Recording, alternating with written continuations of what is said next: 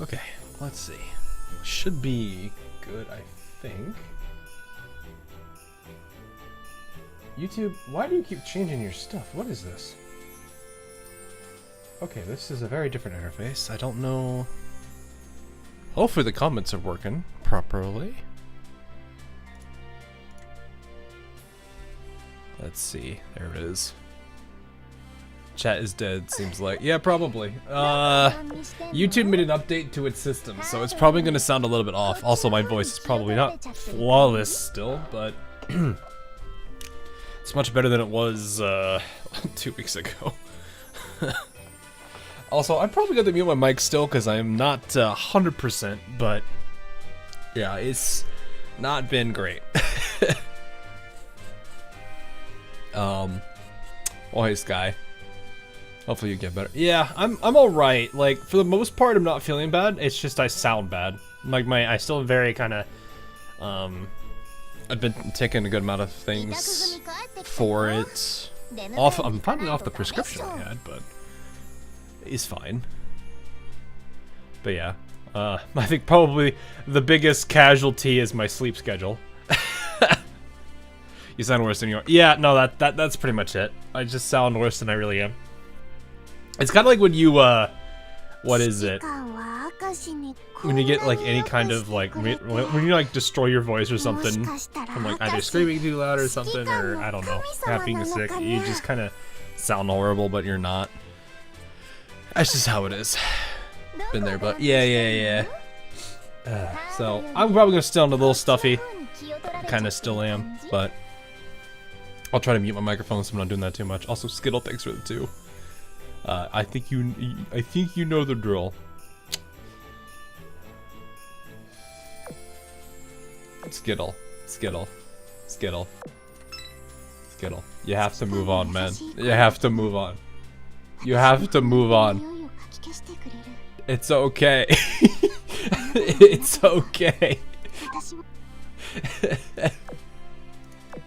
At least you still have the original and the little one. I don't know if you keep the little one, but at least there's that. We did find the body. That doesn't necessarily mean anything. It's fine. She's fine. Yeah, I know. I know she's fine, but still, it's just funny. It's a joke. But yeah, I have not been doing a whole lot. There you go, Skittle. There you go. There's a boop in the nose.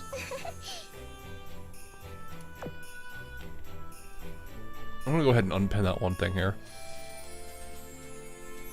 So, yeah. So, anyway, it's Tempesta, as usual. Every Halloween be like that. I do kind of, I haven't been able to follow everything lately because I've been, like, two Gacha games came out this week. I was thinking about, both of them were kind of on my radar. Actually, I think, I didn't know much about, as I didn't know as much about Stella Sora as I did about Chaos Zero. Been meaning to try both of them, but I did not have the time to really launch either of them. Stella Sora, well, that's not looking great. I'm a little bit worried about Stella. I don't know what they're gonna do with it. So how long are we making this stream last? Is it very short? Is it super short? I know there's this event, which is really all there is. I know there's 29 chapters. I don't know how long this story is. Ugh. So, but yeah, this is like the main focus I think of today. That and getting the characters. I've saved up a good chunk of resources, but I think my quick finishers I've not. I keep forgetting to pick commissions that return them. I usually grab cubes. Well, speaking of which, I think there's a couple done. Nope. Oh, there's the cube one. Do I have any? Okay, there's one. Did I see the Amagi Oath? I've actually not looked at those yet because I've been focused on like not getting, recovery and also the other project, which, to give you guys an idea, as an update to that, most of the voices are in. So I've got a lot of work ahead of me for that project. I also am still slightly like, oh gosh, doing 2 big projects at the same time, not really a great idea. Not really a great idea. But yeah. Not not been the best of moments. I know I do have, what is it? There's the... they're probably miscellaneous, aren't they? I did not use them, like, at all. Where are they? Where are they? Well, there's those 2. Here they are. Yeah. I did get the collab characters, so we're good there, at least. While playing War Thunder while watching a stream. Fair enough. Also, hey Caboose, how are you doing? Okay, good. Both streams are good. If we don't go along, but taking into account the past streams, it's very unlikely. Yeah, I mean, that's normal. I mean, the biggest limiter is going to be, like, how much my voice is going to cooperate today. We'll see. So, I'm still kind of in the bleh mode. But yeah, I do know there are two oat skins I didn't look at since the last time I streamed. Is it on Amagi? Is it on both? Yes, because they're alts. Okay. Wait, no, this is the original. Wait, does the alt have? I don't remember. Do they consider the original Magi an alt? It's very weird. I don't think so. No, okay, so there is no... Ox? Hide. Oh, background, okay. I was like, what is this? What? It just says hide. What does... That's not a very descriptive thing of what this button does. You can tell, but it's one of those like, oh, that's what it does. The only reason I knew what it did is just because I had a background on it. It didn't say what it did for a second. I was very confused. Okay. But no, I've owned this Amagi, so at least we can see that. It's cute. There's a couple things I'm a little oof about, but it's fine. I don't know. We'll put it on for now. It does look nice. Oh yeah, lines. Let's see. It's been there for a while. It doesn't really seem that useful. It's really not. So the missile knew your location. The missile knows where it is. Oh god, that... I don't know if you saw the last collab event story, but there quite a few random characters appeared, so it looks like they're addressing one of your criticisms. I hope? I mean, I haven't been able to read it because I unlocked it all and then basically fell ill and then just didn't do anything for a while. Hey, Doug, how you doing? But yeah, I did want to see these lines. Frail, sickly girl, do you even cough in this form? I don't even think you've coughed in this form, do you? Hold up.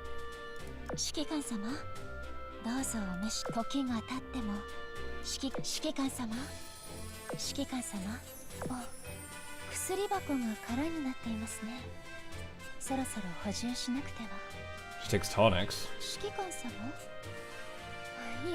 It's not that, I only take tonics now, so there's that.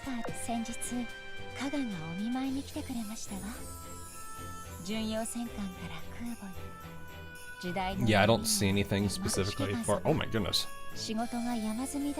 Wait, why do they have main screen 5 EX when they could have... I guess this is specified that they're uniques, or for thing. Okay. You didn't want to get rid of them.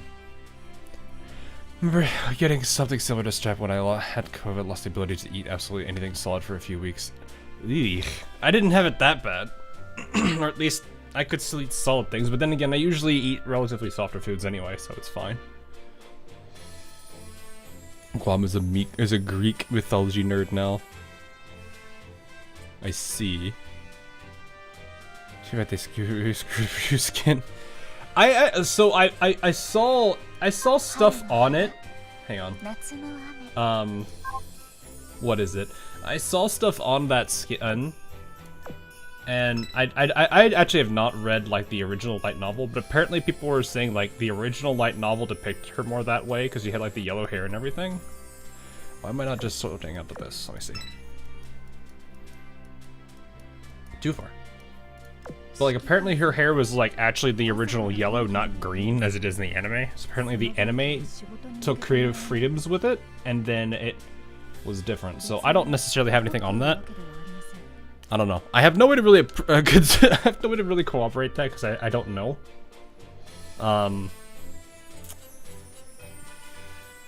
I was a bigger fan of the Amazonas girls, so I can't say much about it.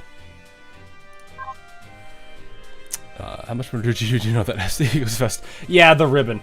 The ribbon was funny. Don't they have the same? I forget. Is this the same VAs or something? I forgot. Why? I don't necessarily remember.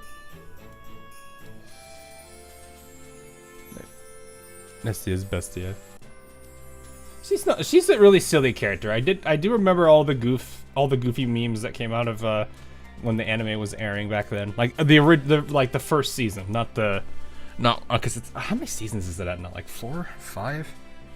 I've only watched the it's on my list to catch up on, but I think I've watched the first season and then I watched the alternate, which was the other group. I forgot what the name of that one was called, but there was like one that came out. It wasn't a sequel, but it was like an alternative viewpoint. It wasn't the other one. There's 5. Jeez. I've heard it's gotten really good. I think the 3rd season and 4th season were both really, really dang good for like how Bell was.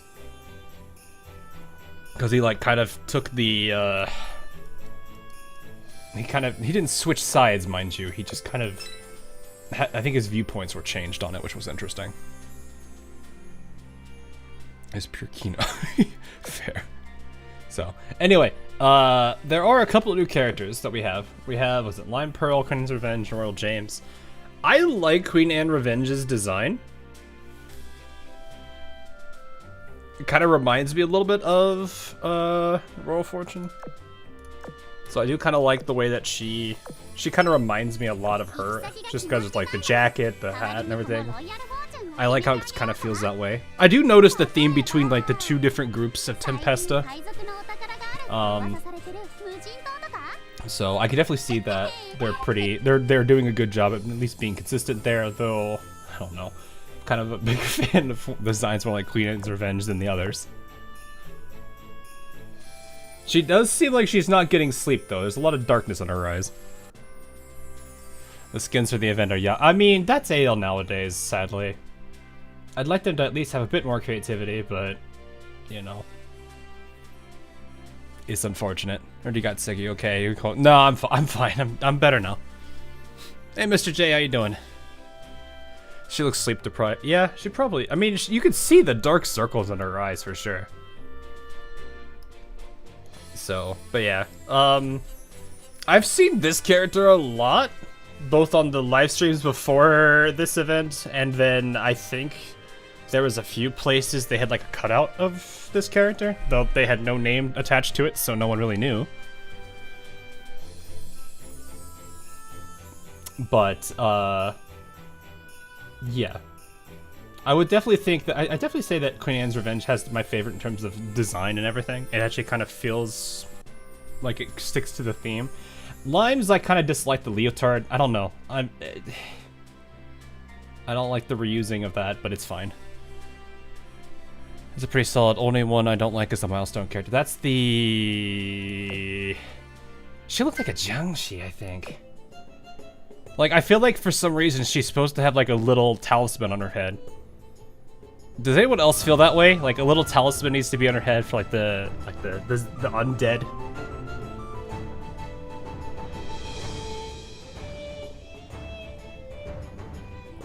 Ugh.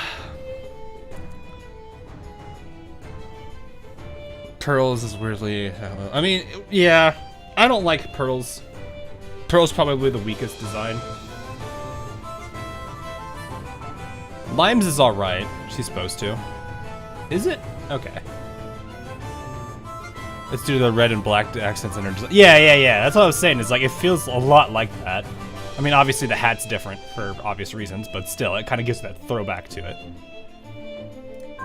Music's not bad, though. Queen Anne's Revenge, Blackbeard. Yeah. Then we have Royal James, and Royal James honestly kind of reminds me of a siren.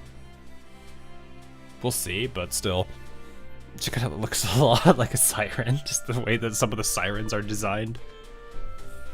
I don't know, both her and Fancy were very, what do they call it, siren coded? They look very siren looking. And I'm gonna be real, the Tempesta's like tentacles like thing doesn't necessarily help when you have characters like Observer, Elf.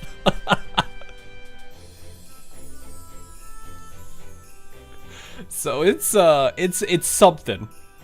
Also, which one of them was it that has the eye, like the eyeball with them? Is that Milestone Girl? Is that the Milestone Girl that has the eyeball?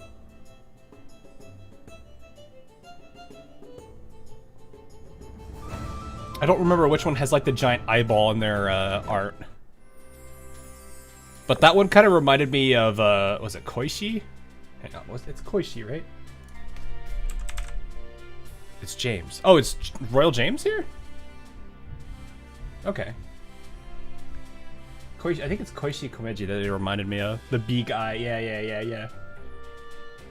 It's not necessarily because it's this, it's more the eyeball on that, like the string part than it did anything else.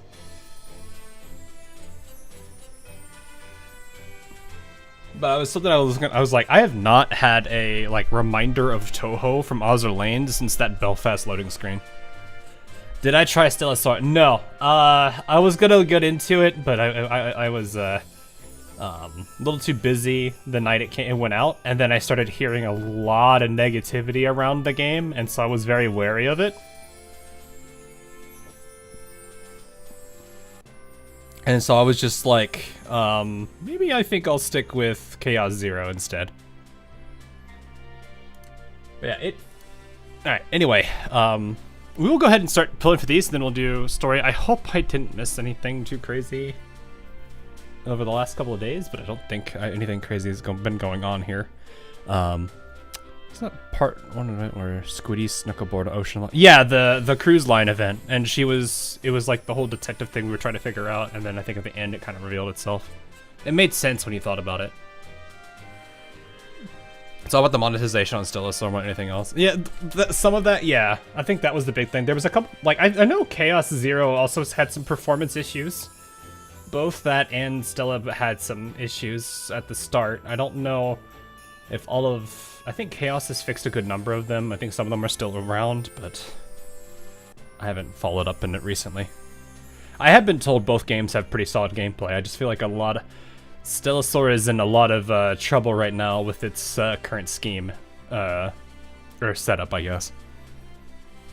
We'll see. I'll keep an eye on it. I don't know if I'm always very hesitant to support a game that's like that.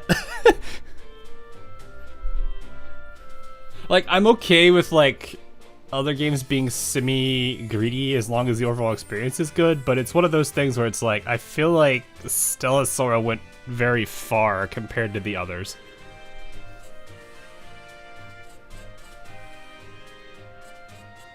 So we don't know. I don't know much about the other ships in this event. I just know a ton about Queen Anne's Revenge. I like how you just shortened her name to 3 letters. Most of it is just my own research as I played it. I'm assuming it's Assassin's Creed. Learning more about Assassin's Creed. Okay, fair. How's it going? I'm alright. Not feeling the best, but doing okay. I cast Cube Drain. I hope not. But let's see. Pearl is 0.5, so she's drop. Oh, Ganji's in here? Okay, so all of them are in here. Oh gosh, there's so many 0.5s you can get here. Portsmouth, Royal James. Okay, so they a good number of the Tempesta are in here. Did they split the banners like they did? Okay, they did. I was gonna say, they did the split banner thing, right? I didn't realize I just should have looked out. It's weird seeing 5 banners. I'm so used to there being 4, not 5.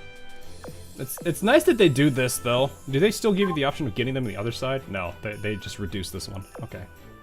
That's kind of weird. Why would they have them here? I guess it's okay. That seems. I guess that kind of. All right. I guess. I don't know. I always find it a little weird. How do we now have a stream schedule? No, not this week. I'm probably gonna focus more on stuff for this, like project-wise, and then next week I'll pick back up. It'll depend on how I feel. Maybe I might do a stream over the weekend if I feel like my voice and everything's good. So anyway. So all of the VAs at the Tempesta ships are from the culture side. Oh! You know, considering the game's direction, I don't necessarily think that's a bad thing, because it probably is just gonna be more fitting at this point. I don't have anything else to say to that, honestly. Hang on. Oh, there we go. Okay. Let's get some pull in here. Hopefully I can get them quick and I don't burn through my stash. They no longer care. No, they care enough that they're gonna focus on this stuff, but not enough to really put full quality into this stuff. Okay. I don't know the timers, we'll see. Did I clear my dock space? I don't think I did.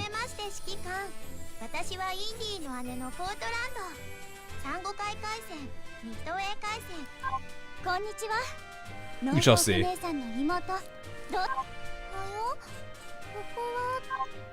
Petit doll floor. No, it's Sky's favorite doll. Yeah, I was like, I'm pretty sure my inventory or my dock is maxed out. I have been grinding pretty heavily lately. Okay, enhanceable. Is it just a retire? No, I did a bunch of grinding.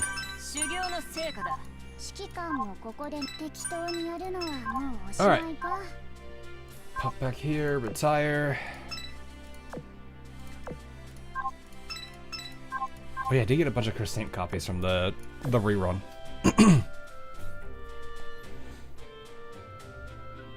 Yeah, there's a lot I know I have to catch up on in the other games. I need to make time for them too. That's kind of the rough bit about covering so many games. And there's also games that came out that I'm like, or there's like the two games we were just talking about that I'm kind of like interested in, but haven't really done much with yet. I guess that makes sense that this is the special banner. I just realized there's little illustrious there. Usual first pull as always, yeah. There's the 29-minute, but if this is the special banner, this could also just be a submarine. But that is also a Tempesta, I think. We shall see here. Is it one? Royal James first. Okay. That lantern, though. It means no show. Yeah, no show. You'll get carriers and submarines. Shimiko and Blue Archive JP. No, I have not looked at any of the characters. I don't usually look at characters in gacha games that are not coming to global instantly. You have so much to catch up on, Woowa. You start the fishing patch. No, I've not started the fishing patch. I've mostly been grinding and leveling Yuno. Which, I don't even think people even know I got Yuno. I don't think people know I have her. Yeah. I have been, like, super busy, so no.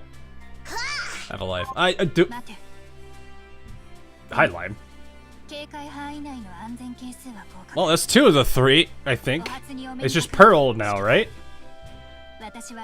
Pearl and Queen Anne's Revenge. Okay, so there's 2 more.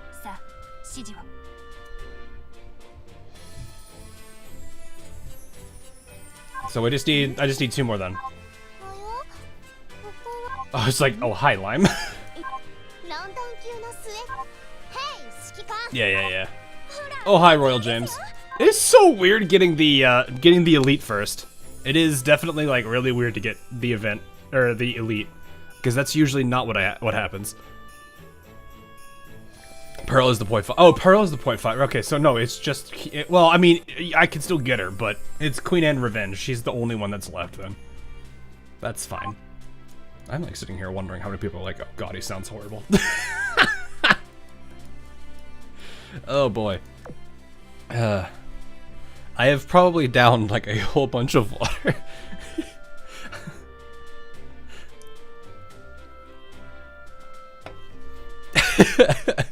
Okay, it's just her now, because Pearl I can farm for, so if, I mean, what, here's the question, chat, is it Pearl first or Queen Anne's Revenge? Can you have one of my Queen Anne's? Check your Discord channel and you'll see. Oh God, I'm scared. What have you done? What has happened? What has happened to you? What has happened to you? Have you been getting, have you been, yeah, no, yeah, that's about what I expect. Man, that's a lot. Wait, that's max limit break. You have max limit break in copies. Oh my goodness, okay. Alrighty then. Well, I think you're in good shape on getting her limit broken. Also, I don't mind if I would take one. I don't know what I would do to help you with that. Or if you... I can't give you anything really in return. Move it her desire and she'll get Queen Elizabeth. Oh, Queen Elizabeth, what? My brain. We shall see. Oh, I got a Portsmouth instead. Got the... She's a goofball. Portsmouth is absolutely a goofball. Why is my Twitch exploding? Or my email? Oh, I see. It's like welcome back. Like, you don't need to message me while I'm streaming. It's a little quick finisher. Yeah, I've not been focused on commissions and stuff and dailies. We are in trouble if I do too many polls, basically. Please don't take one. I don't want anything into his chat. What? No, you need all of them for MLB, don't you? You want to save your... Well, I would say you want to save the puddings, but you probably don't need them as much as other, like, players do. Do I have space for this tent? No, I don't even have any. Let's clean this out.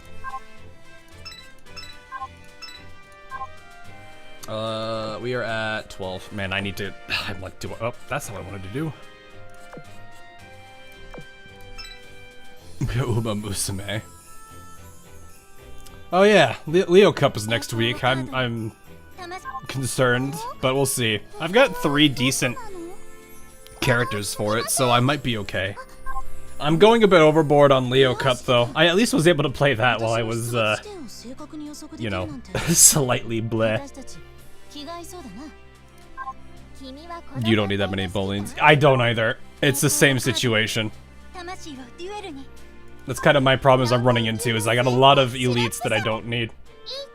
Oh, hi. That's the last time I pulled this character. Should we start a quick finisher? Nah, it's fine. Don't worry about it. If I don't get all the characters, I just don't get all of them today. I'm not super worried about it. The main reason I'm here for is mostly just to read the story of it and see what it's about. That's kind of something I've been wanting to kind of follow. So we'll see how that goes. I think I need to hit retire already. Maybe I should get rid of some of my elites. Just get rid of some of the. I should probably also limit break all of the other like multiple dupes I have. Yeah, let's just get rid of 2 rows of these. I don't think I need that many of them. Yeah, it's not like I'm sitting on 4 rows of these. No, okay, no, I see where all my dock space went. Literally just this many rows of bullions that I don't need because I have too many characters max limit broken. Get out of here. Okay, we can do more pulling now. my space is not robbed.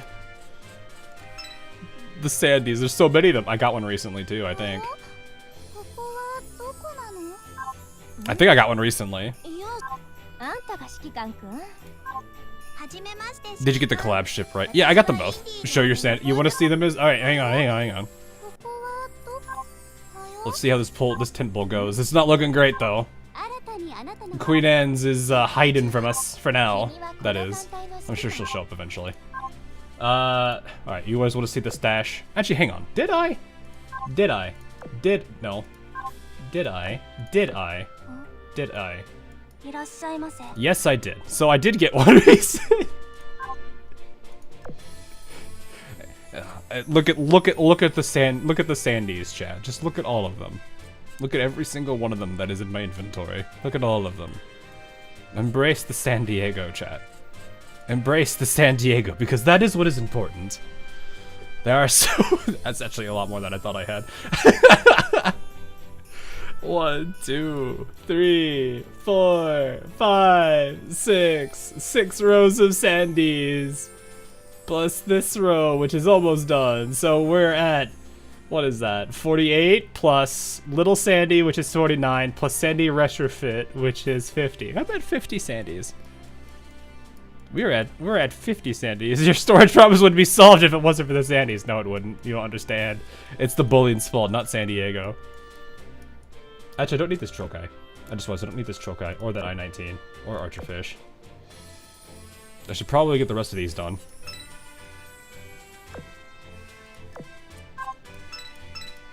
You planning on making an army? They have been hard at work for that, yes. Alright. You don't need this many clothes, so you don't understand. It's important. It's very important I keep that many. Get the steadies to 120. That is a lot of work. I wish I could actually retrofit all of them, but that's not allowed. It makes me kind of sad, actually. Really wish that I could retrofit more than just one. Because I totally would have multiple retrofits if I could. Then again, the UR ones are kind of... Hey, there she is! When will the Sandy research finish? It's still underway. It's gonna be a while before it's done.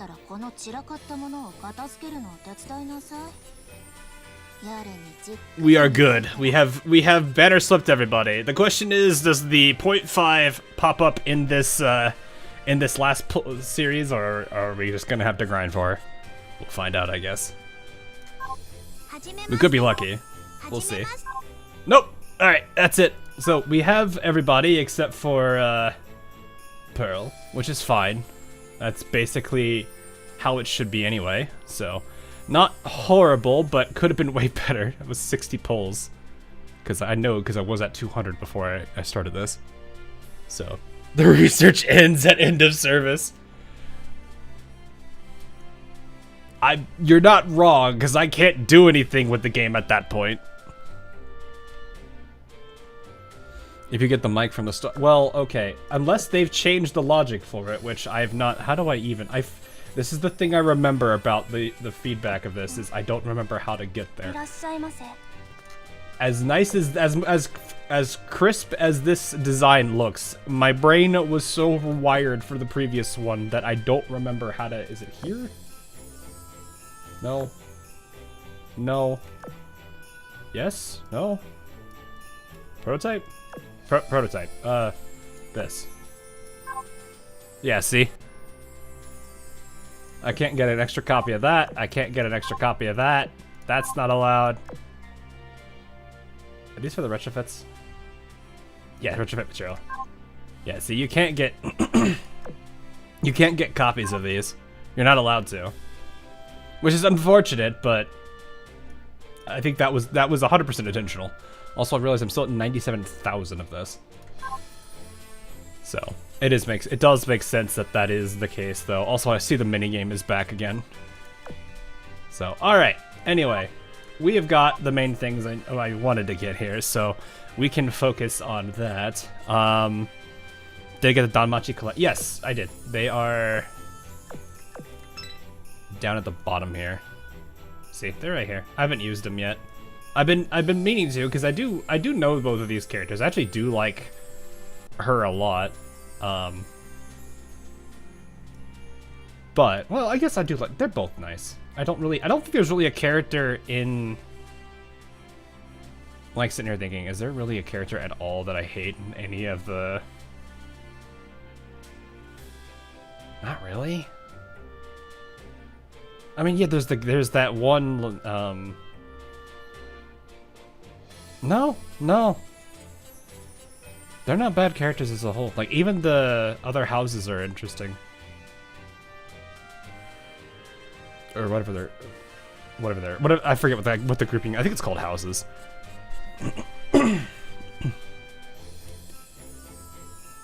So, it is what it is. But yeah, Hestia is okay. Ryu is really good. I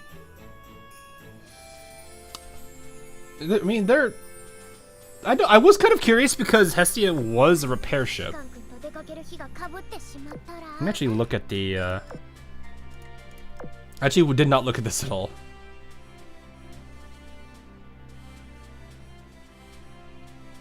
Every 20 seconds after, so just straight up damage buffs everybody. That's not too bad, actually. 5% damage increase, then the Vanguard gets stat boost. And damage. Oh, they get both, actually. That's nice. This is just...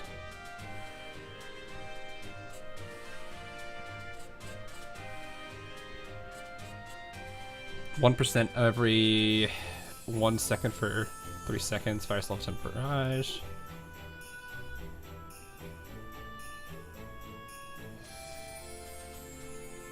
Oh, it fires it from a Vanguard? That's interesting. Yeah, she's 100%. I mean, it makes sense. That's kind of... That fits her. That fits her nature. And then there's the regular maintenance. Okay, so there's the usual AR. That's the default. That's like the standard AR skill. I do like how that does extinguish active burns, but the special ones are still gonna probably be... I mean, I feel like the special ones are the more dangerous ones anyway. Yeah, doesn't really seem super crazy. She has a good, like, the fact that she does give a heal every, like, so often isn't bad. It's every 20 seconds. I think if I remember correctly, the other ARs... We have, what, 4 now? Yeah, because of Vestal technically has 2. I don't know that many people that used Vestal anyway. Akashi's was at least somewhat okay, but I don't think most people really used them for healing. They used them more for the extra ammo, I think, and the fact that they had, like, 2 AA slots. I forgot to do the collab store. I forgot to do that the first time around. I did not actually... Do I still have that? I don't actually know. It's a Tempesta event, which means I was going to ask you to oath Golden Knight. Maybe the Tempesta are oathable. Yes. Yes. Also, that is dangerous to start asking for oaths! Thanks for the 5-0. Those legs do be repaired. Something said die, please. Look at Ryu. Oh, okay. Yeah, 1 sec. I did not actually look at her. That's fair. Let's go take a look. She's a CL. Oops, that's not what I wanted to do. Does she have her? Does she have her? One of her? Yeah, I was gonna say Luminous Wind needs to be a skill name. I didn't actually look at it. It's good to see that they at least brought Luminous Wind in. Oh god, here comes the oath. Do I hear oath? No, shut up, chat. Shut up. Shut up. I don't have that. Don't do this to me. Silence! Needs to firepower by 15%. I don't even know what her max stat's supposed to be. Every 10 that performs a special attack, Luminous Winds. There's an enemy within 45 units. I never can really tell what 45 units of the ship means. Like, what's the actual distance for that? I've never been great at like, when there's anything to do with distances, I don't know what 45 units means. From the special attack, this is a cooldown, I'm assuming. Oh, I'm assuming this is supposed to, I'm assuming every 10 seconds. So every 10-second interval, it does a check for an enemy within 45. If so, then it does this. Okay. It's like it's a 45 is about half the screen. That's huge.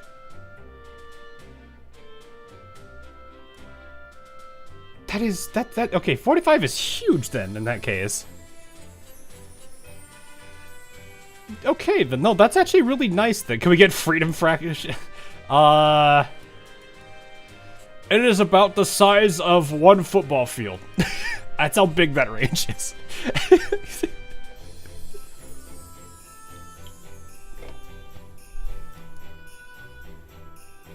Now I'm going back to all the memes from Conclave where it's like one of the funnier memes was, what was it?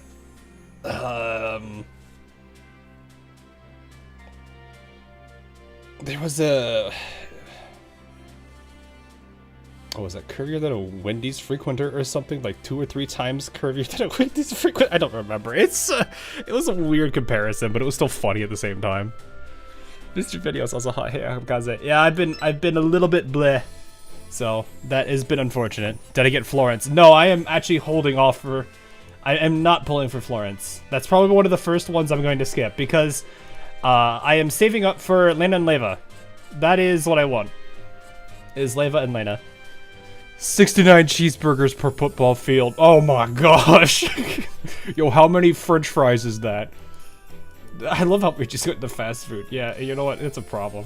When was the last time I actually... Gosh, now I don't even know the last time I even ate anything fast food. That's probably a good thing. Honestly. That's probably a really good thing.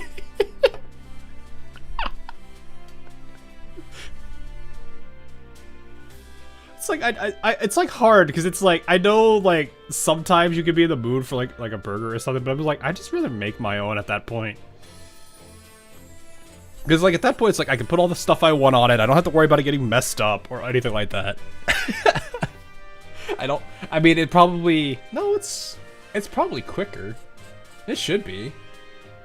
Well, no, not necessarily. Yeah, I freeze the hamburger meat and I thaw it. I let it sit in the fridge for a day to thaw out. So technically, it's longer if you consider that perspective. But it is what it is. Instant ramen is technically fast food. Fair, but I don't usually eat instant ramen. I don't know. I mean, it's not bad. Like if you like if I do have a few packs because I occasionally I would eat them in college. That was a thing. But nowadays it's like if I have those I'm probably gonna like you know, get some eggs prepped for it and then I'll probably cut up some green onion and a handful of other things with it just to kind of give it more, you know. I'm actually kind of curious. How many people actually eat the instant ramen stuff? If you do, what flavor do you usually get? I'm curious. It's just the noodle. Yeah. You can make instant ramen. Well, yeah, because like if you think about it, like ramen's only part of the the noodles itself and the broth are only like a part of the dish. You've got the other aspects of it, like the egg, the protein you use alongside it. Obviously, you've got garnishes that you can put on it. It's not that bad. There are so many shorts on how to make it fancy. Oh yeah, sure. Absolutely. You think hard enough fruits are fast food. They exist, no preparation, no cooking, just eat. Well, okay, at that point, like, we're really stretching the definition of what fast food is. Soon Data-like collab, rip cubes again. Yeah, I don't want to think about it, Musashi. I don't want to think about it. Oh yeah, at some point I also need to, where do you go to it for this? I need to play this at some point.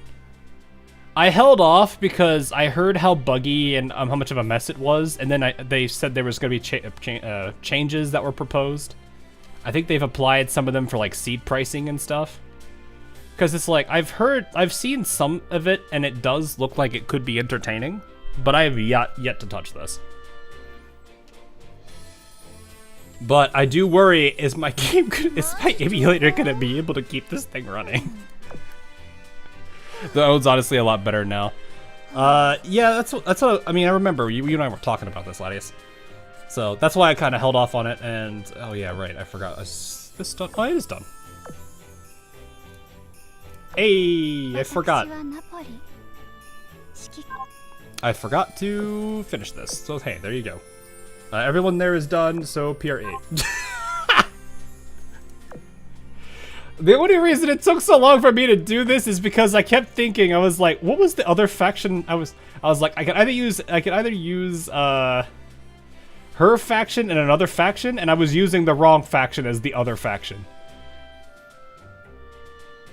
And then I realized, oh wait, it's Northern Parliament, and I started leveling up more Northern Parliament characters. So I have that now. I still have Carrot PTSD. Yeah, I've heard about what was it called? Like, Carrot Gate or something? Was it Carrot Gate or was it a different one? Which character is the one I'm the most interested in? I can already just imagine the angry emojis coming from chat looking at this one. Maybe this one too. Oh, this does not help that her first half of her last name.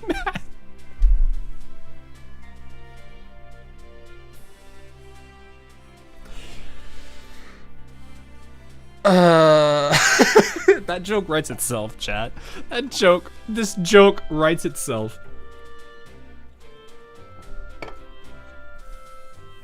There is nothing else to say to it. It writes itself. She's very vibrant. Whom do we pick? I'm assuming you have to. Please tell me you can use somebody else with them. That's not what I wanted to see. Kingdom of Talupa, Iron Blood, or Cindy. Okay, so at least there's 2 other options. I was gonna say, if I was forced to only use like the few Talupa characters there are, I would be very worried. Also, geez, I really do not like the Talupa outfits, but it's fine. You know what? I haven't worked on. Did P7 had a? Yeah, it had a Halford. Which faction have I not touched in a while for grinding anything?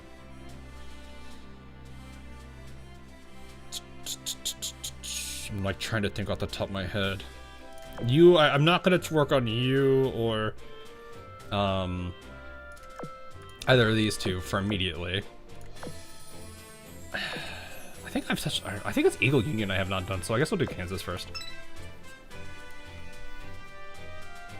That's fine. Well, I'm not gonna use. I can't. Even if I did, I'm not even gonna like.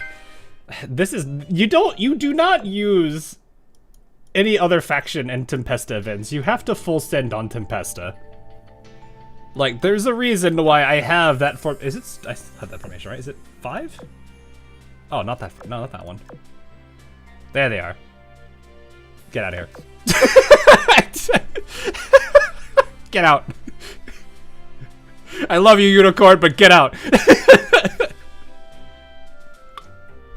Now is not your time. Who can actually put in the back here for the Tempesta? They should have a full fleet now, right? Oh, it's Queen Anne's Revenge. Okay. So, there we go. Problem is, I don't really have any equipment for her to use. I'm sure I'll get some during this event, so that'll probably help. She's gone.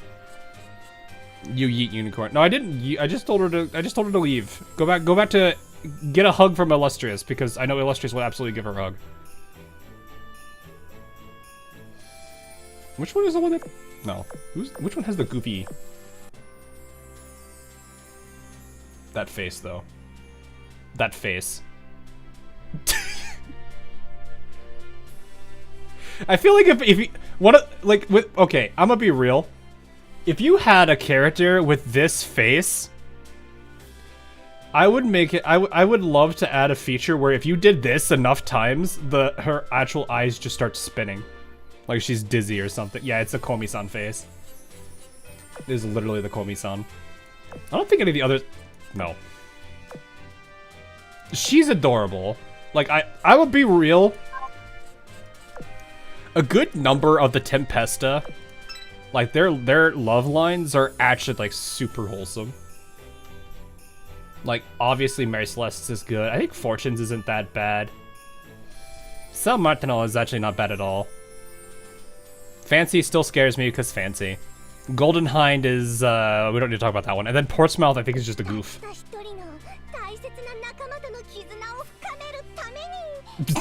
She's a goof. Amity's? I don't have I didn't work on Amity, so I don't have hers.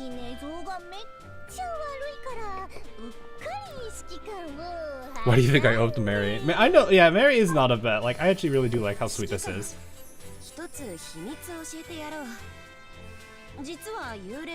The hug. I have a place I call home. Where? Hugs. There, is that a good enough answer? That's adorable.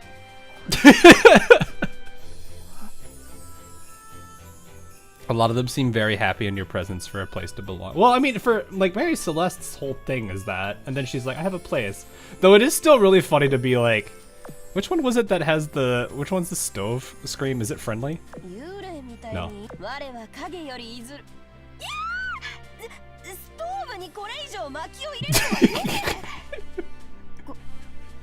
Fire! Ah!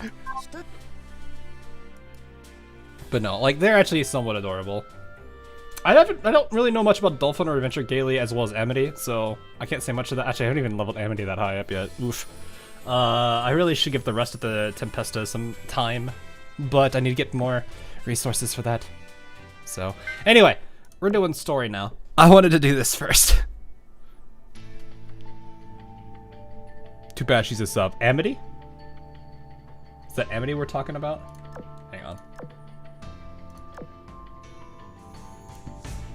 Oh, I can't do it from here because this is the...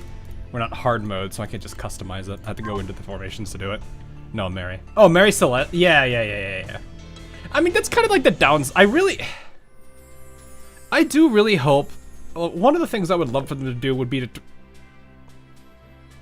I forgot I put that on Wida. Why the heck do you have that on your head? Take it off!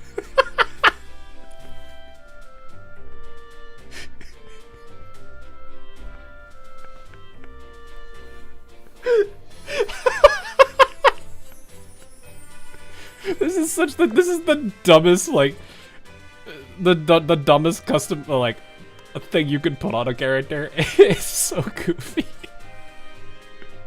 Where did you get that? I don't remember. It was one of the events. I forget which one it was, but it was one of them and it was funny. I just put it on her head. Yeah, I do kind of wish they did more for submarines. Like, it makes me really sad too, especially because you've got, you have I-404 now. You have a UR rarity character, but I don't know everyone that uses... I don't think everyone uses subs, and most tend to probably forget they even exist. In-game, mind you. Like, actually using the fleets. Then again, also using them in combat, you don't want... People probably don't need that anyway, because it's like, it costs oil to call them into combat, and also costs oil to move them. So it's like... Yeah, I see why people wouldn't use them that much. So it makes me kind of sad to see the UR in the subcategory, especially when subs are not in the best like position. Best sub. I'm sure 404 is a great sub. It's more of just like I don't use subs enough. I mean, I use the like if I am using them, I'm using the Tempesta because they're hilarious. Most people probably just what is it? Let them do their hunting stuff and weaken enemies, which is probably about the most people use them for. Which is still sad, because like that's the most you see them used. Longest time my only custom was putting watermelon shells in SP8. Oh yeah, fair. Giving a base 10% accuracy. Oh right, because she's a UR, she's gonna have a cross fleet thing.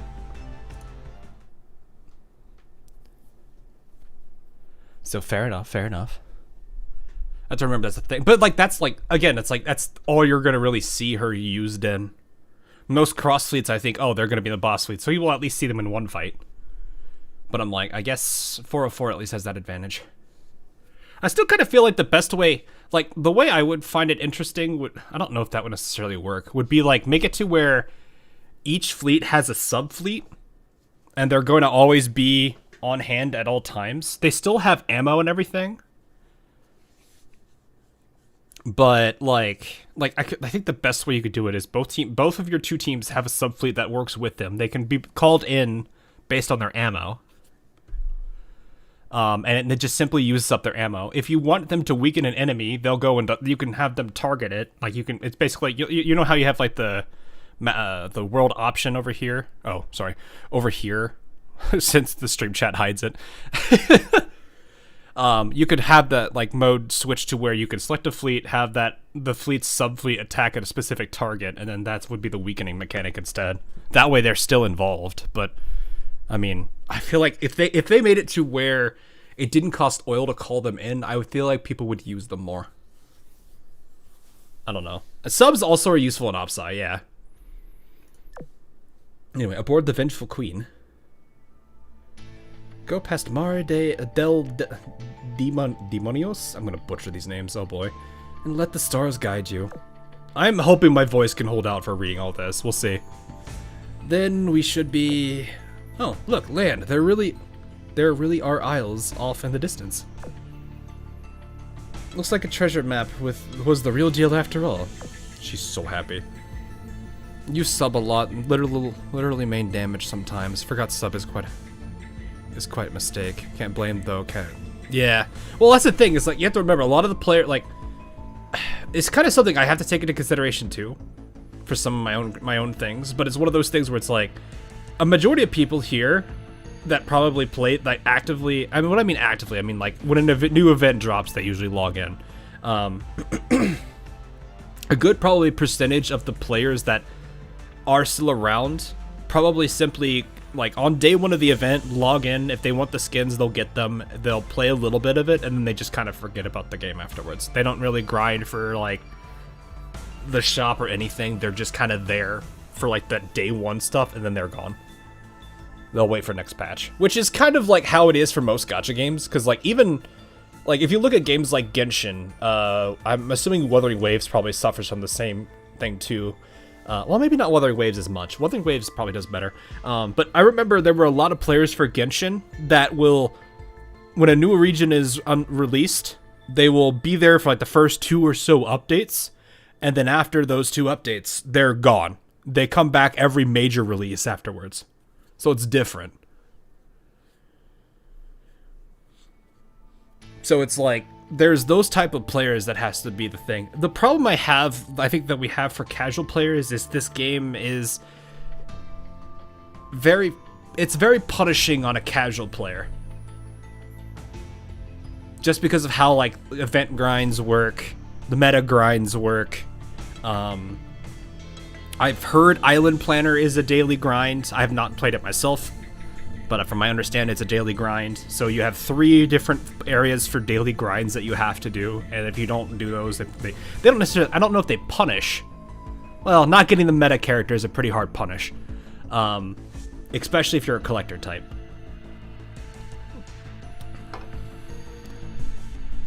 That's me, except for Lantern, right? Fair. But like you guys see what I mean, right? Like you're gonna have like a good majority of people who probably follow like content creators, whether it be me or Meta or anyone from any content creators you guys know from other games. It's all going to be the same, right? Like that audience is already engaged in a different level compared to probably your standard guy that doesn't follow any content creators, doesn't follow the patches, just kind of plays it, and then like, oh, one day it's like, oh, new stuff. Or they follow at least enough that they know there's new stuff coming, but they don't really care other than that. So, but it's like a lot of games, especially nowadays with me working on all the projects that I am working on for AL,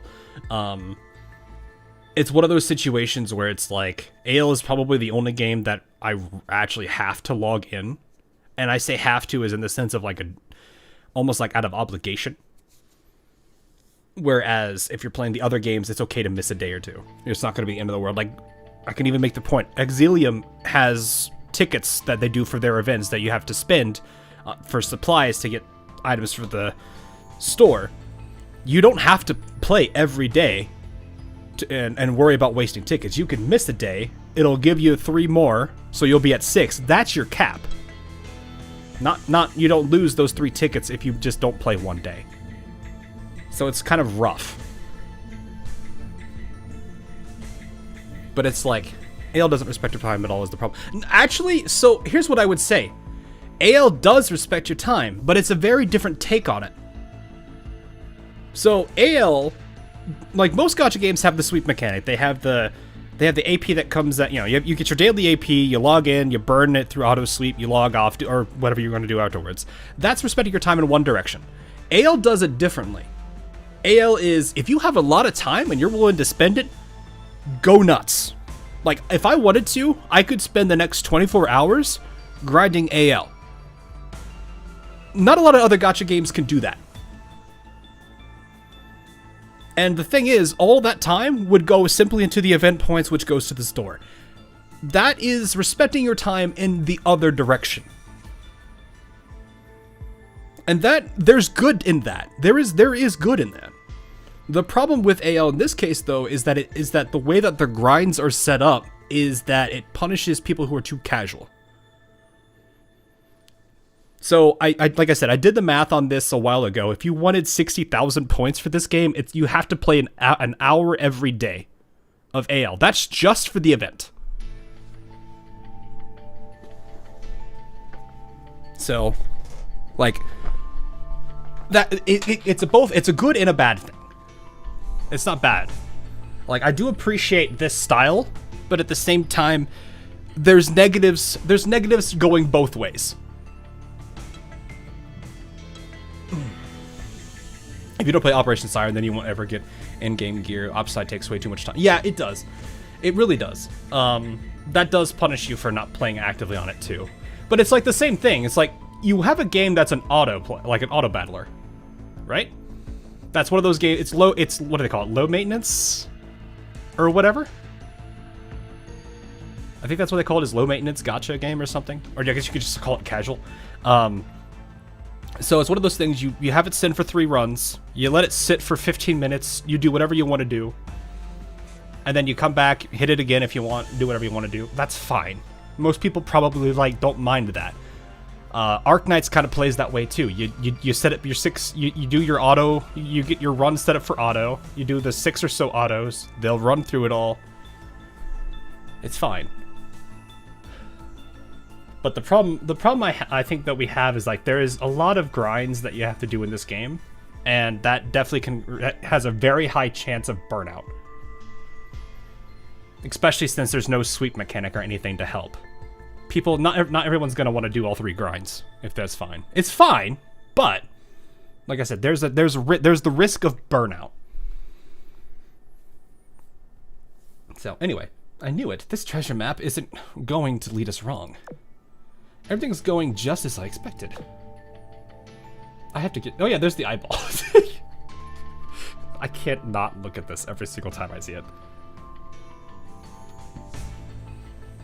But yeah, this thing's high. The first day on the month is just leaving the game on auto for Opside, but the first stage clears to get through the event as a slog.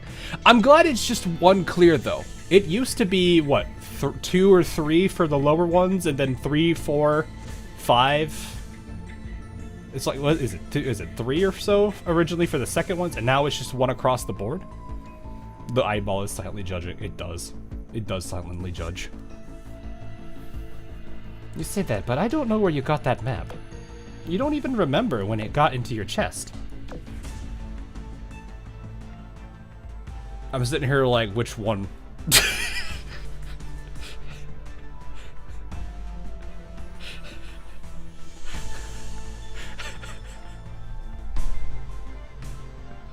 When you have a girl, when you spend time with a girlfriend, and you learn that they like to store things there, it changes your perspective of that line very quickly.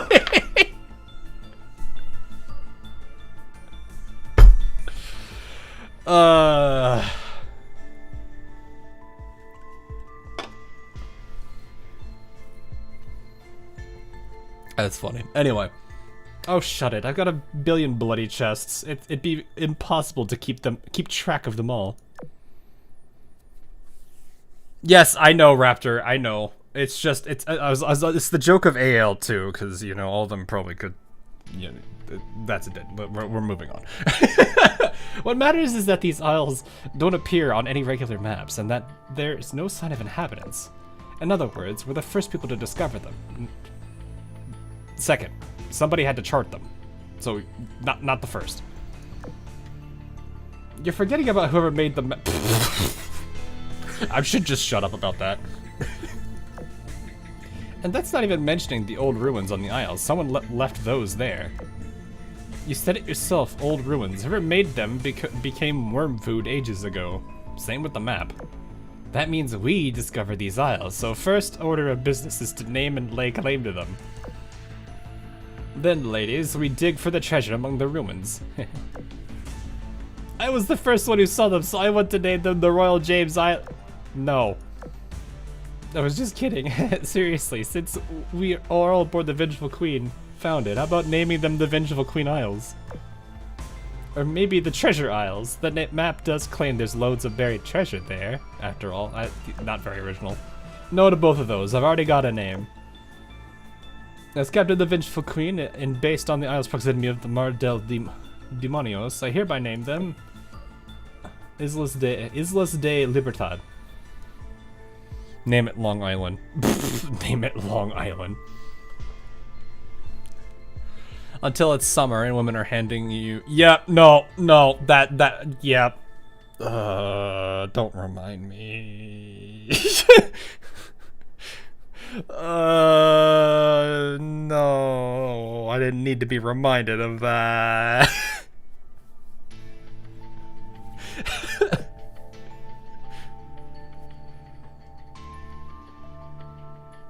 Anyway. Name it Fancy Isle. You are invited. Nom nom. You are a goofball. You are always a goofball. Never change. Okay?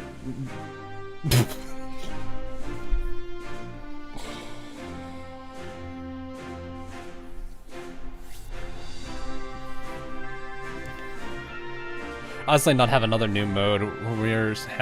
Wait, what? Where I have to use all this hang on.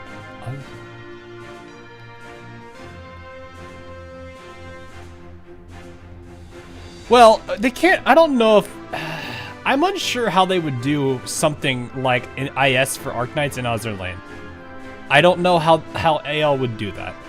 I do think there are ways they can take advantage of game modes for with an auto battler within it. And I think the best approach would be macro, would be to make it a macro game. But that's a topic for a different day, because there are so many directions you can take that.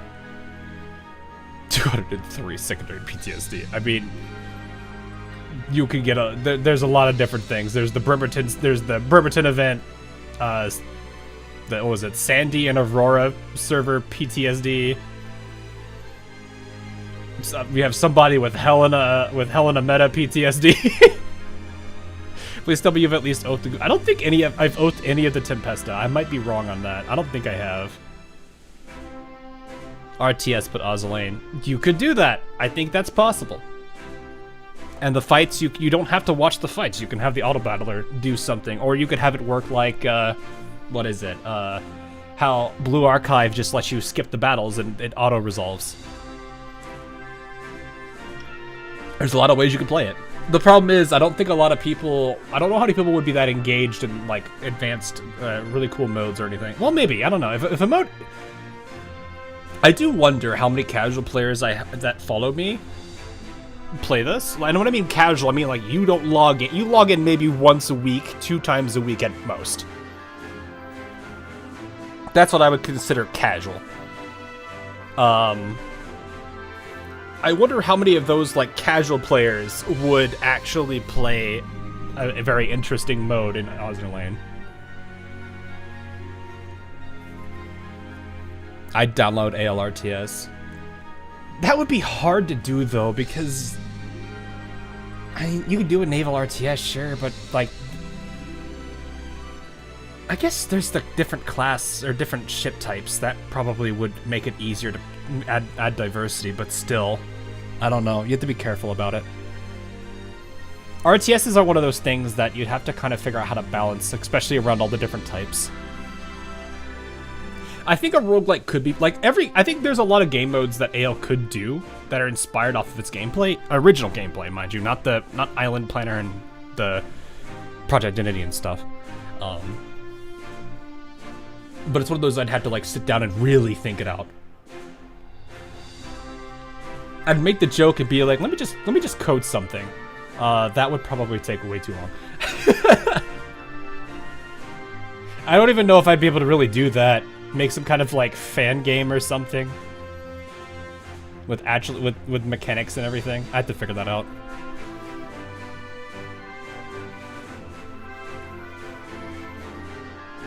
I think it is possible to do a turn-based thing, though. Like a turn-based strategy game for AL, though. Azur Lane Nikke collab win. I don't think that would work. I think if Nikke is going to collab with another Gacha game, I think Dull's Frontline 2 is more likely than Azur Lane. Or Girls Frontline, as we call it here, but Dull's Frontline in JP. Anyway, nom nom. Come again. Islas de Libertad. It's probably Islas de Libertad. If I understand that, Islas de Libertad. AL RTS will be weird because RTS revolves around one units is weak.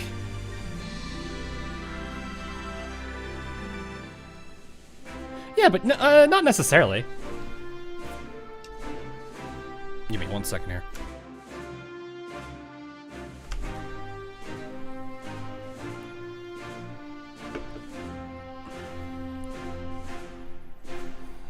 Observer test site management for me. I think there's a lot of ways you can. What happened to this world superpowers, militaries in this universe? So imagine the world. I think the best way to put it is imagine the world normally, like how it was for us, but around. I think it's World War II era, maybe a little bit. No, after. When did they invade here? I think it's World War I, actually. Shoot. I'm forgetting that part of the lore again. It's because it's like that. This part of the lore is like mentioned in a lore book, and that's as much of it as we really get. Otherwise, it's like really obscure references.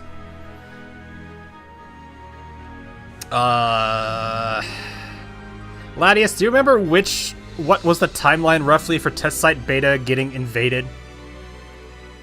If you're still here, I'm pretty sure it's. Was it post World War I? Around World War I?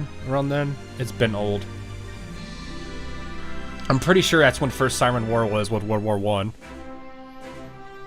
Because that would explain Mikasa, Aurora, like all of those really older ships.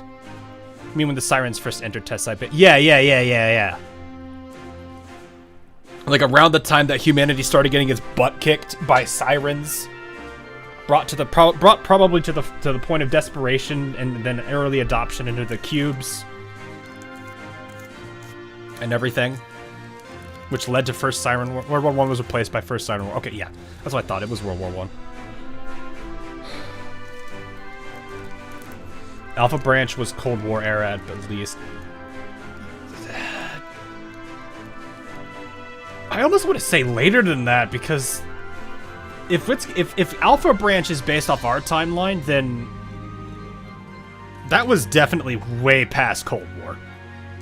That's like 27. Yeah, exactly, 2070s. That wouldn't like the technology that existed in Alpha would not make sense as Cold War era. Like I want to honestly say the divergent point. Well, I don't even know if we even have a divergent point yet, because 2070 clearly has not happened here.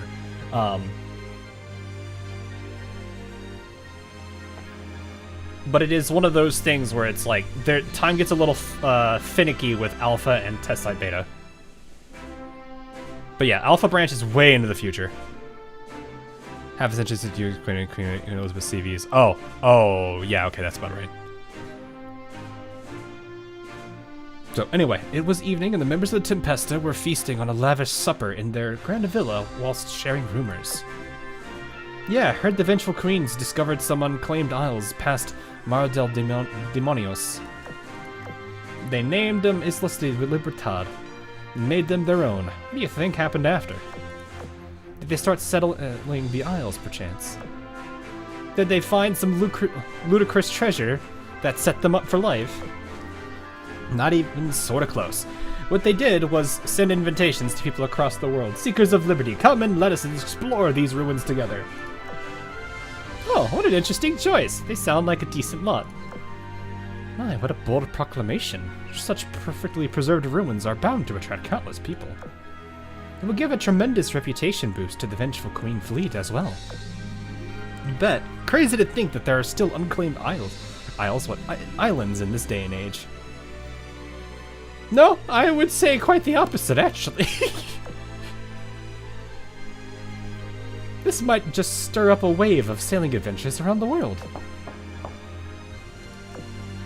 Smells yummy. Seems they came at a good time.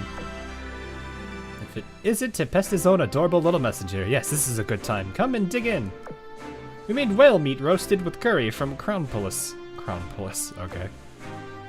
Well, curry? No, no thank you. She sounds terrified. She insisted on it, I'm afraid. It's not about the whale meat, it's about it being curry made with spices from Crownpolis. I feel like there should be a Chronopolis there, but it's fine. Head pat the dolphin. A little late on that one. Have you heard about the song How to Start an F-16? No, I have not, actually.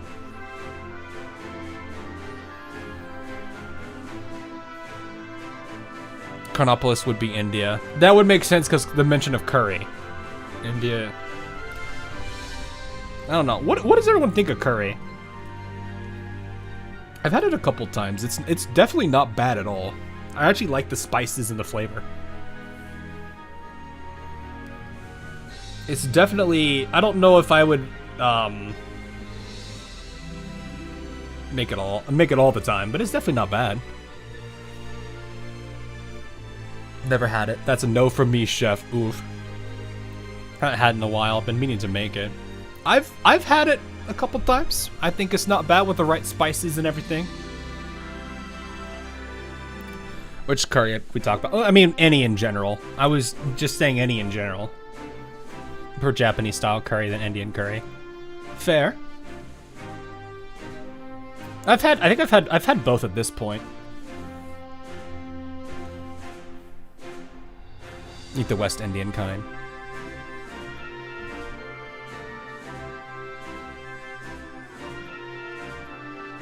What do you mean? Curry is beans and meat in a nutshell. I mean, not all of them are, but a good number of them are. Here's the best thing existed for humanity. I don't know about that one, Chief. They were a right pain in the butt to procure, I'll have you know. I'm not really a fan of it. It's fine. Everyone has their own tastes. It's okay. There's certain that I'm not a huge fan of sushi. Despite being Asian, I am actually not a huge fan of sushi. Then again, actually, seafood in general, I'm not a huge fan of it. I don't mind some of them, but I don't know. Never really got into it.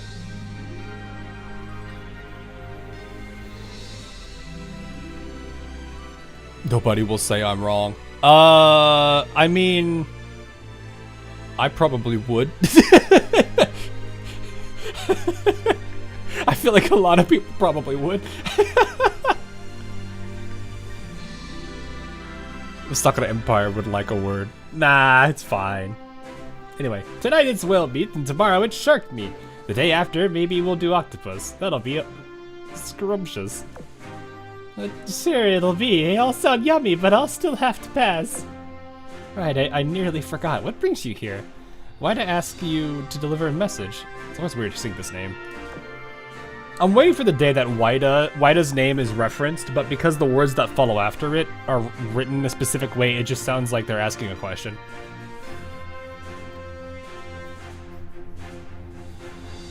It's like the jokes people make about Hao's name. No, nothing like that. I'm just here to deliver this invitation from the Vengeful Queen. Wait, from them? Blimey, could it be? Let me see. It is what I thought. Come on, share it with the class. What does it say?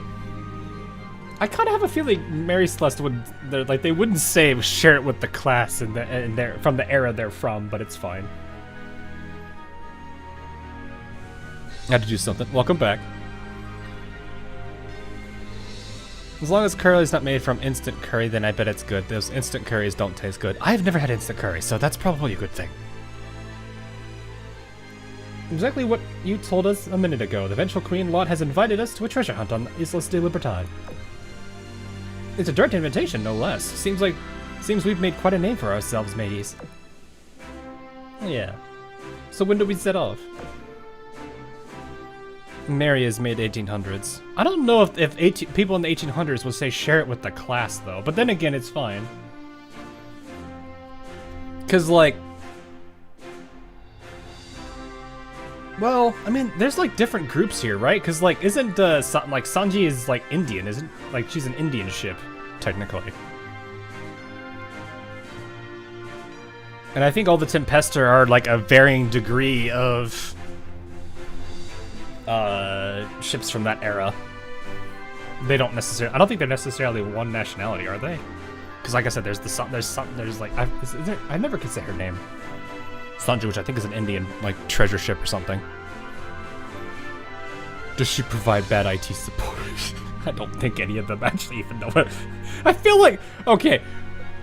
You actually give me a good question. How would they react to technology? Would they have the same reaction as Mikasa? Or would Mikasa be like, even I know that, and everyone's looking at her just like, shut up.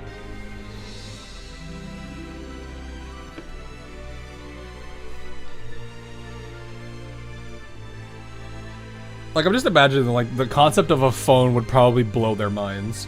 Like, I wonder what their initial reaction to it was.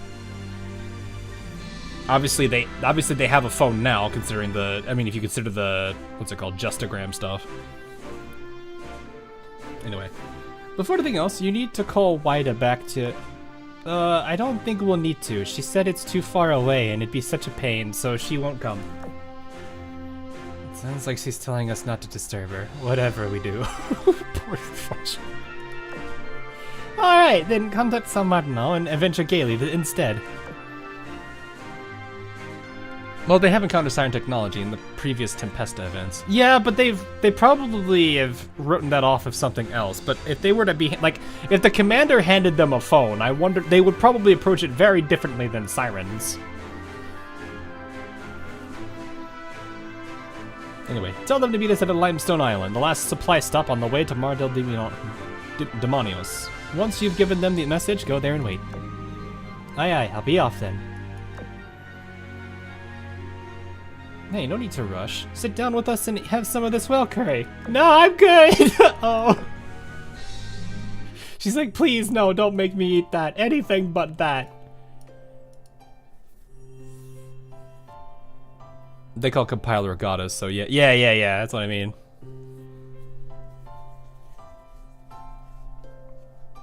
This wasn't Royal Fortune's first, like, if you consider the fact that Dolphin is their messenger right now, and she's like delivering a message to them in person, the concept of a phone would completely remove Dolphin of her duties. Sirens saying, ew, physical input.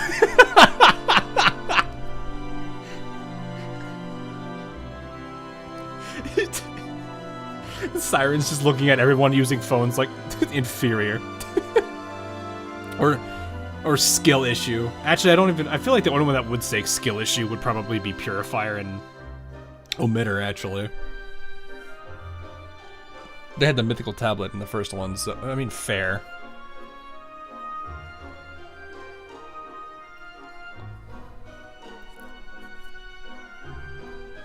This wasn't Royal Fortune's first rodeo. She didn't expect this adventure into ancient ruins to go without a hitch.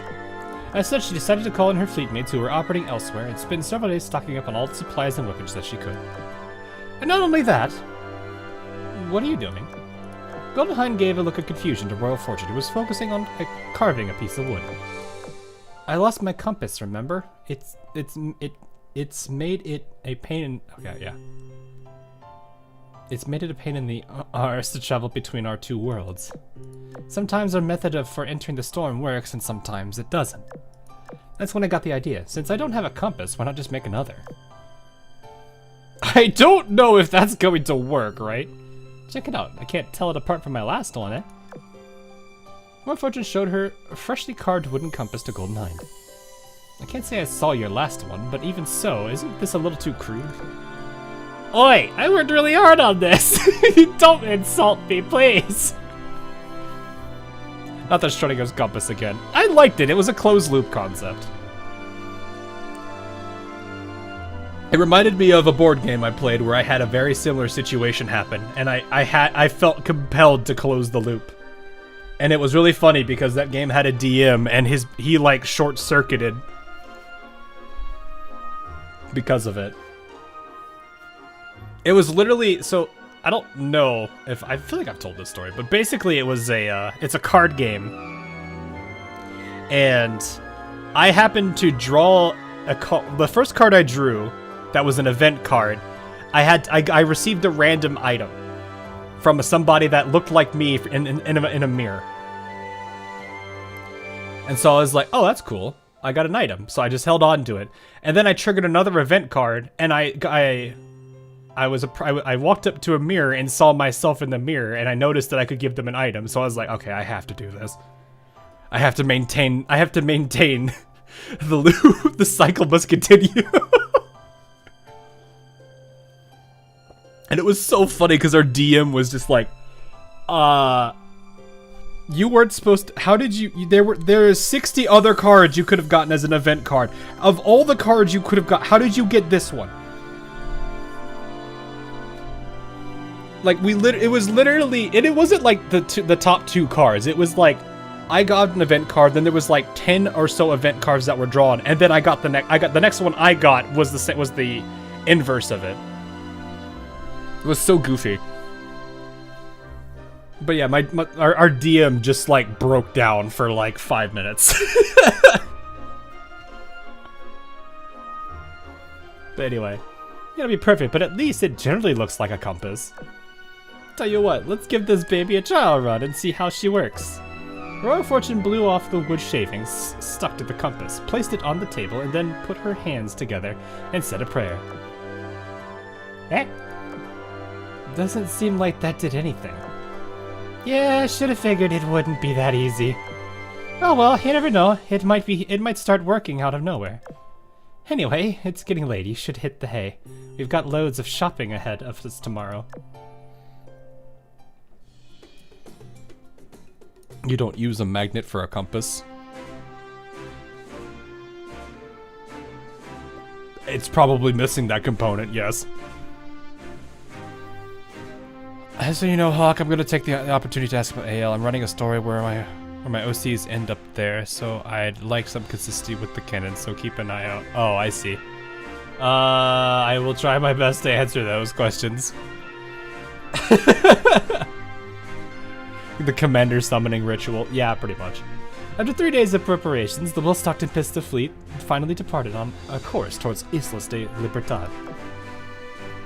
The winds on their route were gentle, and the skies were fair and clear. Well, that's nice. I'm not in the Discord. I don't know how you'll be able to message me often then. YouTube doesn't have a messenger app on it. Oh, getting lore checked, derp. Well, I'm not like the only lore analyst here, and there's probably some that do way more than I do. Why my message gets sent twice? It does that. Internet could have been a little spotty on the send. They sailed for 10 days without incident and eventually reached their last stop before entering the Sea of Mar del Demonios, I think is how you say that. I'm not sure if I'm saying that right. Where she and her companions would meet up, Limestone Island. They anchored their vessels and headed for a tavern on the island. There, they decided to gather intel whilst waiting for their fellow members. Once they'd conducted a bit of sleuthing, a piece of concerning information reached their ears. Did you hear the rumors about Mar del Demonios? They say that 3 fleets have already come back with heavy losses. No wonder we saw so many battered and bruised ships at the docks. Also, while I was asking around, the tavern owner warned me to stay away from the Mar del Demonios. The surviving crewmates even said they not only got caught in the most terrible weather, but also that they were attacked by sea monsters. As much as I have faith in our fleet, the idea that Islas de Libertad may very well be a trap is giving me a second thought.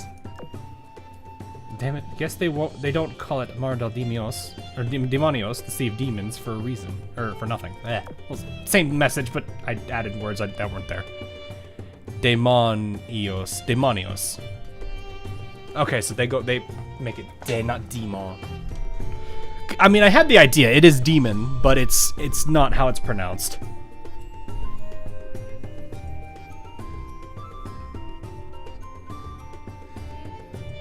I'm very rusty on that, rusty on that language.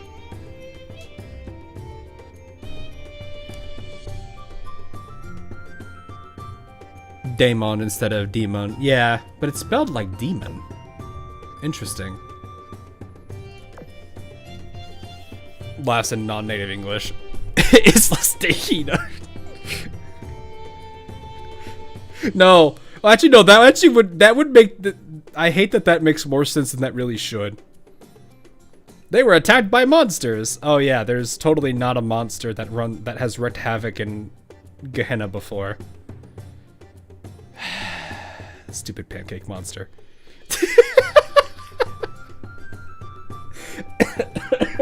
Ow.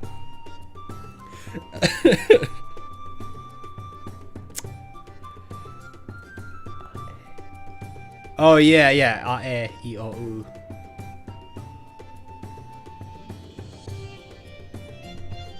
I'm just sitting there just like, yeah, and then them getting attacked constantly. No, that's Gehenna is prone to violence. That makes more sense than that should, and I hate it. What a lovely day. Yeah, I know, right? Are you saying someone's gone and used the Vengeful Queen's name to lure us into a trap? Can't think of anyone who would have a reason to do that. Even the Federation of Polises? I don't know how to say that. Would have to consider the ramifications. They didn't invite just established fleets, but indie adventurers as well. Also, if sea monsters show up and attack out of nowhere, isn't that more proof that Islas de Libertad are real, if anything? I mean, remember the Skelebeasts and the Goddess Central Unit from that time we went to the Sleeping Sea. If there are loads and loads of ancient ruins around Islas de Libertad, that might explain why there are sea monsters around here. We still got time, so why don't we verify it with the survivors? Yeah, good idea. Even better if they can confirm they were Skelebeasts, and if so, what kind?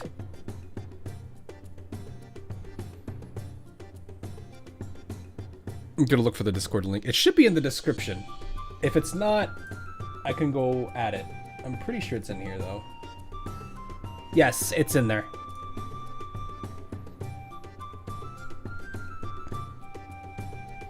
Sunset arrived and the group went back to the tavern one by one. Although they failed to get any notable information, they did meet up with Dolphin, who had just arrived. Captain, it's me, I'm here.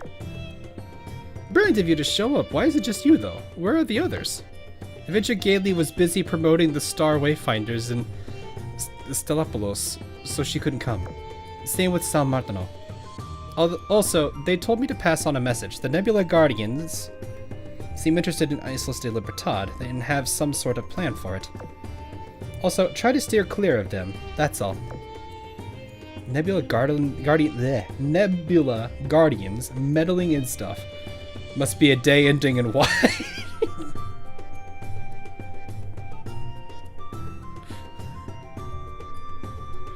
I love that phrase. Ah, it's a thing. Must be a day ending in Y.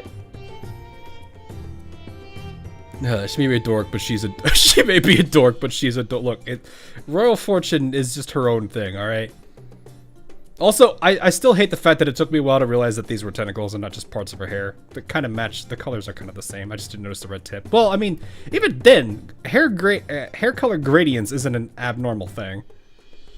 Does she have an Aru face too?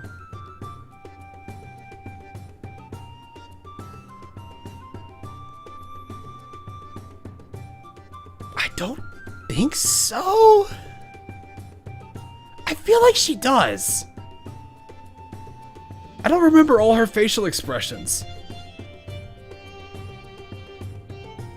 I think she does. I just need to. I'd have to go back and look at her facial expressions. She definitely does have a face. But I don't think she has the. She doesn't have. I don't know if she has exactly the Aru face. I could picture her with one if it helped. I mean, I don't. The thing is, it wouldn't be out of place for her. I feel like she would make it. Whatever, the rule is first come, first served with unclaimed islands, and if we've already been invited to a treasure hunt. We'd be bonkers to sit this one out. Crew, rest up well tonight. We're setting off tomorrow. Time to Photoshop with it. I am fairly certain she has an expression like it. She's like one of the most expressive girls that I remember from, Well, I say that, but then now there's a whole bunch of expressions for characters now, and some of them are incredibly yabe.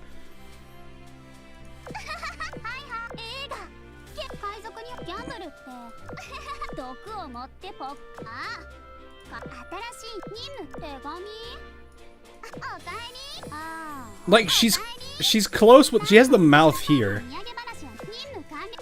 I think she has...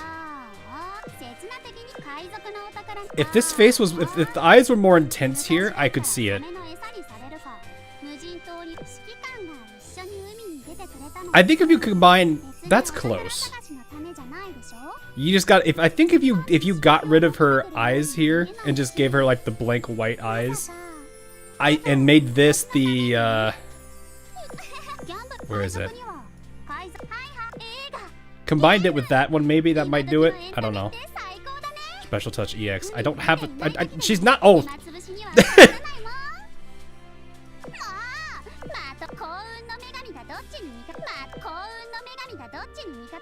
I feel like she could have it though. I mean the pupil. Yeah. The pupils. That's true. Oh, no, stop. George, stop. George, stop. George, no. We're going back to the story now. Yes, we did pull Frost. We got everybody except for Angel, which is fine because Angel's the 0.5. It only took 60 pulls. The Philly save faces are usually the cheap. That's a good point. Well, I mean, there are. I guess you are saying usually. Never mind. That you're correct. I was sitting there thinking. I forgot about the word usually there.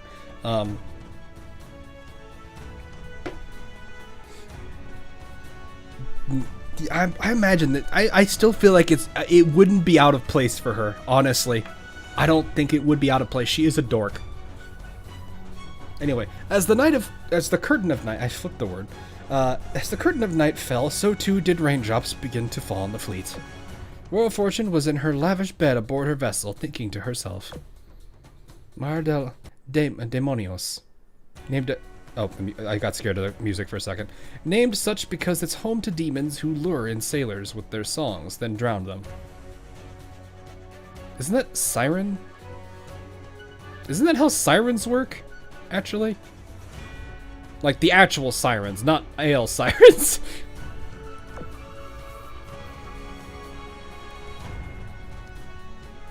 You sent your expressions.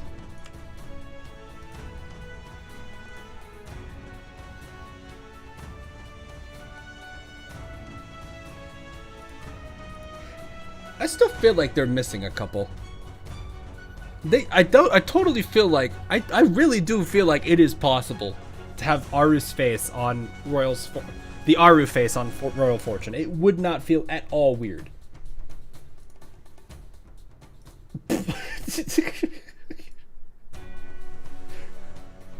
What is that?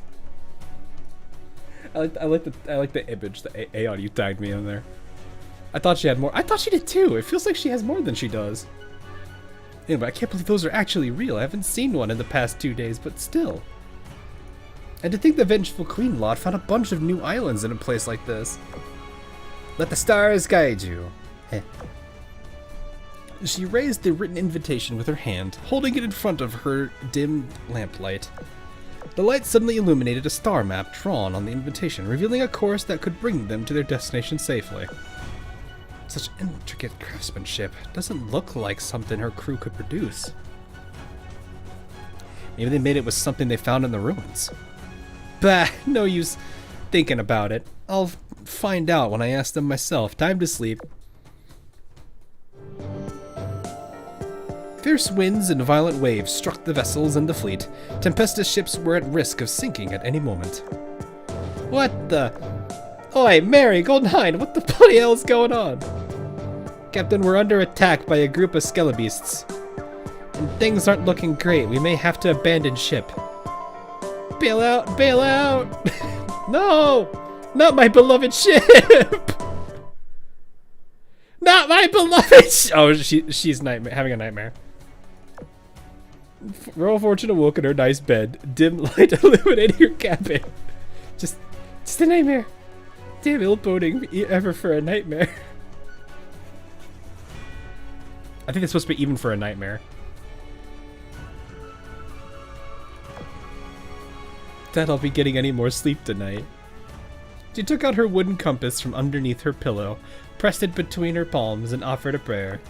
Commander, please protect me so I can finish this treasure hunt safely and let my ship go unscathed.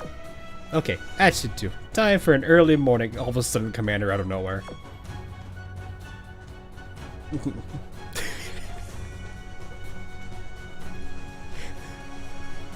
You know, I kind of imagine there's the whole thing about like putting faith in the wisdom cubes and calling a name, and then all of a sudden a ship girl appears like how it did in Rondo.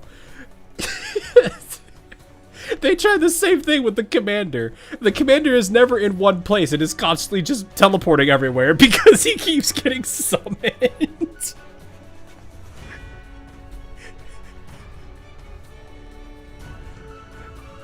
He's constantly teleporting, and he's like, okay, I'll see you in like 6. No, go ahead. He'll be like, just put a prayer in. I'll be back. No, hi, I'm gone. Bye. It's like those games. I think Half-Life 2 covered it, where it's like, Gordon Freeman was just teleporting everywhere.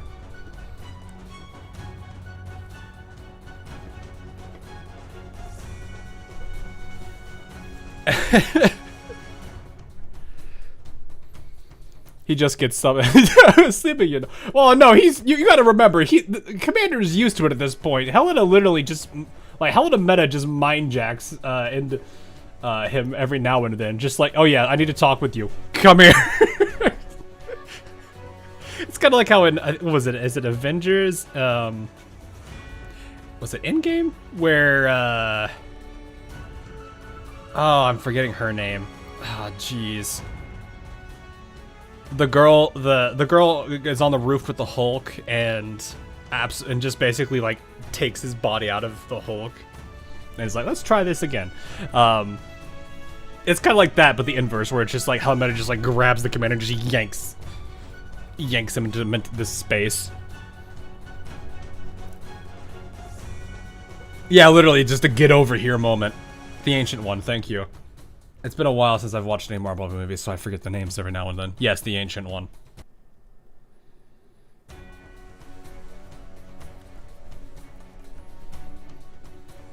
Anyway, 6 hours later, it was 8 in the morning on their third day in Mardel Demonios.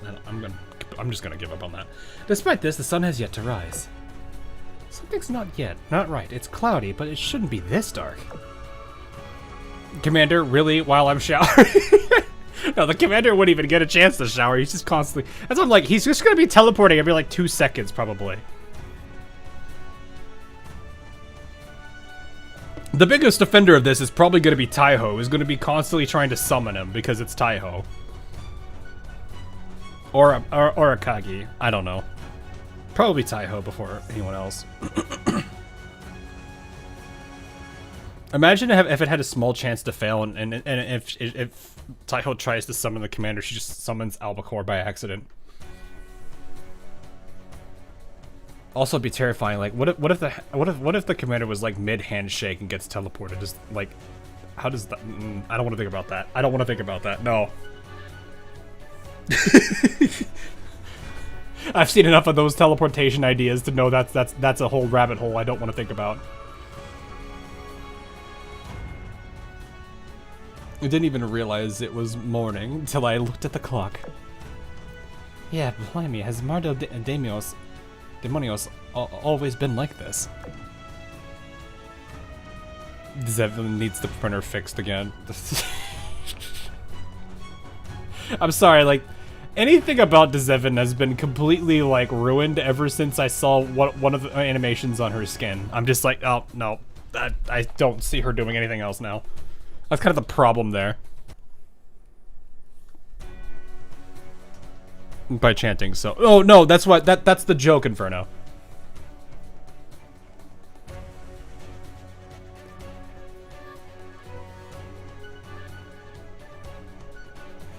If you ever watch Stargate SG-1 when someone gets teleported... I don't want to think about it. No, I don't want to think about it.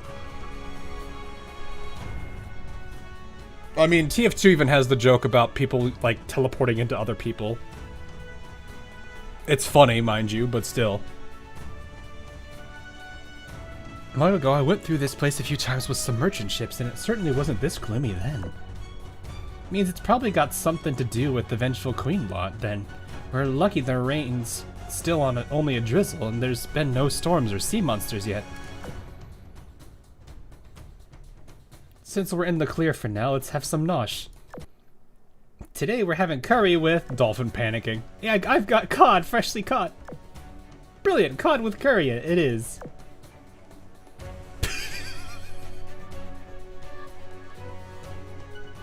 Bleh. I'm beginning to. I thought originally it was the choice of the protein with the curry. I'm beginning to suspect it's actually the curry.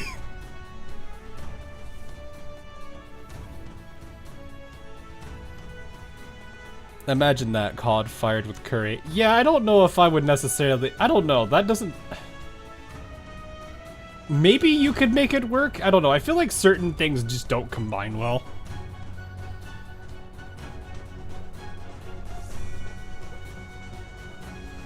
Bob Richard is here. Absolute cinema. No, we're an ale. It has to be absolute honey, right? That was like the one funny thing about that stream was absolute honey.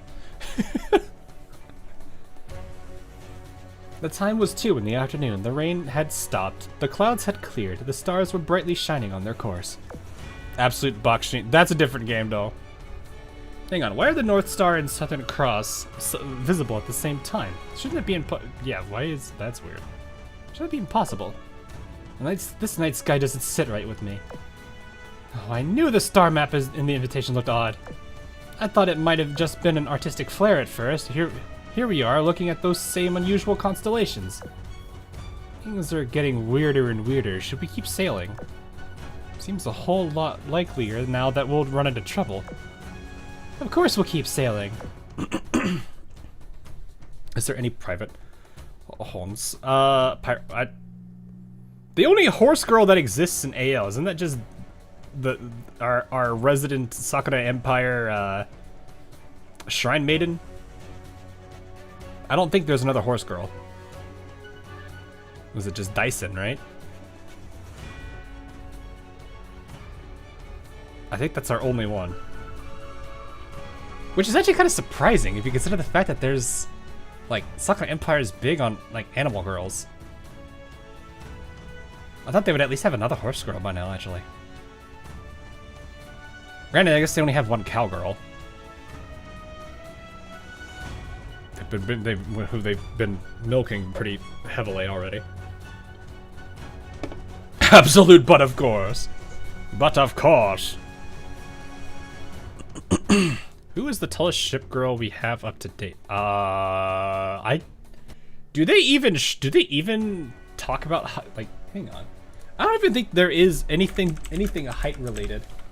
You'd have to figure that out just by looking at them side by side. Which even then, the game won't make that easy because they like rigging and all that stuff makes it weird. I don't even think they even have height listed at all. Yeah, your only way of knowing who's tallest is if they have a 3D dorm, and at which point you can put all of them side by side with each other. I mean, I also should say, if they aren't consistent with Hood's chest size, I don't think they're going to be consistent with height either.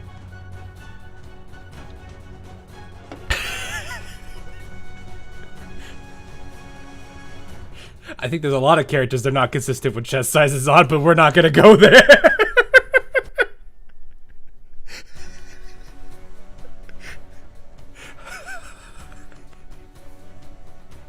Isn't that right, Taiho? Oh, gosh. We've not run into any sea monsters yet, despite all the weird stuff. I don't know about you, but I don't want to be known as a coward who's scurried off home already. Besides, think of the treasures just out of our reach. The crew of the Vengeful Queen are waiting for us.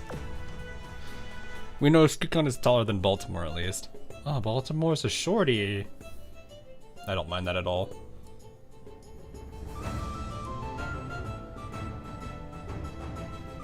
Well, at least they know they ran into each other, at least. I like the, like, very fancy railgun here. Or whatever this is trying to be.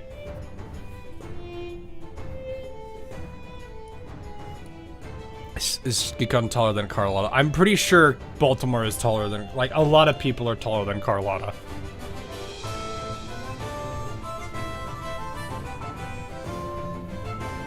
The only thing we get on heights is if an artist gives their 2 cents. Hey look, it's the Subnautica guy. He kinda did look like it, didn't it? Just the wrong colors. If a ship nearby called the Sunbeam manages to get close, we already know what happens. Why is my wife catching strays? This is a normal thing for anyone that talks about Carlotta. Though Carlotta is a nice character as a whole. Biaslessly dressed child on the left. Yeah, welcome to AO nowadays. I kind of wish they didn't do that as much. Depends now on your own height, actually. Well, considering that my height, for those of you that play Arc Knights, is on par with Hoshiguma, I think I'm probably taller than most Azur characters. Sitting at around 186 to 188 centimeters, or for people that use American units, it's 6'1".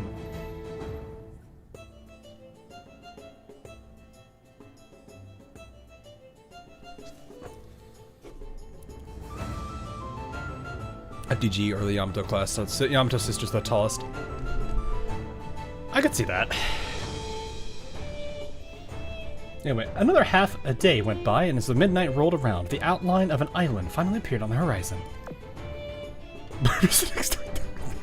I would hope I'm not. I don't want to get hit by a plane.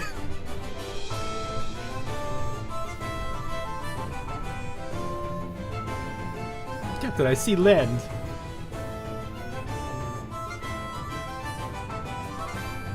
Attention, ship to our bow. You are about to enter the waters of Islas de Libertad.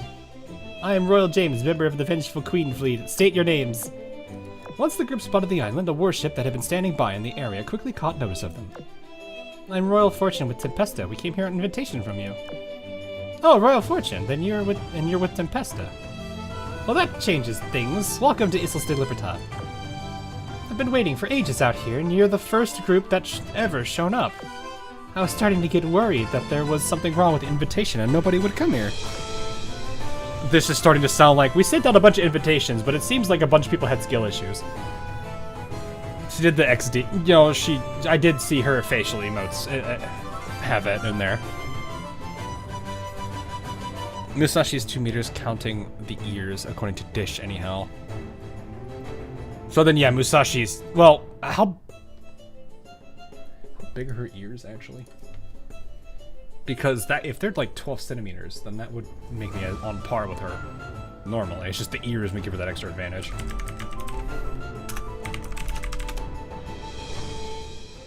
Oh, I forget. When I use this browser, it hides the,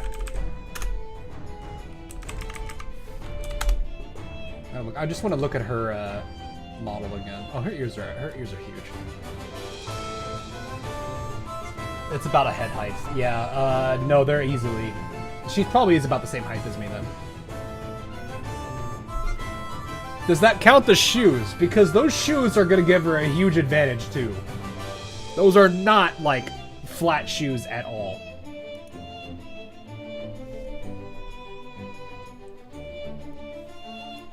Royal James is an absolute goober. I've heard the justograms for these characters are absolutely goof.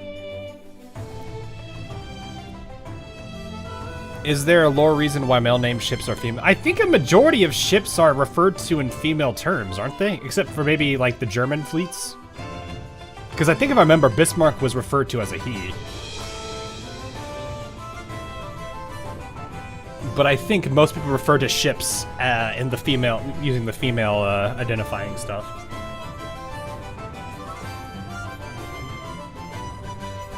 So, it's not out of place.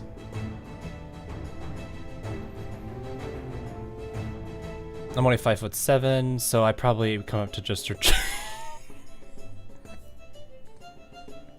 I get a feeling you're not at all bothered by that.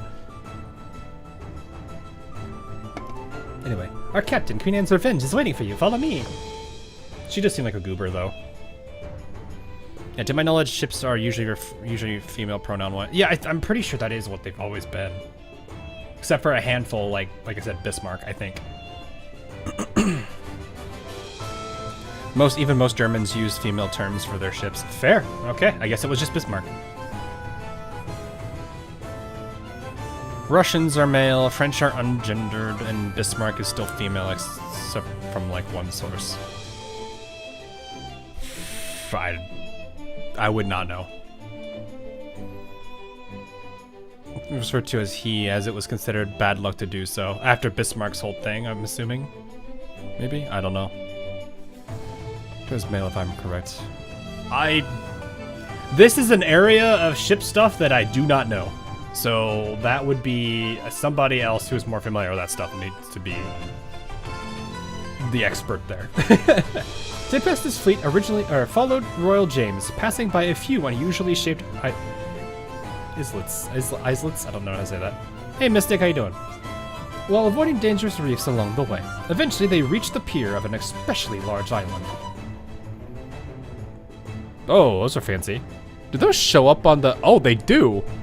I was actually curious how my thing would work. Miski spin, boo-boo spin, I see.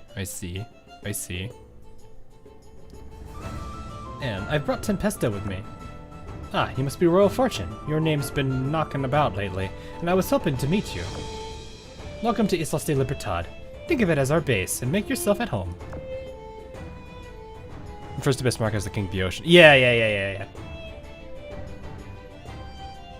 I like how she has this huge, it's like a witch hat.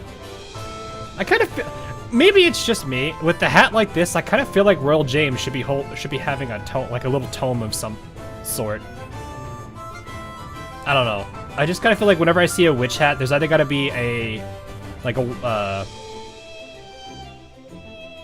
a wand, a tome, or a staff, or whatever other terms they use. And yes, apparently that does count the shoes. Really? The 2 meters counts the I mean, she's probably already short enough with the shoes. A broom, clearly.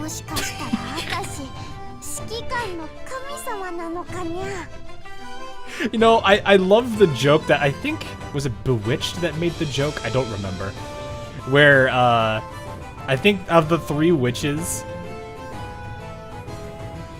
2 of them had brooms, and one of them had like the actual like modern day vacuum. Calm down, sweep Toshul. Maybe. Except people probably won't refer to this one as an absolute menace. Also, Lawrence, thanks for the 5. The Tillman maximum battleship designs would be around 9 feet 7 inches and a half. 9 feet 7 inches and a half, and built like a tank. It's very tall, though. Jeez. Now I'm sitting here, I don't know why my mind... Maybe it's because these ships, because they're wooden and everything, it makes me think about the ironclads. I wonder if they would ever do anything with ironclads.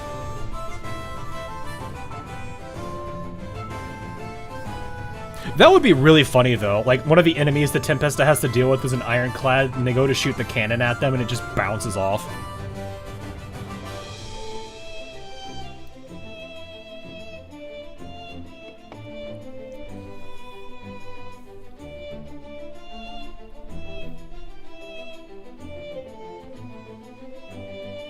I'm gonna head out a bit early today. See you later. Alright, see ya, fellas. Have a good one. Chinese BBs could be added. They were ironclad. There was a good number of ironclads, weren't there?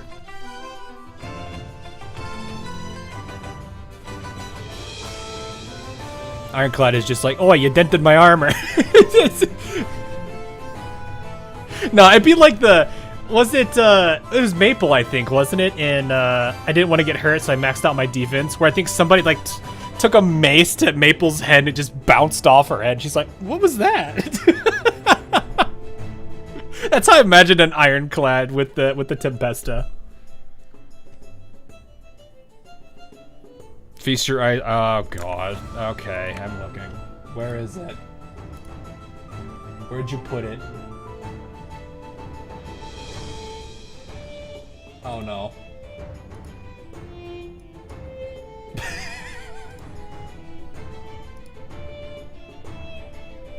It's kind of small though. Can you zoom in on the face a bit more? When you go to take a screenshot of it, it's really kind of like I will absolutely, it's gonna get blurred if I do it that way. Maple it's from an anime called, the anime in English title is called I Didn't Want to Get Hurt, So I Maxed Out My Defense, I think is what it's called. I forget what it is in Japanese. I think it's got a shortened name.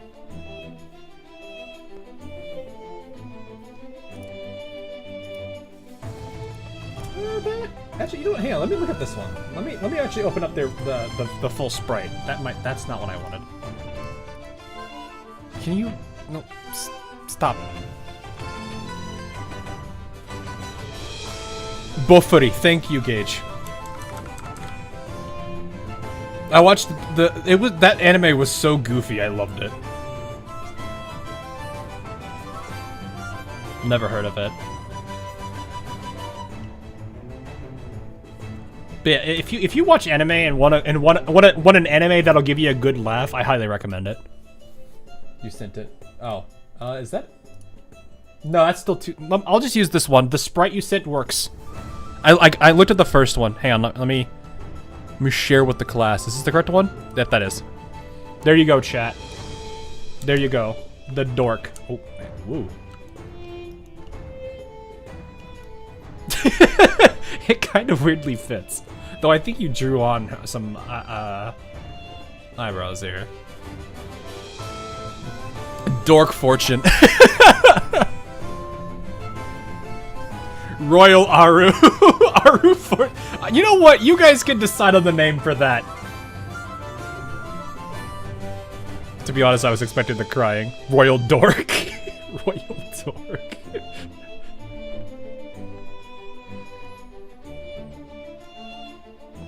You know what's funny? I never actually memorized her last name. I only know Aru as Aru.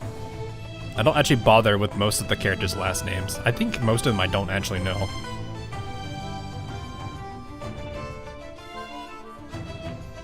Anyway, anime isn't my thing. That's fine. Don't feel like you have to. Just because I'm telling you about it doesn't necessarily mean you have to go watch it. Riku Hachima. That's not a super. I mean, what? I'm sitting here like that's not a long name. Also me, Matikan Fukitaru.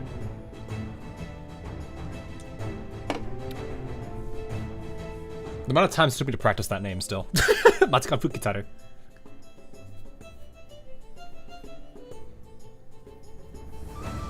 Unwelcome fortune. Unwelcome canon. No, it'd be called unwelcome canon. Once they arrived at the pier, the group was in. Okay, yeah. After exchanging a few brief words with them, Royal Fortune began surveying the island before her. I've seen ancient ruins before, but these are something else. They're so much bigger and better preserved. Remarkable, isn't it? From finding the treasure map that led us here to making the journey itself, it was hellish to get to this place. These ruins are enormous, and exploring them just by ourselves would be too dangerous, and too big a faff.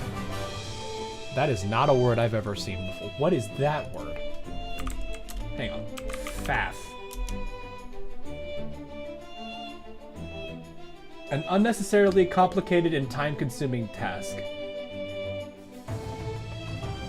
It's British. Wait, it's British slang. That kind of weirdly makes sense. Also, that would explain why I've never heard of it, because we do not use it here, apparently.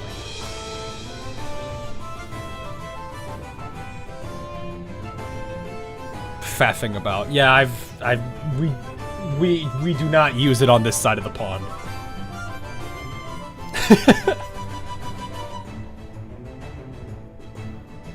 Anyway. But I sent them 3 months ago. 3 whole bloody months. Well, I mean, we did better than what we did for Glorious. That's still sad.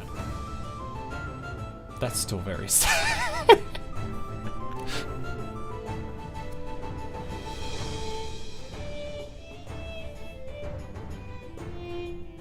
Anyway, in all that time, you're the only ones who came here. I don't believe it. I really don't. Well, it's not that nobody else tried. It's that none of them made it here. Come again? What do you mean? Oh, this is where we explained them. Yeah, Roll of Fortune relayed the things they learned on Limestone Island. Sea monsters? Yes, I suppose your run-of-the-mill fleets and adventurers don't stand a chance against those. You know, I included a safe route in the invitation so people wouldn't be scared off by the weird night sky. So, some good that did, I suppose. Right, going out on a limb here. The stars looking odd had something to do with you. Looking odd had something to do with you, but the sea monsters didn't? Kind of? Let me explain. That sentence this sentence no, I won't click that. This sentence just confused me. The stars looking odd had something to do with you, but the sea monsters didn't? I'm trying to understand what this sentence is trying to say. Wait, Hawk, are you American or Canadian? Definitely not Canadian. Though I have a good number of Canadian friends, hilariously enough. That's just the funniest part about it is we're all in the same time zone. Like most of the of all the Canadians I would meet, they're all in the same time zone as me. Hey, Kush, hey, I'm doing pretty good. Sweet. Oh wow, it's you, is me. Is this? I'm like sitting here like, is this a Hawk 2 joke incoming? I just watched your Australian lore video. Oh! It's a bit out of date, but still. Glad you... Hope you at least enjoyed it. Thank you for putting that together. No problem. I'm very behind on it, though. But then again, I have a whole bunch of other things I'm working on. He doesn't sound Australian. I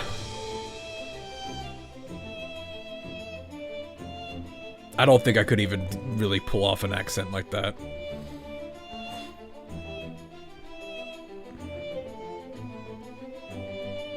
Bird20. But yeah, no problem. Hope you enjoyed that video nonetheless. But yeah, okay. Anyway, let me explain the treasure map I got. Supposedly also functions as a key. Using it will let you open a path to the main island station temple. Well, we did that, and when we did, the sky got all strange. It got strange all of a sudden. I suspect that some sort of device meant to camouflage these. It's probably a mirror sea. By the way, by main island, I mean the one we're on. It's the largest and located in the center, so it makes the most sense. It's also my first suggestion for a treasure hunt. The buildings are... I'm going to lower the volume of the music a little, or at least of the encoder, because it is very loud. And if it's loud for me, it's loud for you. I can't believe that video was over 4 years old now. I don't want to think about it that way. I hate the fact that something really horrible happened around the time I was working on the Shibakaze video, and that kind of really, like, drove my motivation down, which sucked, but it is what it is. Full Flow has a more up-to-date video if you want the more recent events. How far... Full, you're still in here in this chat, aren't you? How far does yours go again? I think yours is behind, too.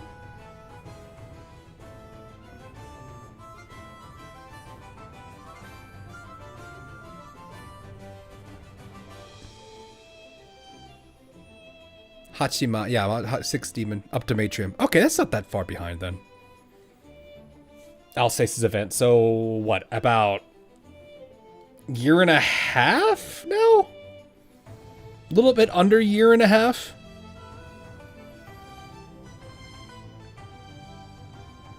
Granted, I wouldn't really even say year and a half, because let's be honest, I don't think we've really had that many. I think we've had, what, 3 new events this year? 3 actual story events? Because this year's been nothing but UR as the storyline events. So I really wouldn't even count this as a year in difference.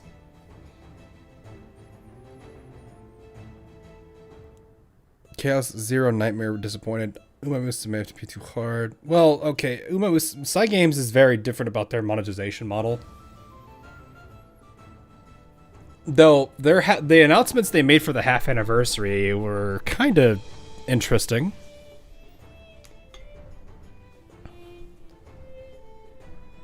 That video is over a year old now.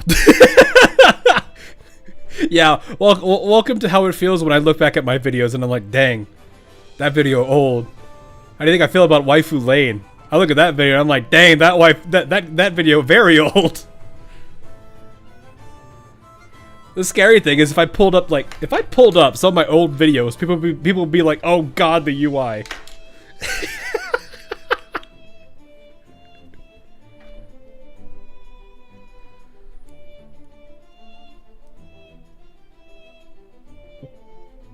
But yeah, it's been fun so far. It looks fun. Like, I've been actually wanting to try that one out. I actually saw a video on that, I think, a year ago? So I was very curious if obligatory jingle, shut up. I don't want to be reminded. It's fun, but boy, is monetization stuff. Yeah, that's what I've heard.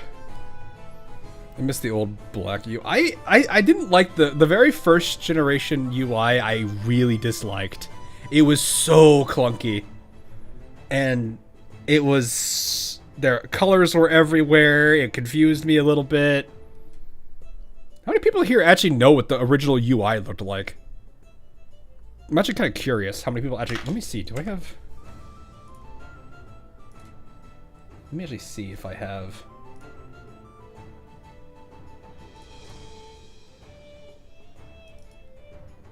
I think I still have. Oh no, I've not transferred them to this PC.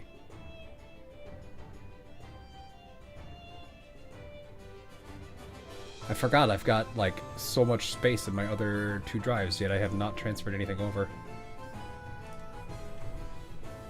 I'm pretty sure I sent you some. Since CN days, so I remember. Yeah, nope, join. Alright, well, you know what? Here, let me give you guys. No problem, Mystic. Have a good one, man. If you're just gonna be chilling. Let me see if I can find it real quick, because this is something I feel like a lot of people should see, just to see how much of its evolution it's gone through. Oh, OBS is open. No wonder my frame rate's kind of tanked. I think if I did a couple of searches here.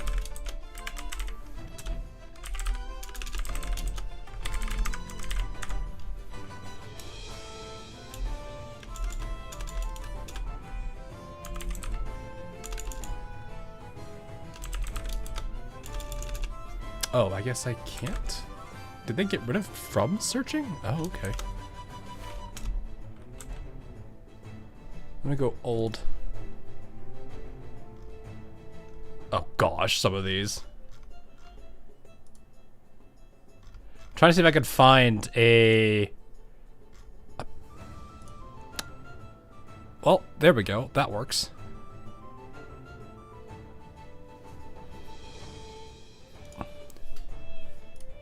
Let me actually just open this up. Do I have a combat UI picture? Why is IDW in this? All right. Oh, that works. You know what? Here, let me just open up. I'm finding a whole bunch of pictures. Let me just grab the combat UI so you guys can see it too.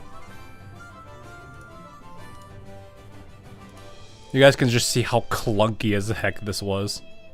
I just gotta find somebody with a combat. I don't think anyone has. Oh, it's like a mission screen. You know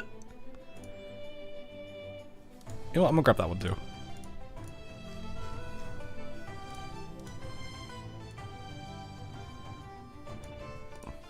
All right, you know what? This is good enough. I'll let you guys see the disaster that was. I can't really hide this person's name, so who knows. Anyway, let me find this real quick. So here's the old starting. This is just a random person's account. This is like a very old photo, so I have no idea if this person's even still around. If you are still around, hey, look, it's your profile. Yeah, look at this main menu. Look at all the colors. The visual hierarchy is all over the place. Laffy is holding gems for some reason.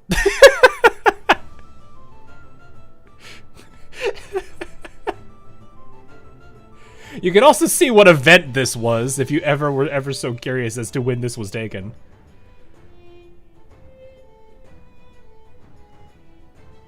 So yeah, this was the very first UI that was around. You can see a lot of the elements are still here, but you can see how very different it is. What? What, Latius? What?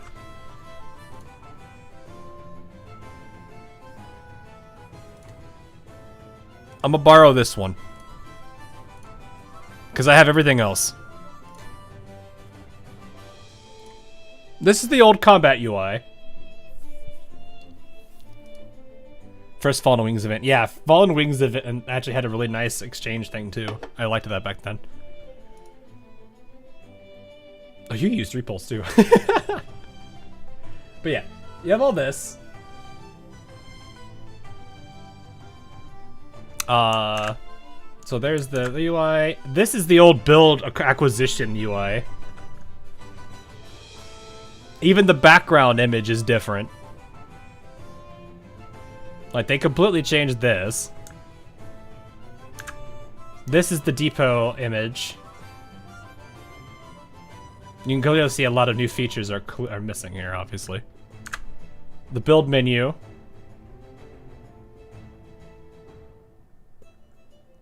And I think there's... This is the old dock image, too. Like, it is just shows you how old this stuff is. It was crazy. Oh, hi, Zekamashi. How are you doing? I was there, Gandalf, 3,000 years ago. Also, San Diego being on all poles. Yeah, exactly. It's crazy. Alright, anyway. I'm dozing off. I'm heading off to bed. Alright. See you, Justin. Have a good one. They just got more blue and transparent. Yeah, they definitely modernized the UI. That UI update was good. The second rendition was okay. The third one was probably the best. The current one is the best by a mile. Also, AL didn't do what it's doing now back then, but hey, it's different. When I made my video, I spent like 3 hours making the effects for the old dialogue option effect. They literally removed it before I published the video. Fair. I had to make multiple UI renditions. I've even rebuilt it. I had to rebuild this UI that they use now for dialogue, because I was going to use the old one. And then I was like, no, they do this one now, which is like very minimalistic, and I kind of like it. But yeah, I had to rebuild all the elements on this for the constant memory project. And I've tweaked it again this year, but not much. So it is what it is. Anyway. As for the ancient temple, I'm referring to the giant structure up on the mountain over there. I presume you can see it. If you're wondering about the cannons and defenses next to it, those have been activated. There should be no shortage of unexplored areas on the island I could activate with my treasure map, but I haven't gotten to them yet. Queen Anne's Revenge pointed to the various landmarks and explained them one by one. You're just starting the story yet? Yeah, we started a little later today too, so keep in mind. We also did polls and talked about a bunch of stuff. Really goofy things. It's the usual. Anyway, besides the main island, there are 4 large to medium-sized islands and another, 214 islets in unusual shapes. There are ruins on those as well, but the further out you go, the more deteriorated they get. I doubt they were always like this. If I had to hazard a guess, they got destroyed in a battle long ago. 214 islets. You've really done the math. We were bored out of our minds while waiting for others to come. It's all because of those darn sea monsters. They weren't there when we first got here. What made them crawl out of the depths all of a sudden? You've not seen any sea monsters this whole time? Not a single one. It's been graveyard quiet around here for the 3 months we've been here. What about you? Did you do in a load of sea nasties on your way here? No, we didn't run into a single... Oh. Chrome, you good? Or not Chrome, you're not Chrome. That was unusual. Hang on. Give me a second.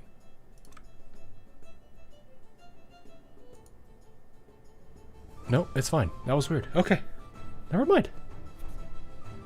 My browser crashed and I was like, what the heck? Anyway, maybe we got lucky. Strange. I suppose we'll never know. Since you managed to make it, others should be able to as well. I say we wait a little longer. Alright. I'll give you an islet as a present. You... what, mate? She's like, what? Pick any islet you want, excluding the main one and the comparatively larger 4, and it's yours. Make it your base, or do anything you like with it. I don't mind. You haven't given Fortune her annual head pat yet. I give her a head pat? You're giving us an islet? Blimey, that's generous. We can't hoard them all when there are this many. Might as well give them away. I'll be giving another to whichever fleet makes it here next. They're expecting a treasure hunt, and I wasn't kidding when I said there was one. I will lead the exploration of the 5 largest islands. Anything you find on the smaller islands belongs to whoever owns it. Everyone is free to explore, and whatever treasures you may find, our fleet won't start a Barney over it.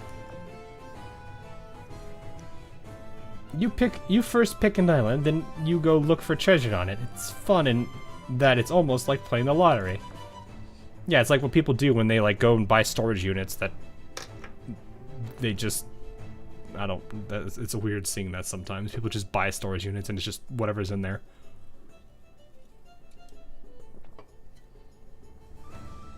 Islet. That makes sense. That makes sense. Yeah, I don't use this word often, so it's another one of those, like, if I don't use it often, it's not something I'm gonna pronounce right.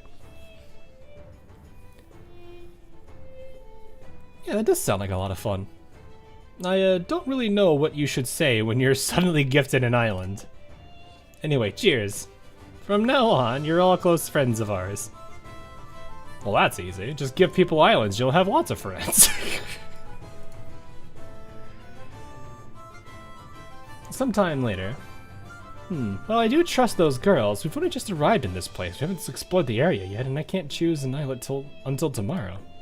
Spending the night on land seems kind of risky, so I suggest we stay on our ships tonight. A prudent decision. Spending the night aboard our ships will also let us respond more quickly in the event that something happens. Mary, would you be a dear and station your pet near our fleet to keep watch? Sure thing, I'll do that. That's meeting adjourned then. Get yourselves some rest. Dolphin, I remember you've always wanted to feed Argo. Why don't we do it together? Just a minute, I'm almost done drawing. What you drawing? A map of something? Yep, a map of Islas de Libertad. It's mostly blank since I haven't had much time, but I'm going to fill the whole thing in later. Ever since we got here, I've gotten this feeling like there's some super duper valuable treasure hidden here. I've just got to find it. That was a very short chapter. I wonder how long this story actually is. And we're already about a third. No, we're a little bit under over a fourth of the way now.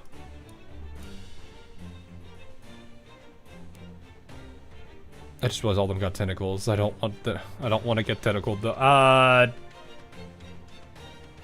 Yes, welcome to Tempesta. I think a majority of them are that way. There are some that have trust me, there's worse. There's way worse. There is no does he know about fancy chat? It was the next day. While Tempesta was looking around Islas de wait, so is this just Islas de Libertad then? If this S is silent?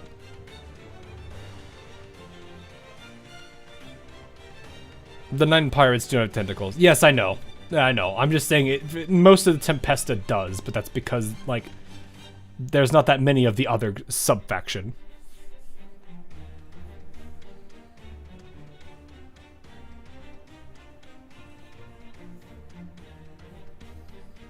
But yeah, anyway, Islas de Libertad. Another group was off in Mar del Demonios. Got another one of them. Oh, no, this makes sense. Right, stupid. Right, stupid. Those Skelebeasts are trying to steal my bloody ship. Make it sound like we're winning when the truth is we're being chased. Because we're treasure hunters who go with the wind, lassie, not prats who tackle the enemy head on. Took care of them all to our bow. How's it going with them to our stern? They've been dealt with. That was the last Skelebeast just now. You've shaken them off. Phew, this course has been busting our asses, eh? Been fighting from dawn till dusk just now. Hang on. Something isn't right. Look at the clock. It's still morning, so how come we can see the stars? Huh? Damn, you're right. You reckon this has got something to do with the Islas de Libertad? Both S's, Islas de... Yeah, okay, fair. I'm gonna forget that a lot. The odds are extremely high, yes. Remember we went through the storm and found the Sky Nexus Tower? Then just as now, the space around us changed drastically when we entered it. Therefore, I'm pretty sure the Islas de Libertad ruins are the real deal. Also, look at these constellations. Don't they match up perfectly with the strange star map in the invitation? I actually am now curious how many people who got the invitation have no idea what about it and are probably just like, well, I give up. We're going home, boys. This isn't gonna work. Skill issue. And this guy says, yeah, it's the Yumiya collab. Oh yeah, because they were there for that. I forgot about that.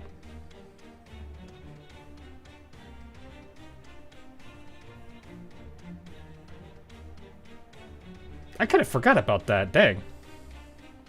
Ile de Libertad. Fair. How drunk is always plural? How about as drunk as that sentence is? Or that question.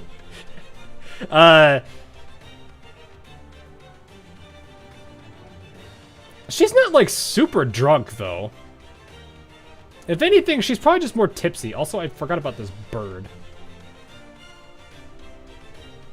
I need to stop skipping collab. Well, okay, it's only been recent that collabs have started getting more involved with other storylines. Which, don't get me wrong, I like that when they're, because like most of the time it's been collab just reference, or like something from collab is referenced by previous collab. Now it's like actual collab references something that exists.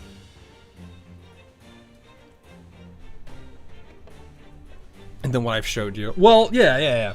Most of the earlier collabs are mostly just like they're just like, oh, well, I mean, we've done it before. We've managed to allow people to have riggings that aren't actually from here. It's weird, but it's possible. Well, what is that outfit? It's the Azur outfits as of the last like 2 years. Like literally, it's the leotard and everything too. This is part of the reason why I'm getting a little tired of the leotard design. Sure, it shows a lot of what people are probably wanting, but it's the same when it's the same thing in a lot of places, just with a little extra. It ain't that different.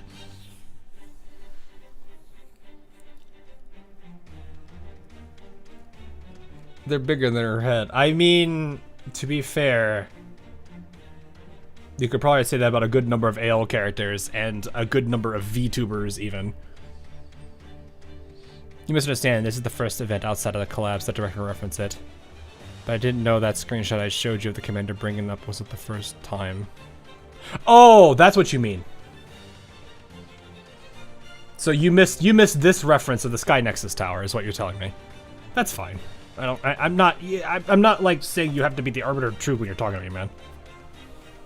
Need more bodysuits to balance out Leotard. I mean, just like more diversity of outfits. That's really it. I'd be fine with that. Just wait till you see Kashino 8. No, I don't. We don't need more cow. We don't need more cow. The poor girl's been through enough. She's been, you know, the image of like that one really like super thinned out cow and like the person with like 16 buckets walking over to them. That's like AL with Kashino. It's a poor girl.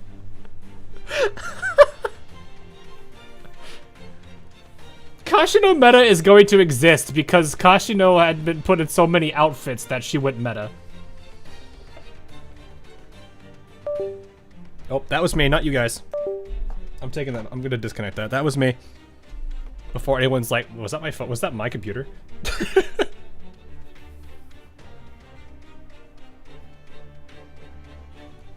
Anyway. What was it? What the hell, you're right, the Stormhouse gotta be for showing the right course through this place. Let's be honest, 16 buckets is little. I think you would bring 100. You know what? Fair. I just gave a general number. Now things are getting interesting, aren't they? Kashino is to current ale, as Signet is to early. I wouldn't even say Signet. It probably like if it was Signet, it was for a very short period of time. Then it was Cirrus.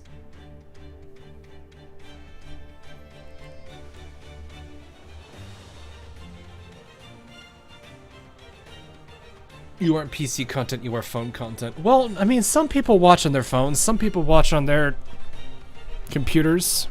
I know there's a bunch of people that are probably watching me right now that have me up on their other monitor or have this stream minimized and just simply listening to me. That's not abnormal. What about Bremerton? Bremerton! Well, actually, who came first, Cirrus or Bremerton? I'm pretty sure Cirrus. I'm pretty sure Cirrus was first. Bremerton was later. And even then, I don't even think it was Bremerton. I think it was Taiho still. Because, like, it was...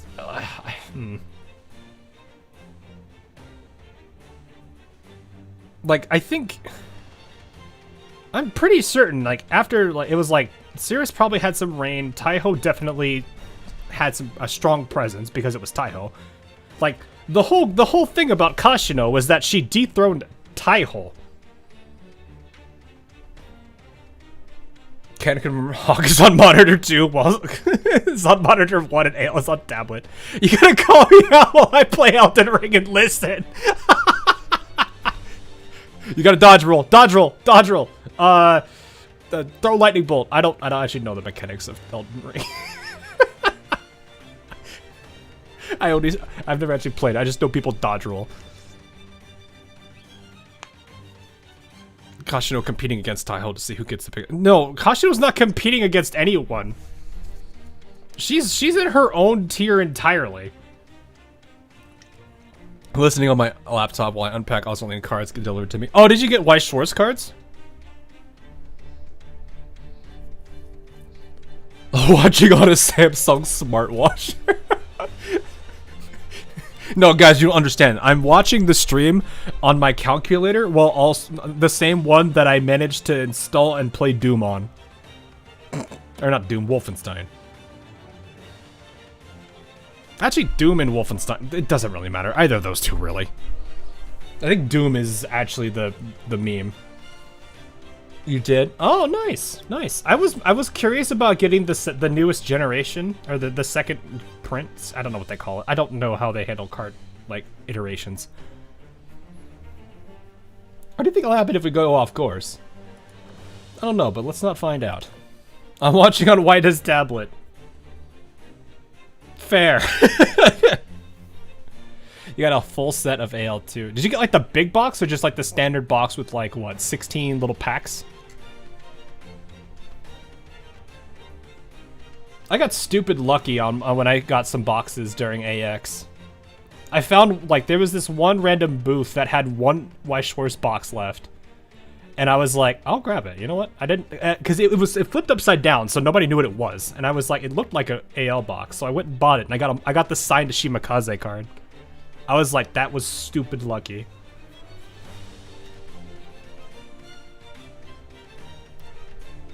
Anyway, yeah, figures. Starting to seem like that Vengeful Queen lot have got their hands on the discovery of the year, don't it? Onward, full speed toward Islas de Libertad. Whatever. I give up. I give up on the name, chat. I give up. I'm gonna butcher it 1,600 times before I actually do it right. Yeah, that is really weird. You have like all these like... I almost wanted to say colonial era. Actually, that kind of is. Not really. I don't know, somewhere around that. And then you have like all of this like super sleek modern, like high sci-fi architecture. And then there's like a lighthouse over here. Anyway, while the treasure hunters were sailing at full speed towards their destination, Tempesta was busy at Libertad. Darn, I don't sense any super big treasures on this islet. So it's not this one either. Dolphin scribbled a contour of the islet and drew a cross over it. 21 is a bust too, then. On to 22nd. 21st, actually, but fine. Let's go. Are they really about to chart out all what? How many did they say there were? Like 100 and some? Tommy, thanks for the sub. Why do they have massive cannons when their target is the size of a person? Look, you don't understand.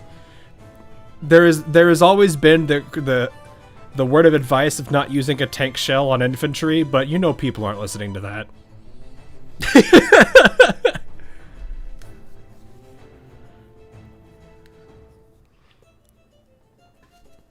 Anyway, after taking the evening to rest, they got up the following morning, split into 2 groups, and went their separate ways on Islas Libertad.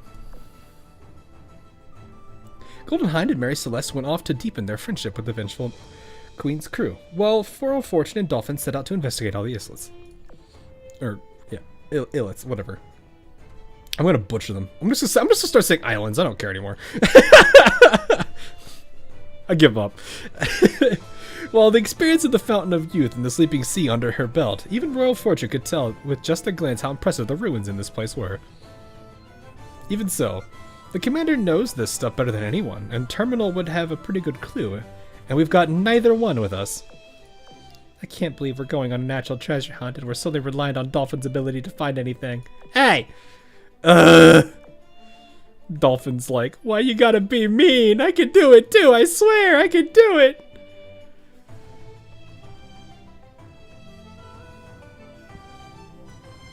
Who needs cannons for a buster? Just call it.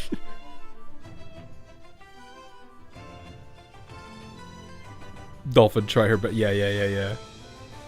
From the 1st to the 20th, from the 20th to the 40th, it took the two the whole day, and they barely managed to finish exploring 1/5 of all the islands before supper.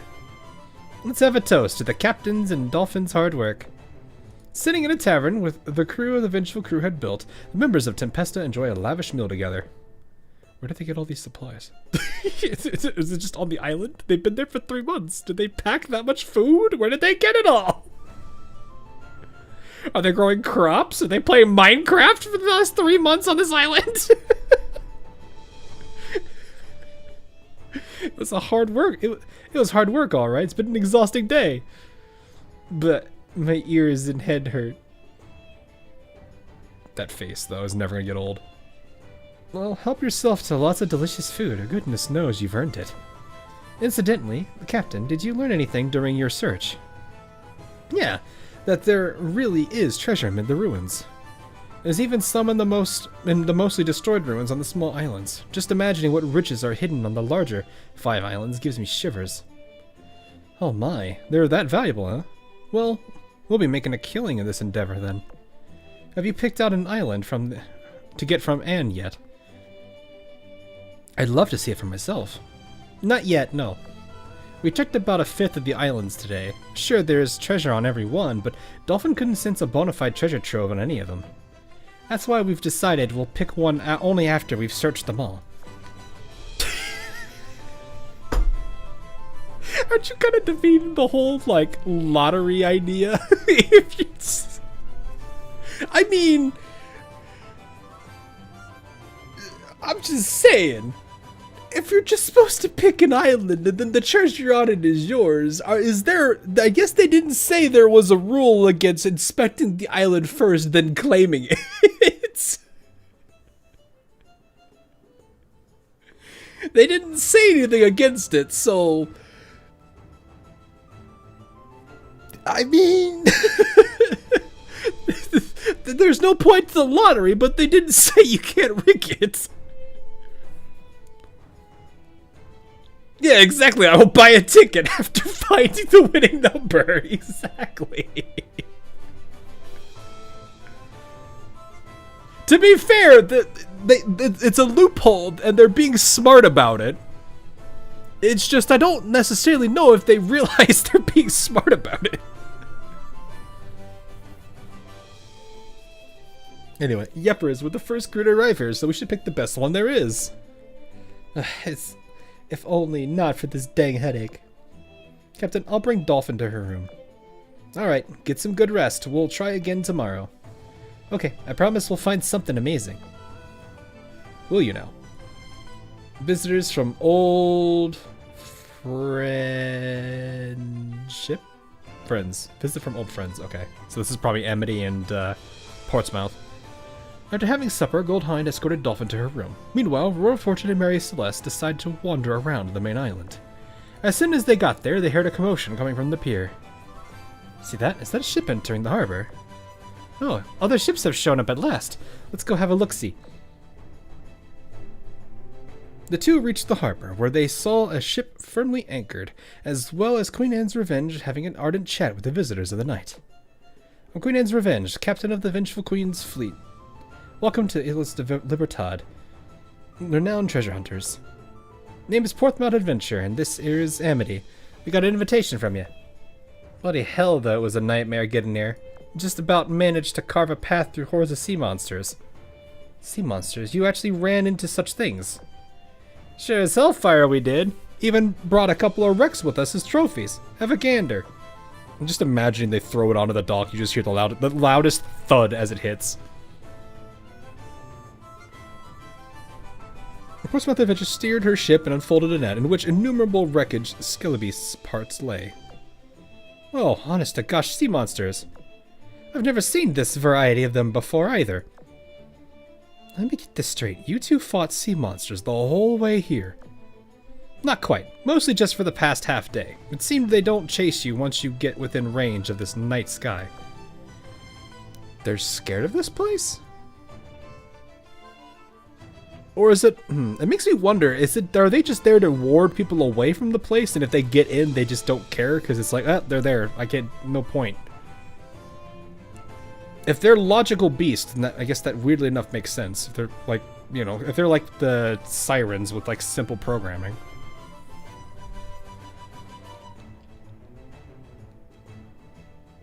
They got onto the proper path, probably. These creatures are known as wreckage skelebeasts. We've encountered a lot of them long ago in the sleeping sea.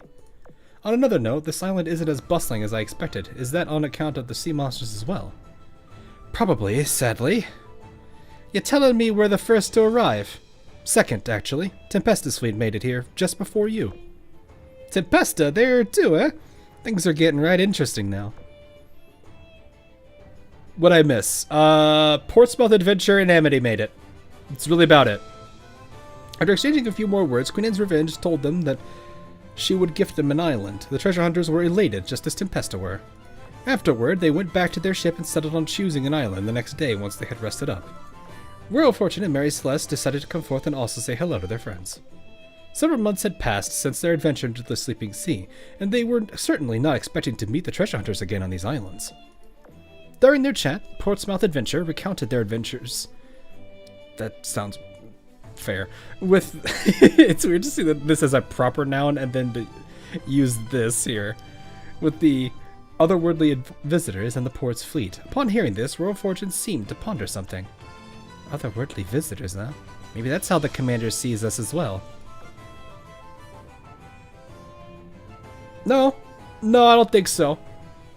You're probably, I mean, the only thing that really separates you from the other ship girls is, probably the era of your weaponry. It's not like, you know, being based on an animal is anything new for him, considering Sakura Empire. Though I don't know if he necessarily appreciates the tentacle approach as much. What did I come back to? Nothing crazy. Really just the same old stuff. Well, animals, sea monsters, or no, can tell when to give up the chase and try later. I guess. I don't know. I don't know much about like marine life and what their behaviors are.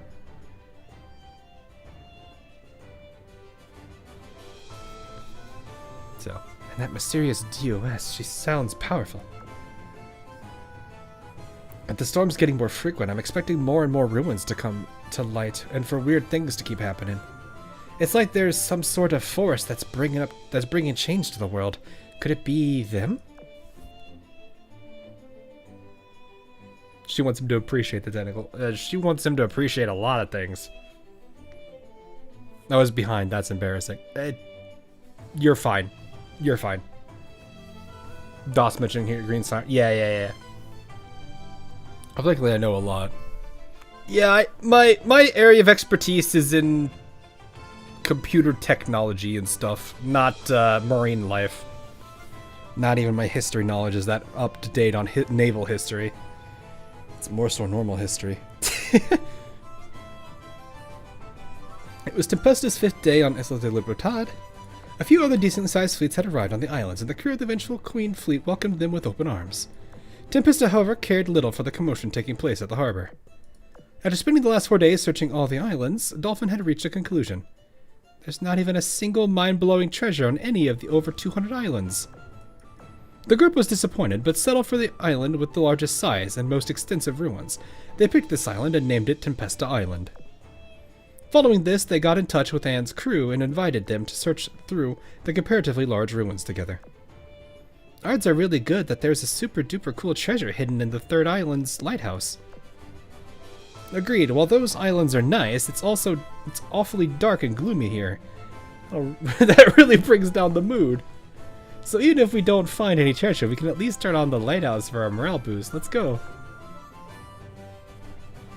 I left off where you were talking about Kashino and Taiho competing for something. Don't worry about it. That conversation really wasn't that productive for for probably what you're curious about. But yeah. They arrived at the Great Lighthouse. I almost read that as green. On the third island, where they were greeted by a member of Anne's crew whom they hadn't met. Oh. Yeah, adventure. Can you imagine if Adventure and Adventure Gaily were together, and then someone just goes, "Hey, Adventure," and they both look at them and say yes? It's like Emden. If you say Emden, they're both going to look at you and say yes. Though they're both going to say yes in a very different way. I think one of you... Do they both call you Darling Human or Dear Human or something? I forget what their actual dialogue is. It's been such a long time since I've looked at Emden's lines.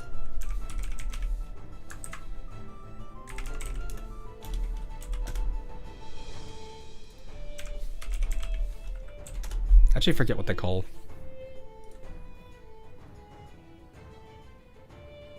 Pitiable human. Never mind. One of them. I think one of them actually. Yeah, one of them says darling human. The other one says pitiable human. I'm going to assume the dark Emden is pitiable human and the normal one is darling human.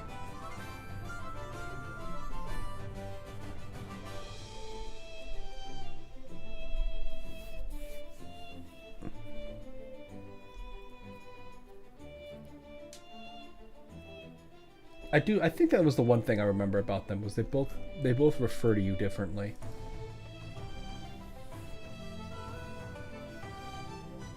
Yeah, which is basically just little precious human, or I mean, kawaii can be translated in multiple different ways. Hello, bloody monster, welcome.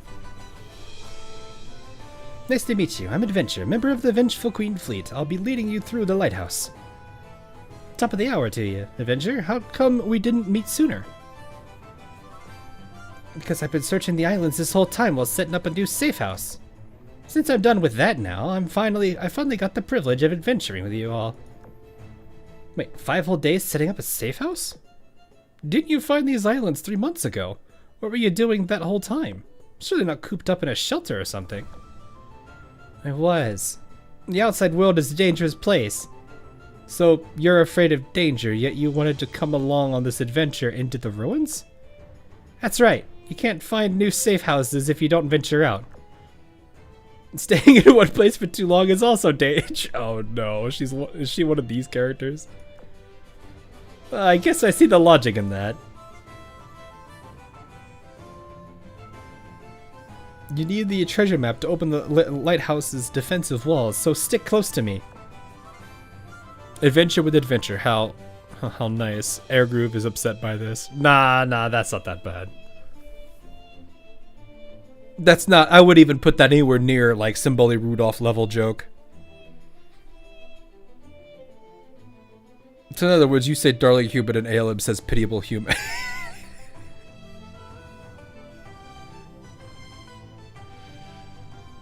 Eventually gives me purity vibes. She seems like a dork. The group passed through several bulky gates and then arrived at the base of the lighthouse. I'm still not sure how you plan to climb up this lighthouse. There's no entranceway, and holding up the treasure map does a whole lot of nothing. Anne said we should look around and see if there's any other way inside. Anxiety Aru, what? Oh, gotcha. Let's see here. Looks to be over 600 feet tall, and yeah, no entrance on the surface from what I can tell. I like how they used feet here.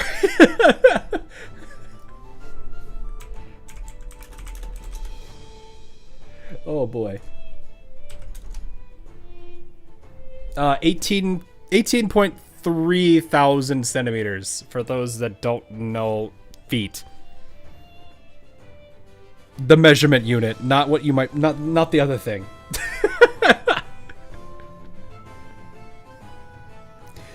No doors, not even any windows. Exterior is smooth as glass, but maybe, well, no way of climbing that.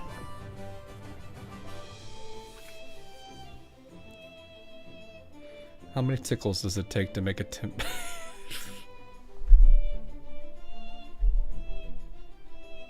That's a symbolic Rudolph joke. I still remember seeing groundwork, the skill. I sure hope it does. Dolphin, have you found anything? Well, I know we're not supposed to destroy the ruins, but listen.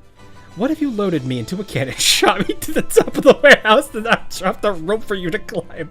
Wouldn't that get us inside? Stone me, that's genius!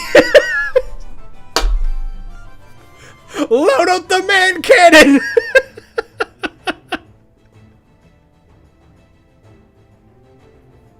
That's Kuro-sensei joke. Is it? I just saw it one day. I don't necessarily know.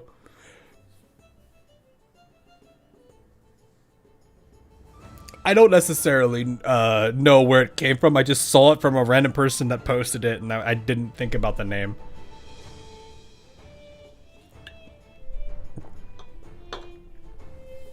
Start Uma Musume free to play, too sad, tired of getting B and B+. It just takes a bit, man. Uma, like, even as a free to play, you could still get there. It just takes time. Because, like, the cards help, like, getting strong cards is good and all, but it's one of those things still where it's like,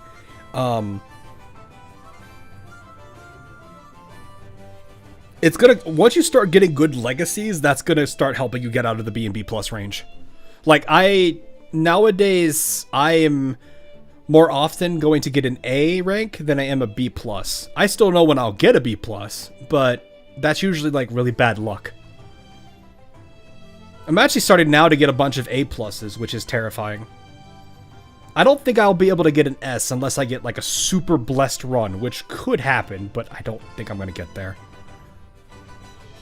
I eventually might be able to, but that's probably going to be when I have enough of the welfare SSR cards that I'm able to get away with it.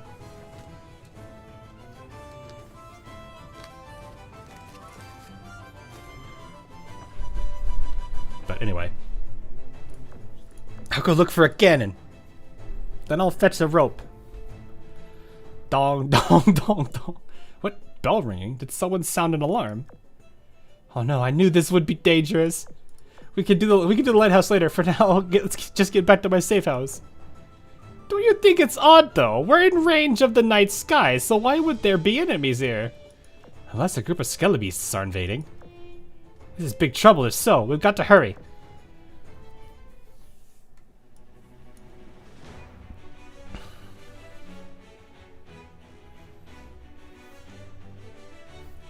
Feet. What is feet? Yes, feet.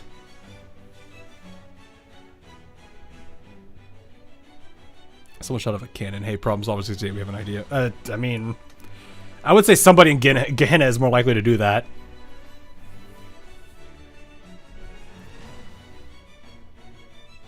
Cohen, I think you meant super blessed run.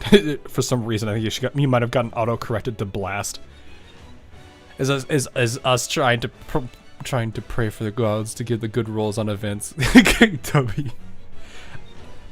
I mean, my first A+, I had a really good set of legacies, and that made a huge difference. Because like even now, like I have A+s that I get, and I'm mostly still SR cards.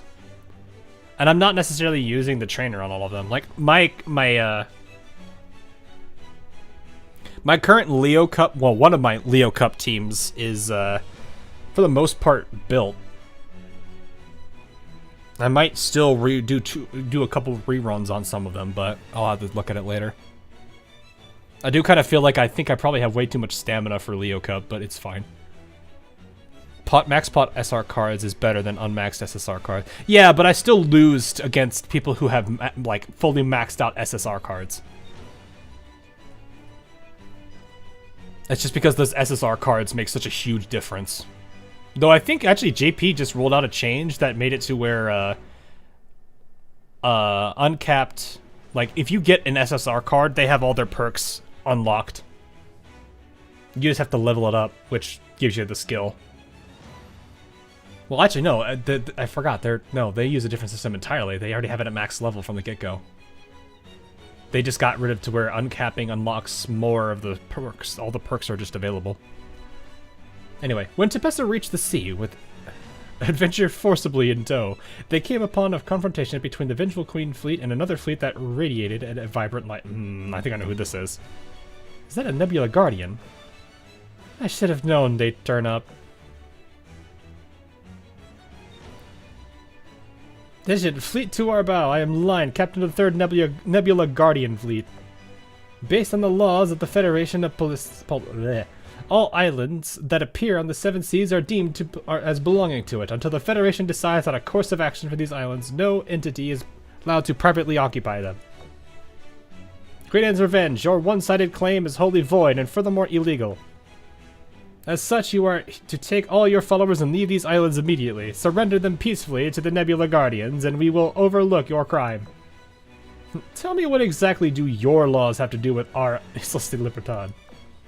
The Vengeful Queen fleet, or any free fleet for that matter, was willing to submit to your corrupt, arrogant federation, then it wouldn't have been put together in the first place. Do you really think you alone can represent the will of the Nebula Guardians and the Federation? And here you are, threatening me with a handful of tatty old ships you brought. You must have a burning death wish. Go. You wouldn't have... Joey, thanks for the sub. She angry. Lime, wait, that's illegal. Yeah, pretty much. A boom. Lime's anger reached its tipping point, and she fired a warning shot. Although the shot hit the water, the situation was a powder keg. A number of ships appeared from the surrounding islands and joined the Vengeful Queen's fleet ranks. Probably outnumbered like 10 to 1 at this point. Perfect timing. Yeah, it kind of was. That was really funny, actually. Uh-oh, her crappy intimidation attempt only made her fleet even bolder. I've met that Lime once. I was doing business when our paths crossed. She fought monsters for many years in the Sea of Death, has a strong sense of justice and hates evil from the bottom of her heart. Worse yet, she has a short fuse and tends to be rather pushy when dealing with things. Her fleet is going to sustain heavy losses if this turns into a fight. Speaking of Uma Musume, will you be doing Unity Cup? Probably at some point. I mean, I'm currently preparing for, like I said, I'm preparing for Leo.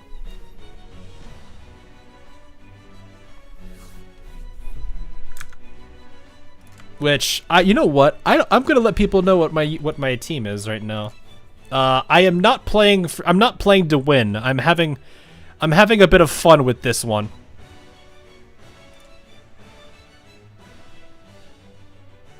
I am glad that I do not have my desktop shared because you guys would have seen some of the memory artwork I would not have wanted you to see.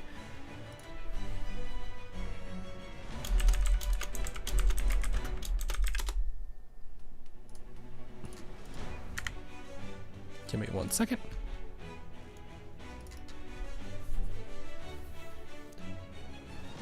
Where... Also, Sal Martinhow is here too, I see. Hello? You play to win the game. Nah. I'm having a fun... I'm doing something fun. And I think a lot of people will probably have a lot of fun with it too. So, to give a general summary of what I'm doing. I am going to raise 2 teams. And they're going to compete against each other. They are not if I win races, I win races. If I don't really care. I am basically running 2 of my 2 teams of Umas that I'm going to raise against each other to see how it goes. Whichever team wins runs the finals. Here is the first team that is ready to go. I'm pretty sure some of you are already going to be like, "Oh, hey, I know what this team is." They are themed, yes.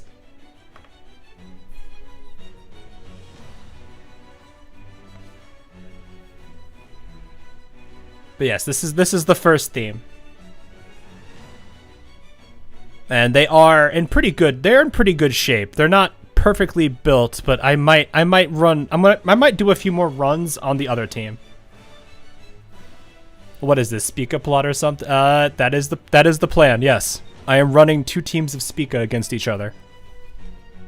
It's an internal competition with 2 Spica teams. That is the point of it. I will see which Spica team wins.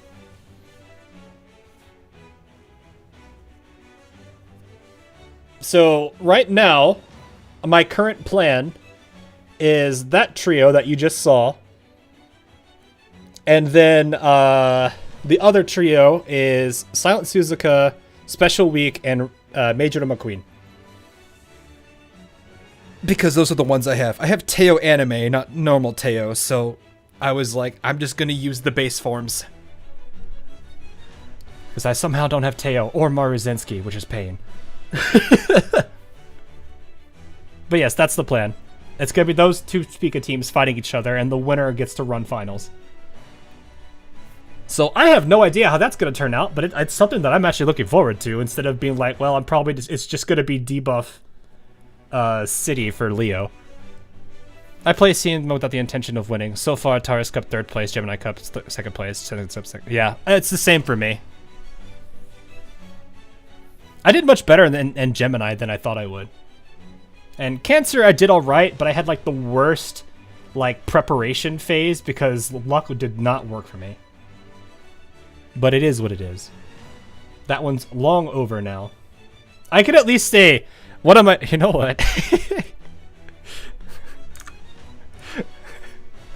I didn't share anything about my Cancer Cup because I was sick that entire time.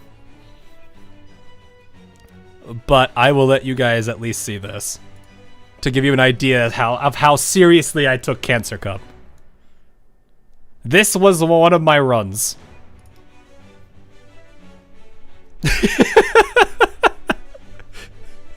This was one of my runs.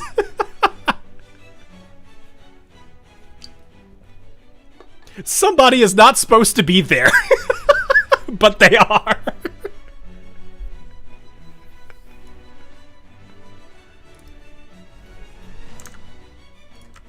Anyway, Lime, I told you not to let your feelings take control. Laws exist to be followed. I will not meet a bunch of vile outlaws halfway.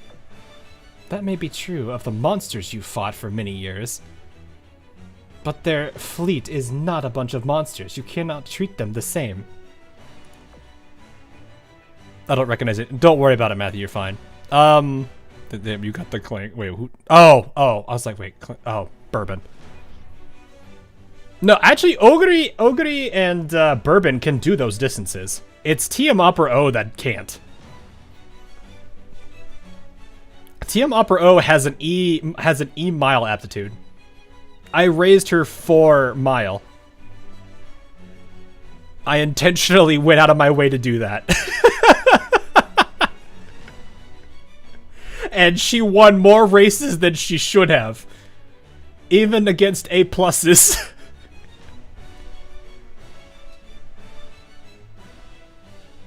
Anyway, allow me to handle this.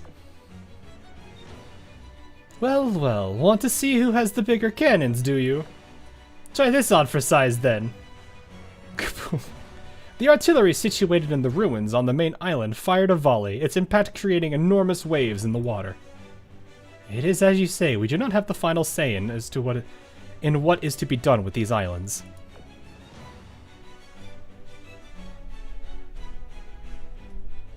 The purpose of our excursion here is to, as Nebula Guardians, explore the ruins upon these newfound islands and evaluate what threats may lurk within them. I believe you have issued a great number of invitations. Would it therefore be possible for us to join your search team as well? I have a feeling that Sal Martino will be allowed, but Lime will be kicked out. It's going to be a case of, you're allowed to, Sal. But, Lime, you sit in the corner, and you think about what you've done. And Lime's just like, why? She's like, I don't deserve this. You're more reasonable than the last one, I'll give you that. However, my answer is no, Rip. You may go on to claim you have an invitation, but I have no recollection of ever inviting you. So be good little uninvited guests and leave. There is nothing more to be said, so I don't know, prepare for battle.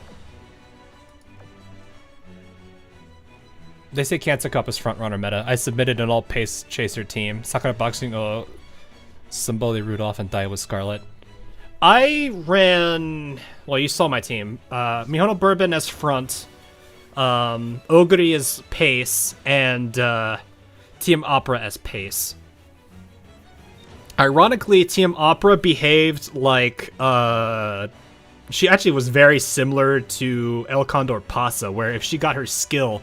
It basically gave her a win. The problem was TM Opera's skill is so hard to trigger.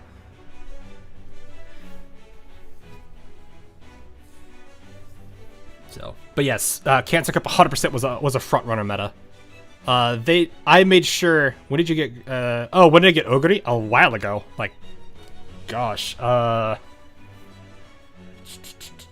What banner was it?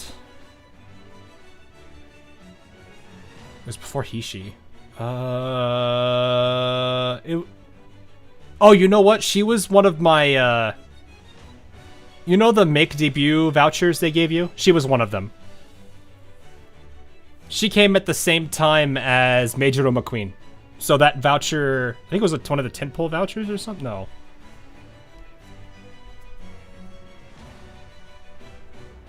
I don't actually remember now. I think it was because I know it was a 10 pull. I don't know if it was at the make debut pat. No, I don't remember. I know I got her and Major McQueen at the same time. I can't say I remember when exactly. I just know it was relatively early in the game's like life. I'm speaking as if the game is very old. It's not. I got a duplicate. Oh yeah, the training the trainer event. I ended up just getting a duplicate Simboli Rudolph. I was like hoping for a Maru Zensky, but I couldn't get her. It is whatever though. I got the swimsuit Maru Zensky though. So anyway, is it just me or is Martino sending us a signal? Seems she was unable to stop it on her own. Oh, looks like Tempesta is gonna have to intervene. Let's give him a hand. It'll be good for nobody if a fight really does break out. They're not actually fighting. No, good. Doesn't look like, I'm not seeing any combat yet, so it seems fine. Anyway, thanks to Tempesta's intervention and explanation, the Nebula Guardians backed off from the islands, and the vengeful Queen's fleet didn't pursue them. Later in the dead of night, Royal Fortune and San Martino met up on a small and inconspicuous island. Phew, things got really dodgy earlier today. What were you lot thinking back there? Were you seriously going to invade Islas de Libertad with such a tiny force? For your information, that coastal battery up there is not just for show, it still works. Our main force is still behind the lines. Lamb was worried about the ruins, so she left in a hurry. I did tell Dolphin that we'd be making a move. I didn't expect you all to be here as well. Well, isn't it jolly good that we were? I think we can both guess what would have happened if we weren't. That is true. Alright, so what was that about Lime? What do you mean she was worried about the ruins? You surely heard the rumors about the sea monsters when you went to Limestone Island. Yeah, even saw the remains of some that Portsmouth adventure brought along a few days ago. I had a gander at him. Wreckage skelebeasts. Yes, with the discovery of Islas Libertad, skelebeasts suddenly began appearing in okay, interesting. Demonius. A place where they shouldn't live. Moreover, their numbers grow by the day. We believe all of it links back to these ruins. Someone on the islands may be controlling the monsters, using them as a barrier to protect Islas de Libertad. That's probably not the case. Does anybody remember how many, like, bigger island? No, there's the main island, and there was a number that they used for, like, slightly larger or smaller islands. Like, they were the lighthouse. Was it 4?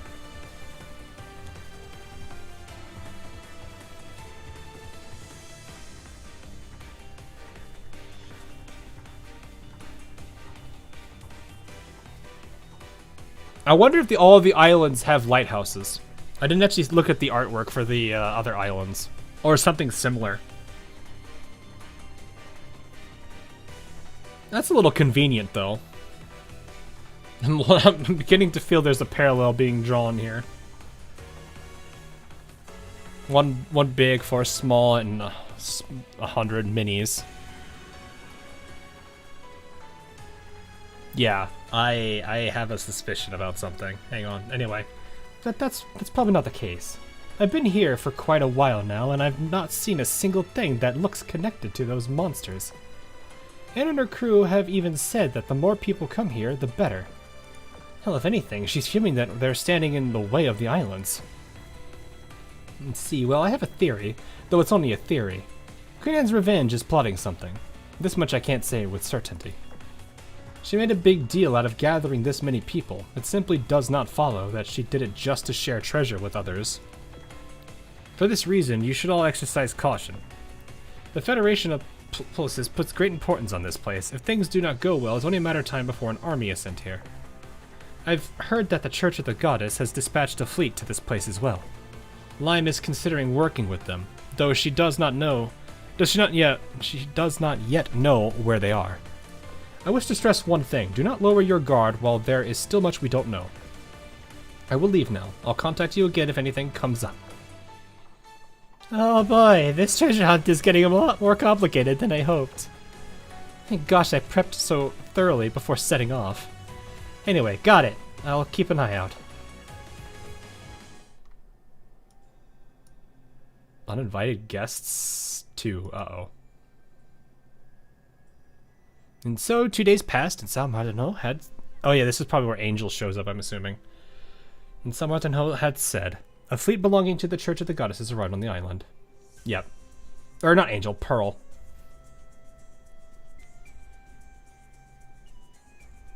Goddess's blessings be with you. To think fate would bring us together in such a vast ocean as this. I'm Pearl, servant at the church. This is Gachi Sawai, I can never say the name. A friend of mine. Miss Anne, would you please allow us to bring the goddess's light to these free islands? The way her face is drawn here reminds me of another character, but I forget who.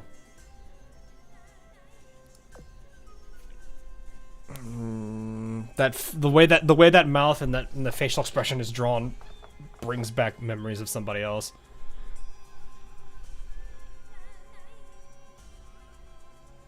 Who else is that? I gotta figure. I wonder who the artist is for her, for Pearl. Anyway, you lot. Well, you know your manners better than the Nebula Guardians. But sorry, the answer's no. Islas de Libertad only welcomes those who seek liberty. I said it clear as day in the invitation. That descriptor clearly doesn't fit you, so go away. I see. How unfortunate that we must return home with nothing to show. A shame, truly. I suppose we'll head home. That pout, though. I always find it really weird that her artwork is, like, her actual artwork is upside down, yet everything else, they actually keep her upright. It's probably a good thing, though.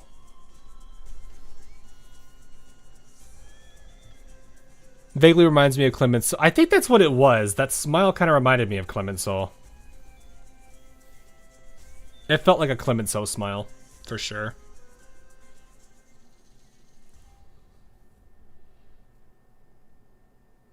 Breast sister instead, maybe. Farewell, Anne. May you and your followers have a wonderful day. The church's fleet departed with no fanfare or fuss, leaving them with some words of blessing. Queen Anne's Revenge breathed a relieved sigh. Royal Fortune, however, felt something different after this brief exchange. Hold up, Anne. Something here smells fishy. Fishy? What is? You may or may not know it, but the Church of the Goddess is utterly obsessed with the ancient ruins. They also collect huge amounts of old relics. They've got so many, just picturing it makes me shudder. So basically, what you just did was say no to 2 total fanatics, and they simply politely turned around and left. Their reaction was even milder than the Nebula Guardians. That just can't be right. Also, I've run into Gunji Isoi, I'm gonna butcher that name again, in the past. She's way more calculating than she lets on. I refuse to believe she'd just give up just like that. You all really should be on high alert for the next few days. So that's the deal with them. Tough for telling me? I'll inform the others at once. For telling me. Is that some slang I don't know of? For telling me? Ta means thanks. Okay. That must be something I'm not aware of.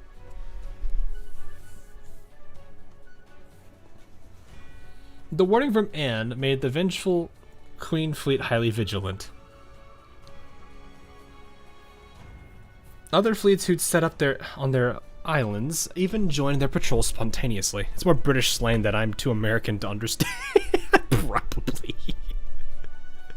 I didn't even know that was a thing. It was evening that day, and the rain had begun pouring. The weather got even worse when night came as strong winds blew and fierce waves churned. Yet despite the storm around them, the people on the island spent the night on the lookout. Contrary to their expectations, the day ended peacefully. Too peacefully, perhaps. As morning rolled around, a patrolling fleet came upon a shocking find. Look what we found. There are loads of wrecks washing ashore. The planks are made in different styles. They must belong to the indie sailors or other fleet members. Hey, Yasashi, how you doing? Welcome. I will definitely say one of the cool things about Twitch is being able to see a first chat message. It just kind of gives me a heads up being like, oh, hey, you're new. Welcome. But yes, hello. Welcome. That is something I find very interesting with how Twitch does it. But yes, it is. We're just going over the story for the Tempesta event. We did our polls earlier. That is, what is it? We had 60 polls and got everybody, so I'm pretty happy. Well, not everybody.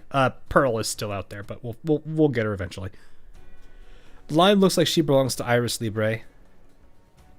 Lime? I need to look at Lime again. Hang on.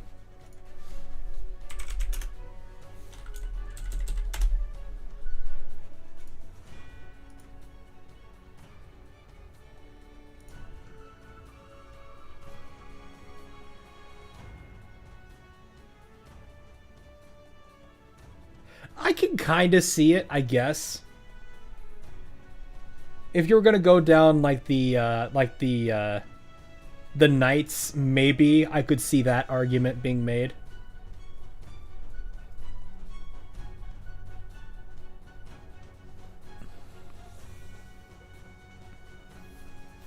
But I wouldn't say I would see it instantly. It's one of those things I kind of have to stretch a little. I would say, ironically, Pearl's probably closer. Just because of, like, the whole church angle.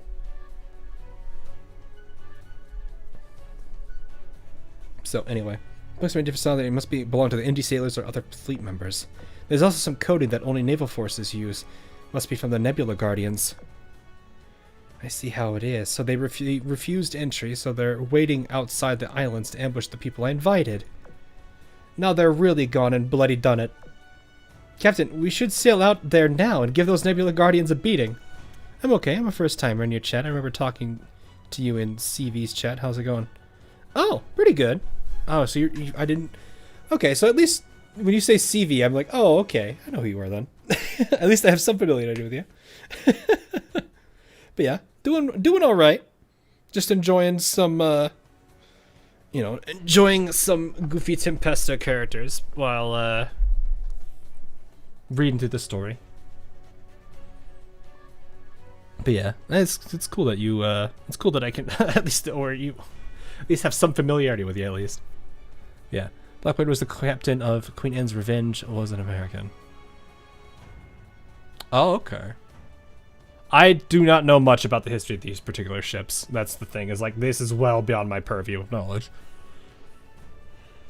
Iris does have the angel look to them somewhat. Yeah. Well, they are a religion. Like Irish Orthodoxy as a whole is like a religious faction. They are I would expect like holy warriors and priests and like nuns and that angle from them. So it's like I could like characters like Painleave makes sense. Dunkirk make a lot of sense. Valkyrin makes sense. You know, like anyone with armor and all that kind of stuff. That works out very well for that design, from that perspective. Looks like the last nut. Yeah, Dunkel. I don't know how to say her name. I am not good at French names. I mean, even Messena breaks that too. Like a good number of the last Iris ships really did not follow that at all, which made me a little sad. But then again, like it's not exactly new because you've got characters like Implacable, which people confuse with Iris a lot of times because of that similar feel. I think around the time of Implacable's event, a lot of people actually thought she was Irish Orthodoxy, not actually Royal Navy. Actually, I just checked his wiki page. He was born in Bristol, England. Oh, okay. Then that's not the case. That's fine. But yeah, like it's like Ale hasn't been doing the best job with consistency on their designs, which is kind of sad. The Choco CA is pronounced Duquesne. Okay. Ducane. Okay, Ducane. I thought it wasn't like Q? I don't remember. I don't remember the spelling of it. It's been a bit since that event. Implacable event was an Iris event in disguise. It really was. It was a Royal Navy event with Iris Orthodoxy lore, which was very weird.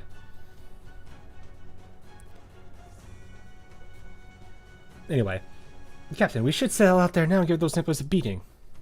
That's exactly what we'll do. Those sods will learn what happens when you pick a fight with us. Oh, and let's take it easy.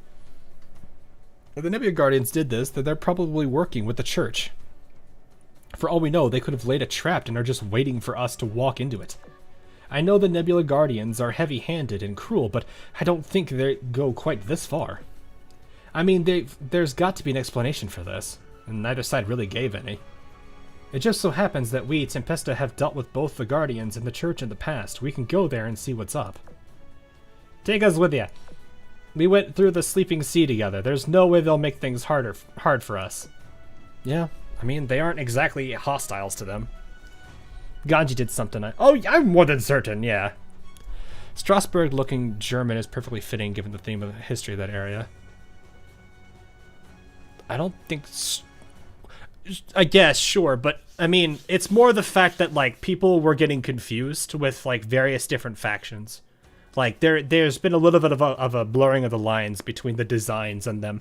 It's fine if in history it makes sense because, like, oh yeah, like, they were close to Germany, or they were close to this place, or, like, for example, with Congo even, where it's like, she looks like a Royal Navy character, but that's because she was built in England or the UK, and then sent back to Japan, or whatever whatever it exactly was. But it's, you know, it's more the fact that people are getting very that confusion is still happening, and it's not like it's abnormal. Like, you've got Reno, who has BB34 on her gauntlet, which I think is USS. It's USS. Wait, which one is? Make sure. I think that's US-34 or BB-34. Yeah, BB-34. If you look at Reno's gauntlet, it's got that on it. It's like people were getting confused when they saw the gauntlet and then saw Reno's name.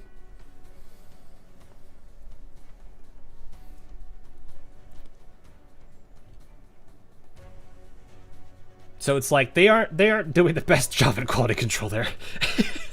They definitely have some problems there. Anyway, whatever, do as you wish.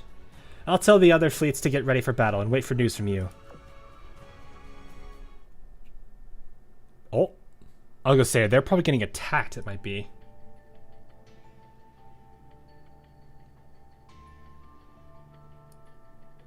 Impromptu response, okay.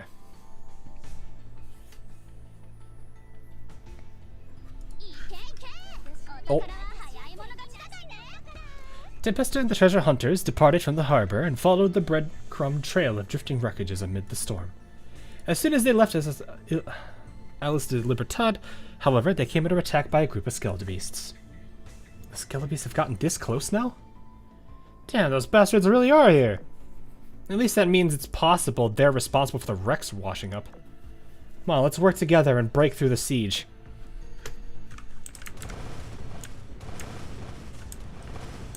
Alright, there we go. It's kind of weird, like, dealing with battleships. We just have, like, people armed with cannons. Did you just start story? No, we're about a little, well, I think we're around the halfway mark on it now. So we are, I think we're at, like, chapter 19. We'll look when I get out of this. After smashing through the several waves of skelebeasts, the girls reached the heart of all the fighting. The artwork, yes, there we go.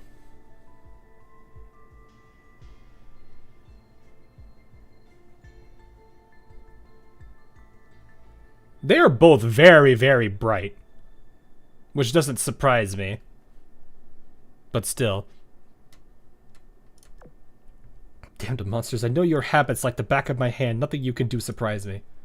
You never stop. You never know. You know neither fear nor fatigue. Then so be it. I will give you the fight you want. You so want. Perish. Lion, the fleet can't take any more. I'm coming to support you. Watch your back. Don't worry about me. No monster like this will ever catch me off guard. You take care of the fleet. I will deal with these things myself.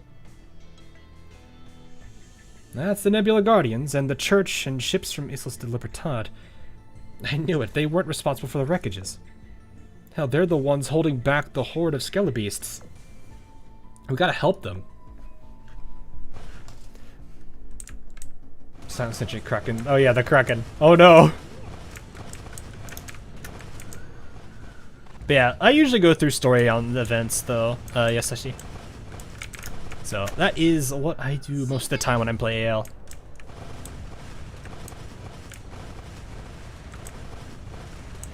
Release the Kraken. I'm expecting duck noises now. The fact that you could have a guided missile destroyer and an Age of Sail Galleon on the same fleet is hilarious. Yeah, that is actually kind of true. I just like using them because, like, it's really, one, when you bring them into combat, they actually stay around for quite some time, and if you actually equip them well, they actually do pretty decent at breaking through. Nice. I haven't even started it. I just finished the long grind to commit to level 125. I've been slacking a little. Fair enough. Fair enough. Yeah, I always cover story for most AL events, so if you're ever curious about that, you are always. I usually do it on day of the event, like the day, like the evening of the for day one. This was a rare exception where I couldn't do it because of work, and also I'm still slightly recovering from being a little sickish, but it's fine. But yes, it is what I usually do. There's not much other stuff I could really do for AL aside from my my cousin memory project and lore. Hawk will at least cover every event timeline event. Yeah, I probably should. Well, the problem is I can't even cover both of the collabs that I have not covered because I don't have. I forgot to touch the story on one of them. I at least have the. I almost said Konosuba. No, it's Danmachi. Been playing since 2020, still have no idea what it's about. Oh boy, that is not a quick answer.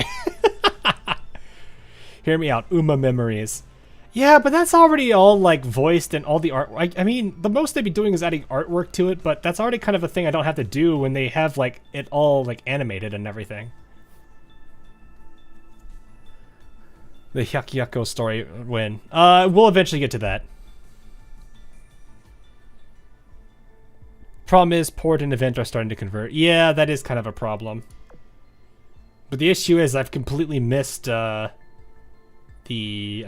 Blackrock shooter collab stories, so I had to go read those on the wiki now. Isn't that an emergency rendezvous flare? Perhaps something has happened back at the islands. Let's hope it's not another skeletal beast attack. Samatano, Ganji Soai, there's no end to these monsters. Just because we can handle them doesn't mean the other ships can. We need to fall back to the islands. They've got the coastal battery, plus favorable geography for defense. Well, I like the idea those ladies did just chase us off, so... Look, there are too many enemies. Islas de Libertad must be under attack too. And will at least be somewhat receptive to your plight, unlike these monsters that you can't reason with. I'll tell her to listen, trust me. Hey, what a magnanimous young lady you are, Royal Fortune. May the goddess grace you with her blessings. These two are... I'm sitting here like, are these two knighted... Also, yes, 100% I see Clemenceau in her. Can somebody check the artist for Clemenceau and check the artist for Pearl if it's listed on the wiki? I have a feeling they are the same. But that would mean that would be the same one for... No, maybe not. Because I'm pretty sure Clemenceau was drawn by the same one that did Richelieu, which means that, I'm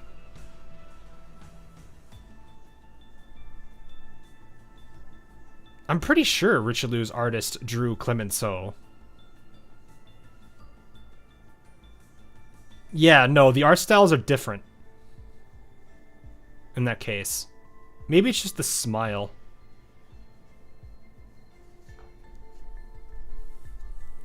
The smile she's giving off is very reminiscent of Clemenceau. They are tied to the Red Lady and Arknight. The Richelieu class sisters are. Yes. Well, not all of them. I think Gascoigne technically counts as one. You have a point. Given the circumstances, it is the most optimal solution. We're in your debt. Lime, remember what we came here for. Okay. We'll do what she says. Did they announce the artist for Queen Anne? I don't keep track of that. Okay, yeah, we are at 17, so we're well over half now. We're probably more getting closer to... We're getting close to 2/3. I think maybe we're missing about 2 off.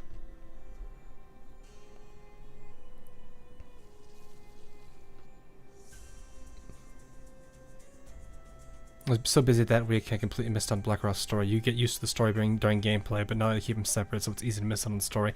I like the separation. Like, you can clearly tell I've not started the event yet myself. Which, rip FSP, but I'm not that worried about it. But no, I like it because I can I didn't like having to constantly, do the stages, jump back and forth between doing the event grind stage and then jumping back into story. I like being able to do all this in one burst and keep it all fresh in our heads as we're going through it without having to kind of interrupt that time in between with combat and other tangents that might pop up.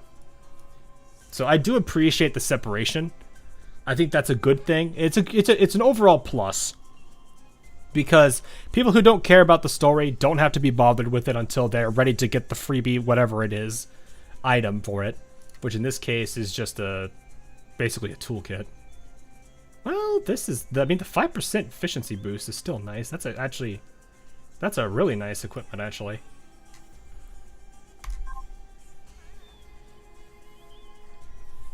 .5% is, anything, even something as small as 5% is still big for gun efficiency. That's, that's a multiplier bonus.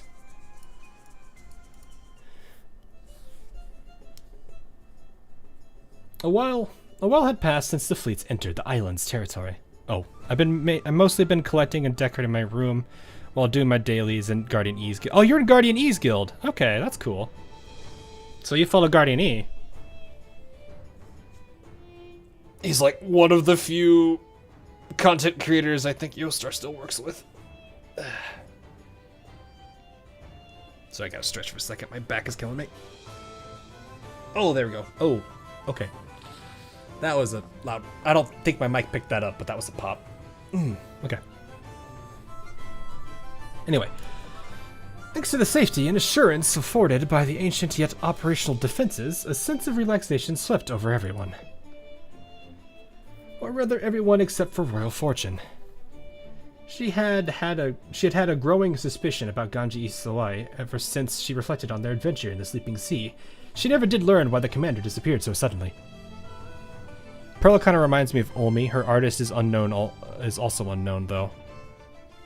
Olmi. That's the right. That's the Atago with Amagi's Tales character, I think.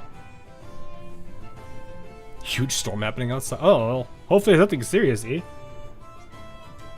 know, if you have to go and, you know, hunker down, I won't feel bad. I hope things go well. Anyway. She never did learn why the commander disappeared so suddenly. You watch this stuff from time to time. Fair enough, fair enough. After that, coupled with the sudden attack of the Skelebeast, she was unable to suppress the doubt inside of her, and she decided to ask Ganji Isawai directly. I think I added one too many eyes there. Ah, it hurts my heart that you doubt me so. The pout on her face is adorable, though.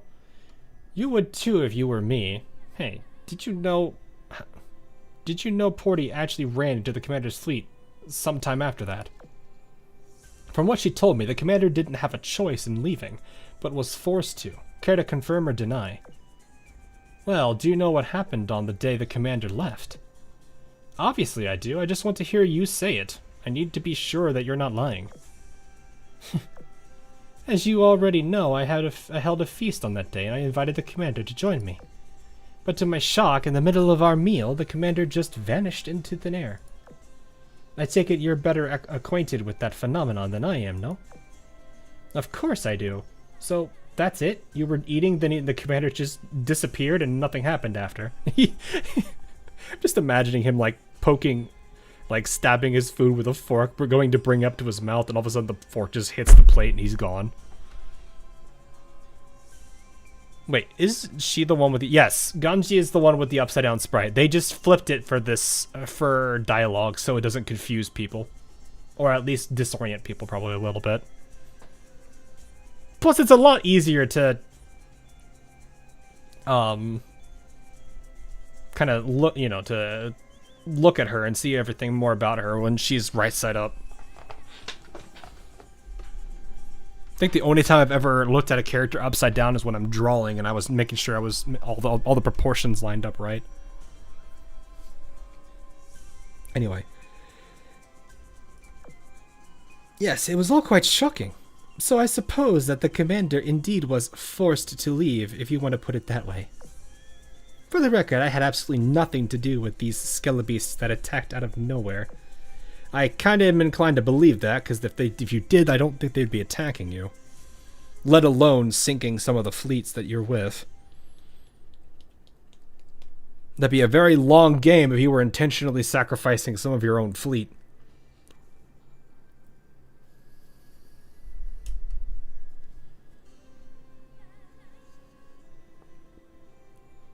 Okay, the devs should have kept it because it's fun. I think it is still that way, though. I think if you actually go to look at her in the docs, she's still upside down. Would have been funny if she was upside down and people asking if it was a bug or not online.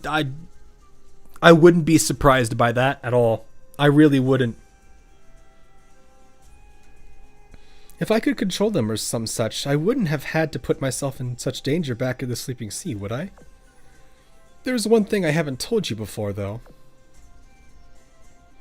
The true reason as to why the church came to these islands isn't to search the ruins or anything of that nature. We have received intelligence that a goddess-level ancient relic is hidden on Islas de Libertad.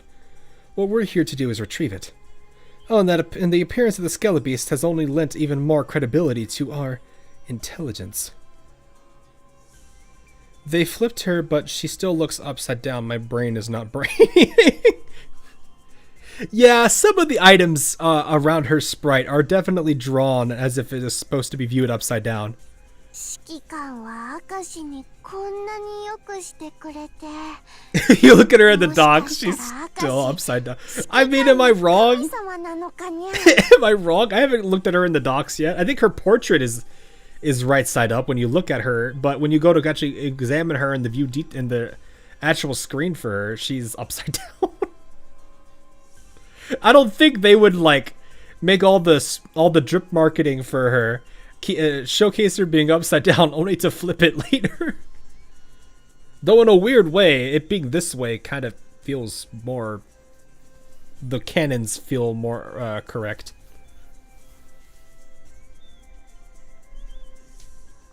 Well, it's intentional considering her artwork. I mean, I'm pretty sure it is that way, yes.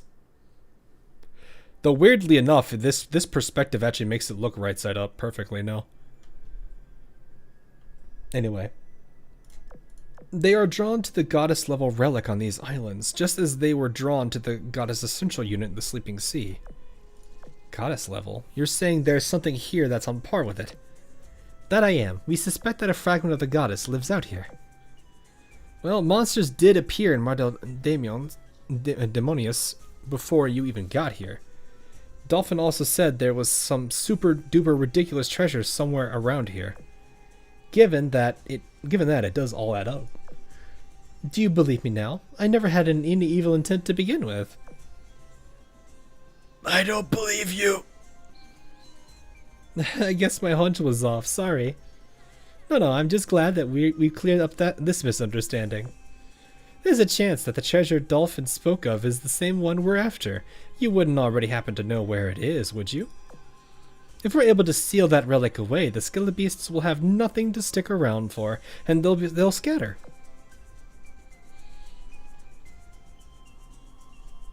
We've got it down to a few potential locations, but nothing more than that. Wait, she's got a halo. No, she's not from Kivotos. Get out of there with that. She's not from Kivotos. Get out of here with that. She has a sword. Well, I guess you could argue this is a gun, but at that point, that's a different thing. Well, since we're still under attack, even being able to narrow down our search radius would help out a lot. Just leave the rest at the church and our secret arts. Time waits for no one, so let's go treasure hunting, shall we? She's from Abydos, explains why she likes treasures. I see. Following her search from several days ago, Dolphin had been able to pin down the mind-blowing treasure to one of 3 locations. The ancient temple on the main island, a metallic cave on Isla Segunda, or Isla Segunda probably, and the great lighthouse on... Is this just saying second isle, third isle? Or third island, basically?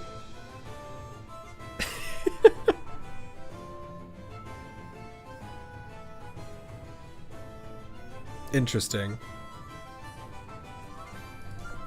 Royal Fortune decided to bring Gacha to the main island where the ruins were preserved the best. On the way there, as they were passing by the Nebian Guardian's temporary base... She suddenly reminds me of Crazy Mita from B-Side. Hawk never watched Bleach. Yes, I've never watched Bleach. I didn't go for the big name anime when I was really big on anime. I always went for like the one core. Like the one core more like obscure anime.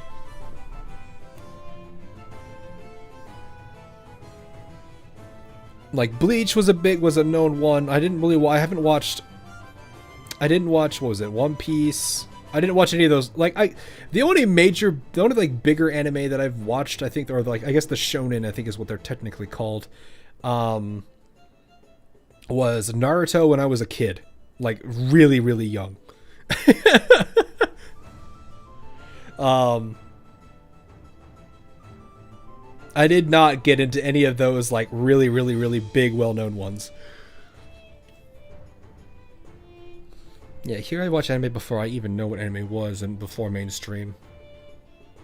2020 kind of made it more mainstream, didn't it? Now that I think about it. But then again, like 2020 did a lot of weird things. Was well known for different reasons. Well, okay. When I mean well known, I mean like if you were to say the name of that show, there was a very high chance that everyone, like a majority of the people that watch anime know what it was. I watched shows like, and this will give you an idea as to how many people, as to like kind of what kind of things I would watch. Red Data Girl was one shot's anime I watched. Did I like it? No, not really at all. But I did watch it.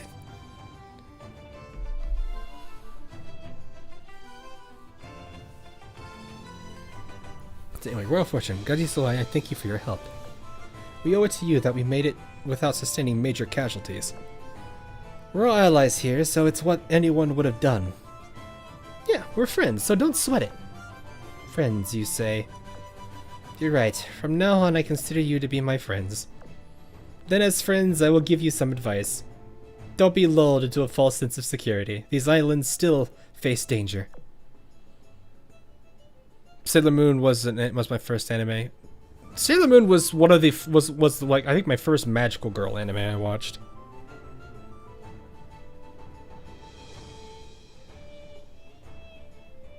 High School DxD. Don't worry about that one.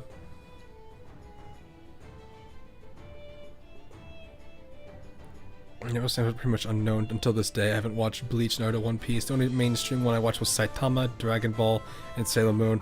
I tried watching Dragon Ball. I kind of got tired of like the...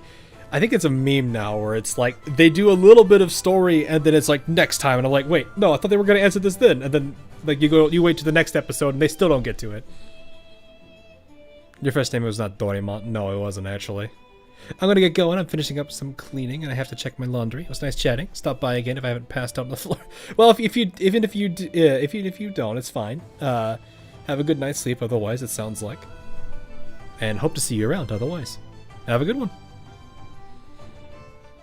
The first series, Z was crap, and after that it should have ended. Oof. Yeah, I didn't get her. I didn't stay around for Dragon Ball. It's all right.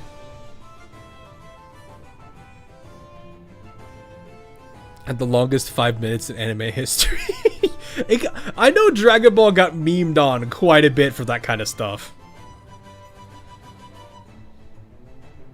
Like, I don't know enough about Dragon Ball to say that I know to say that I can like truly represent it as a fan, but I know enough of it that I understand some of the memes around it.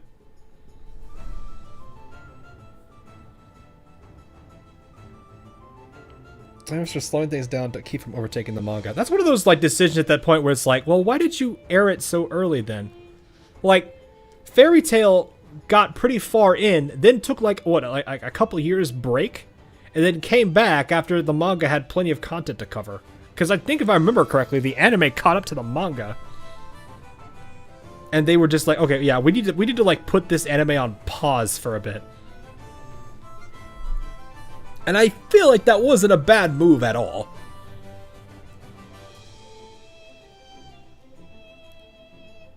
I want to say the decline of anime Blue Log. Watch the animation of that and it is a side of PowerPoint. What?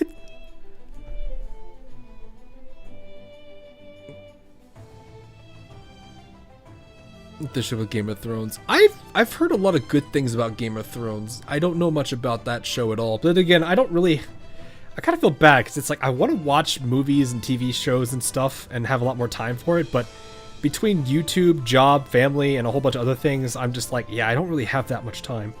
I kind of hate it, but, you know, it's a busy life. I was way too young to hate on DBZ, I just enjoyed the fighting. I think when I was a kid, the way I described Dragon Ball to people was, I don't really know what's going on, but everyone is screaming and fighting each other. Keep in mind, I was like 12.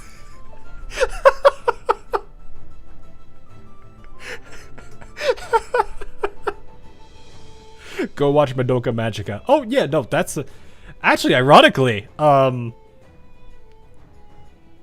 last lore event we had was heavily inspired by it.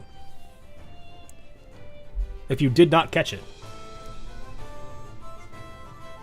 Would you say the AL girls aren't really used to the more brutal side of warfare? What do you mean the more brutal side of warfare? Like actual casualties and like people dying and stuff? Depends on what timeline you're in.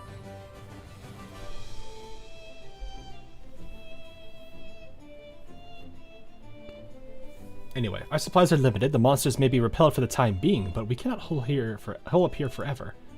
We ought to prepare a breakthrough assault before supplies run out and morale drops. Right, as it so happens, Ganji Sawai and I were looking for a way to repel them. If it doesn't work out, I'll tell Anne we need to break through the siege. The Nebula Guardians will take the vanguard. I'll do everything in my power. But if it comes to plan B, I'm counting on you. Of course, I will prepare for the eventuality of a battle.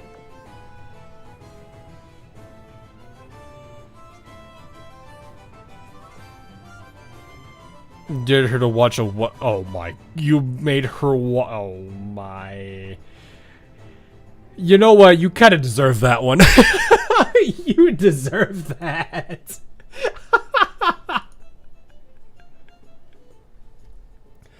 The two bade goodbye to the Nebula Guardian, then headed toward Queen Anne's revenge.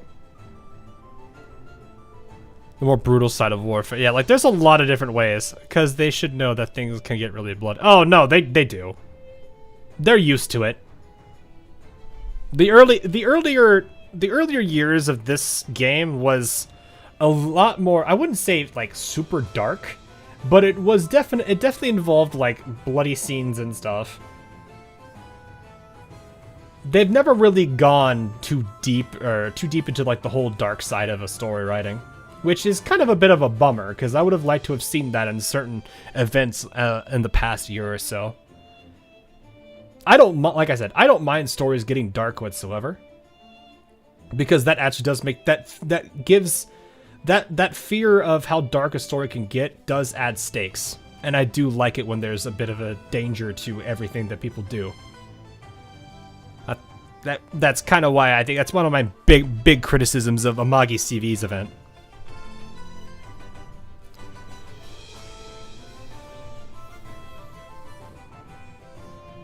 It doesn't help that the main campaign does not tell a story. Well, that's AL's fault, yeah.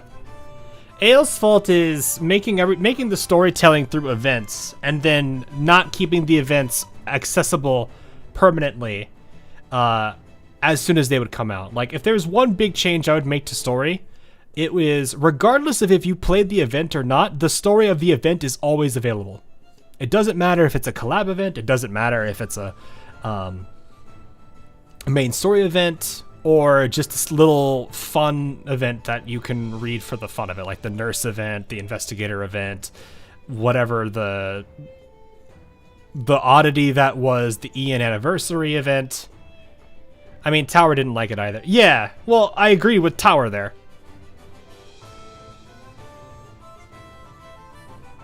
I like my entertainment more lighthearted, thanks. Well, I do too. But at the same time, like, it feels weird to me to have a story in AL talk about, oh my gosh, the Sakura Empire just lost 30% of its constant and overall military force. You literally had scenes where you watched Musashi's last moment, Mikasa's last moment, a whole bunch of those. And then, at the very end, Yamato's just like, yeah, that didn't happen.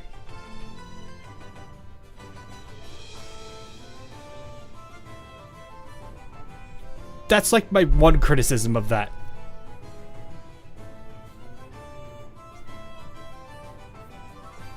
I mean, they did get dark with the Rose Tower event. You know, they talked about how, like, all those characters were fighting to the end, and they had little funerals for as they went through, and it did get dark and sad. It shows the seriousness of that. It really puts an emphasis on the seriousness of that moment and what they're doing there and how bad that can get. I don't think it's bad.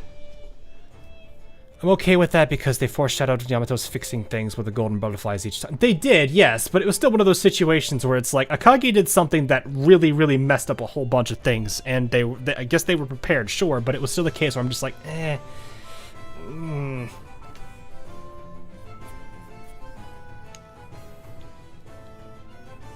I mean, the last event literally had Dr. Anzel unalive herself. Literally pull out pistol and take her own and just send her brains everywhere throughout the room. They could be dark. They just choose not to.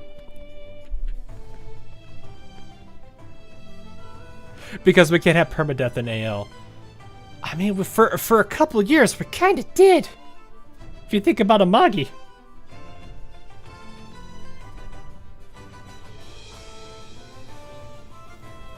She was informed of the church's plans, and she took her treasure map and went along with their treasure hunt. They searched every nook and cranny of the ancient temple. Gacha Soai and Dolphin eventually found a couple of hidden chambers along the way. However, the ancient relic they were looking for was nowhere to be found. I guess now there's also Hell in a... Well, Hell in a Minute wasn't really a death, so to speak. Neither was Compiler. It seems the temple was a bust. As one would expect, you won't find a miracle in your very first attempt. Everyone thought Bismarck was dead, turned out she survived. Asterisk. Note 1, Note 2, Note 3, Note 4.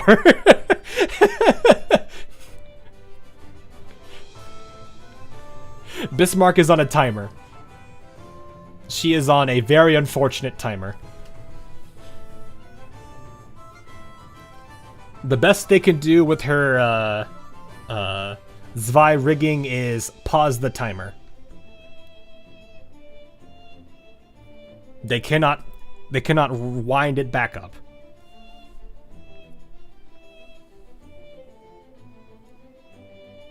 Moonlit Overture. Yeah, yep.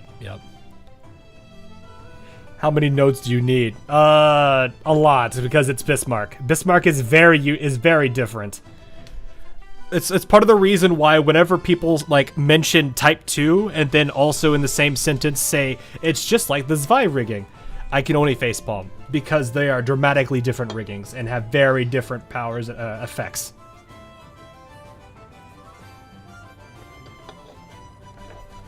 The Zwei rigging and Type 2 rigging are dramatically different. They're cousins at best.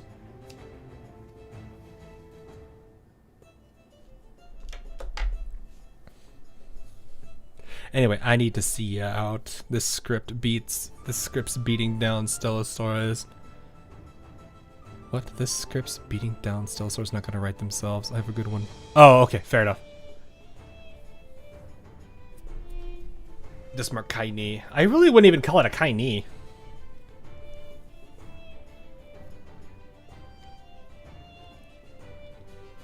Lexington is a life support type. She doesn't have any rigging right now. Or she doesn't have any, like, special rigging or anything. She's just in a stasis right now.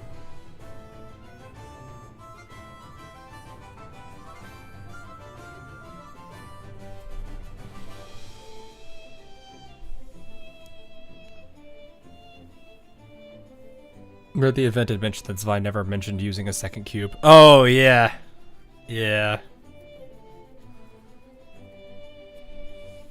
Yes, that's pretty much exactly it.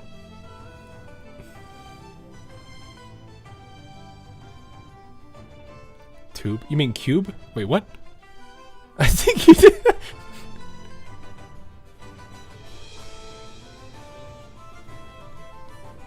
That fixes a bone and fixes something else, yeah. Zwei is a mobile life support machine. Yeah, it's... So... I would say it's closer to, was it Princeton meta? And how she is? Than it is to Type 2. And Type 2 was criticized by Princeton meta.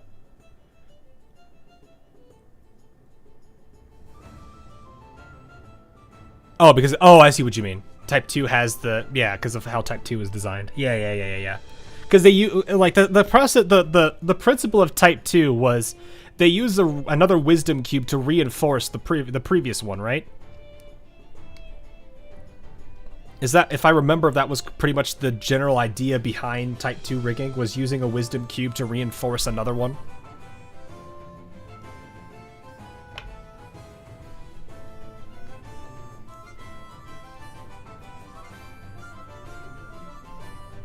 So it's more like a second layer of protection, technically, which makes them...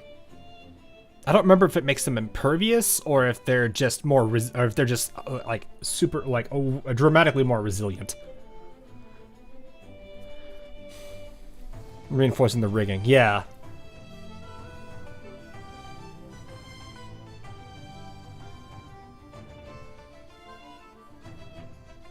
But yeah, I think that's pretty much like that's like the big difference there. It's like there's a lot of different things about it that makes it rough. But yeah, like Bismarck's whole ordeal is that she's like, it's the same with Hood, right? Where they survived, but there's an asterisk. Both of them technically are on timers. And we saw how bad Hood's got when she was kind of a plot point in Pledge of the Radiant Court.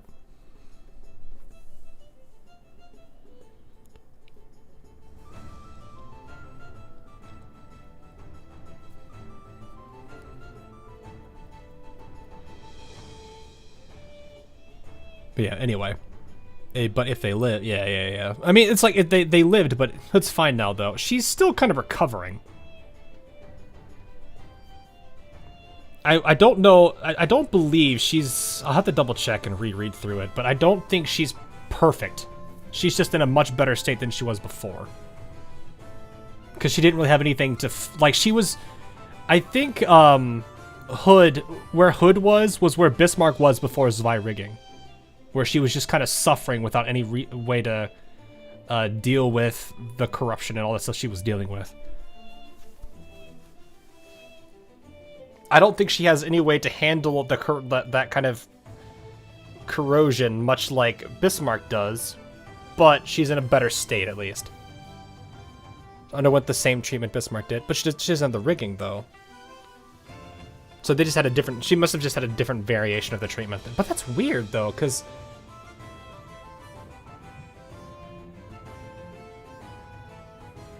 Bismarck's case was far worse. Yes, because of the explosion at the end. Never mind.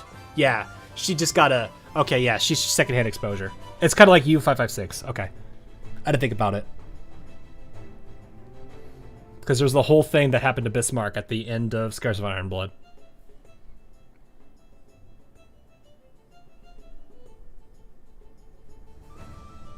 Anyway, we can't give up already. There's a metallic cave to check out next. Let's save that for tomorrow. I'm sure we're all exhausted after our battles earlier today. Pearl and I will fine-tune our secret arts and hopefully raise their efficiency a bit. I have to agree, they won't breach our defenses anytime soon. You guys also have the giant guns. Alright, then how about we all stop by our base and have supper? I stocked up on loads and loads of supplies before coming here. We've got curry from Chronopolis to go around. Just bring some ingredients you want to add, then we'll be good. See you all there. She just wants to feed everybody curry. In this event, you have Queen Anne Revenge and you have Royal Fortune. Both want to share stuff with people. Queen Anne's wants to give everybody islands. Royal Fortune wants to give everybody curry. They are not the same.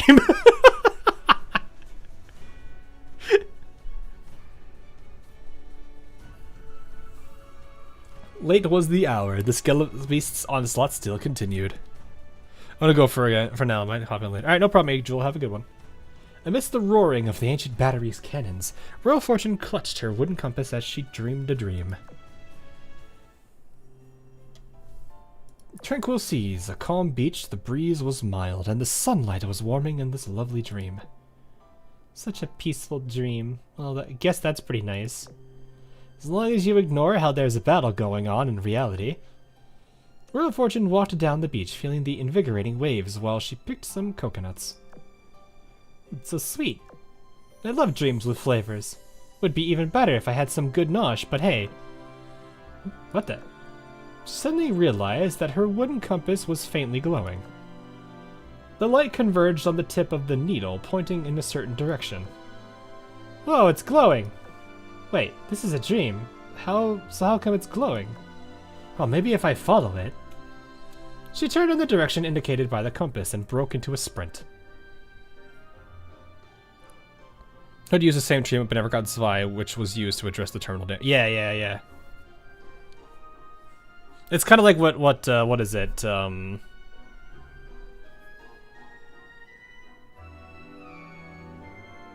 I am forgetting that repair ship's name all of a sudden. Wow. Jeez. It's kind of what was said earlier in Confluence of Nothingness, where it was basic, or Confluence of Nothing, not Nothingness, where it was,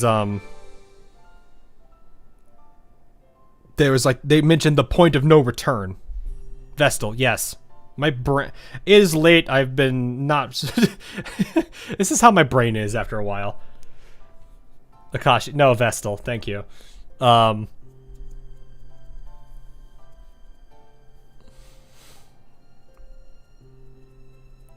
Like that was why Trial Transcendence even happened. Yeah, that was part of it, because they needed, what was it? They were trying to find metas. That was like the actual intention of that particular, what is it? That was the whole, I mean, they had the secondary of exploring, but the main thing was really the hidden objective of finding metas. Much kind of like how Queen Elizabeth's was with the Royal Navy in Pledge of the Radiant Court.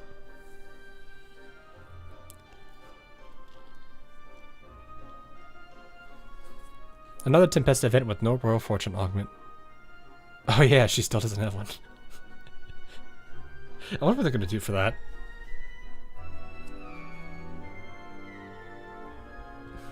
That is really weird though. I wonder why.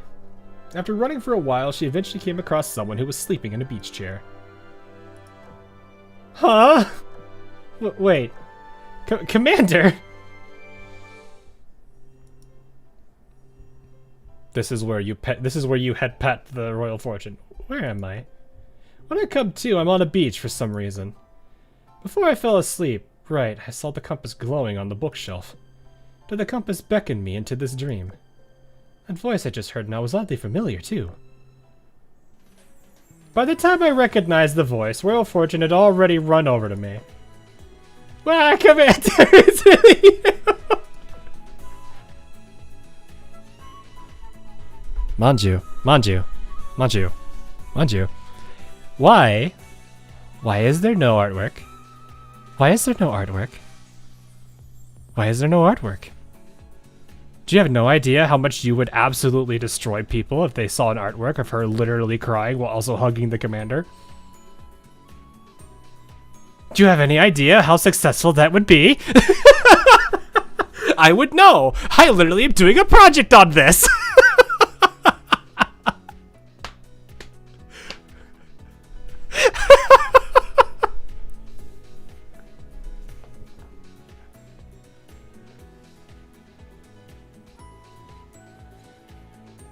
Because doing it costs work and we are too lazy.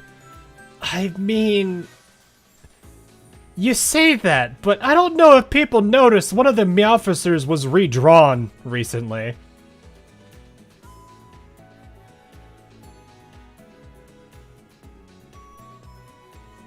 Ladius, what Meowfacer was it again?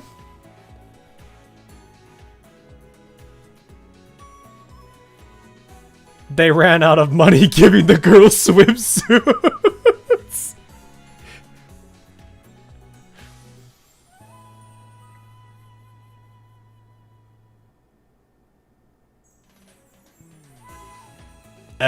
Wait, every single one was one? I thought it was just one.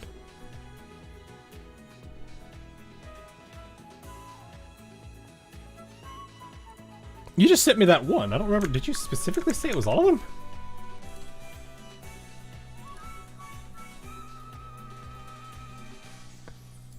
Oh, wait, the name is Every. Oh.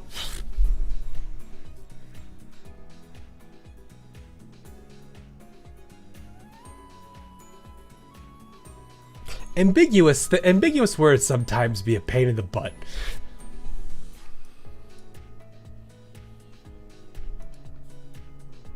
Words with answers with ambiguous meanings. I know what you meant now, but it was one of those cases where I thought you said every cat, not the name every. I hate that. You got them side. You know what? Let me do this. Let me do this so you guys can. Let me just make this easier.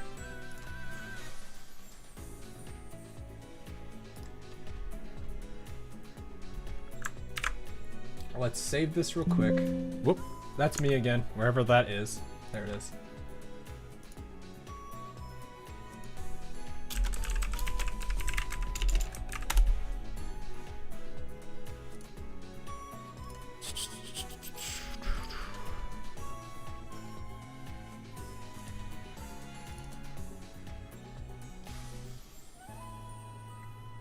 Where are you? Here you are. This.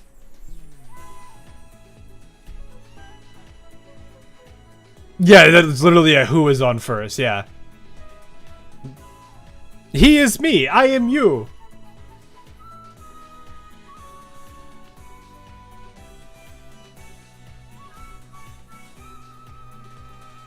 Yes, this happened.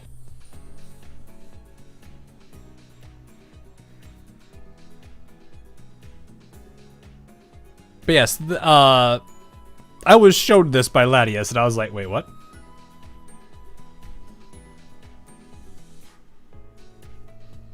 Why though? I had a different artist, I guess, for the officers, and they just wanted to keep them all consistent, I guess. Maybe they're just going to redraw all of them. I don't know. But they did this, so...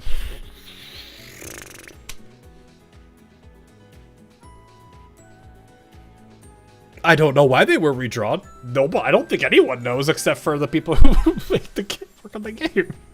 I don't know why they did it, but they did it.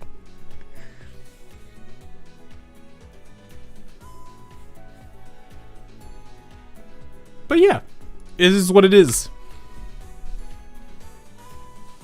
Anyway, I haven't seen you in so long. I never dreamed I'd see you in, well, the dream. The girl calling out to me is none other than Royal Fortune, captain of the Tempesta fleet. It's been a while. Did the light of the compass lead you here too? Wait, but it's in my position now. How did you come here? You've got the compass? Bloody hell, that's brilliant news! With a compass, you can come visit me anytime. As for how I came here myself, you were right. The compass lit the way. Did you find another one for yourself? No, it's probably more of the fact that she technically had one at some point, and it became this situation where it resolved itself with us, but technically for some reason it's supposed to exist in her world.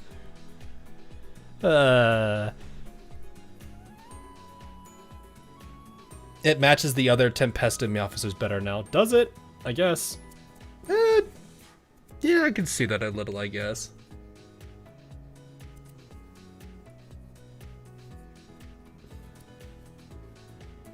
There's more detailing on the gyms and the hats, so I can kind of appreciate that a little bit. It's a football. I chiseled it. Chiseled it from wood myself. Behold! She produces a wooden compass and waves it around in my face. See? Perfect, ain't it? If I squint really hard, it's kind of similar, sure. You don't think it's similar at all. Forget how it looks, though. What matters is that it works.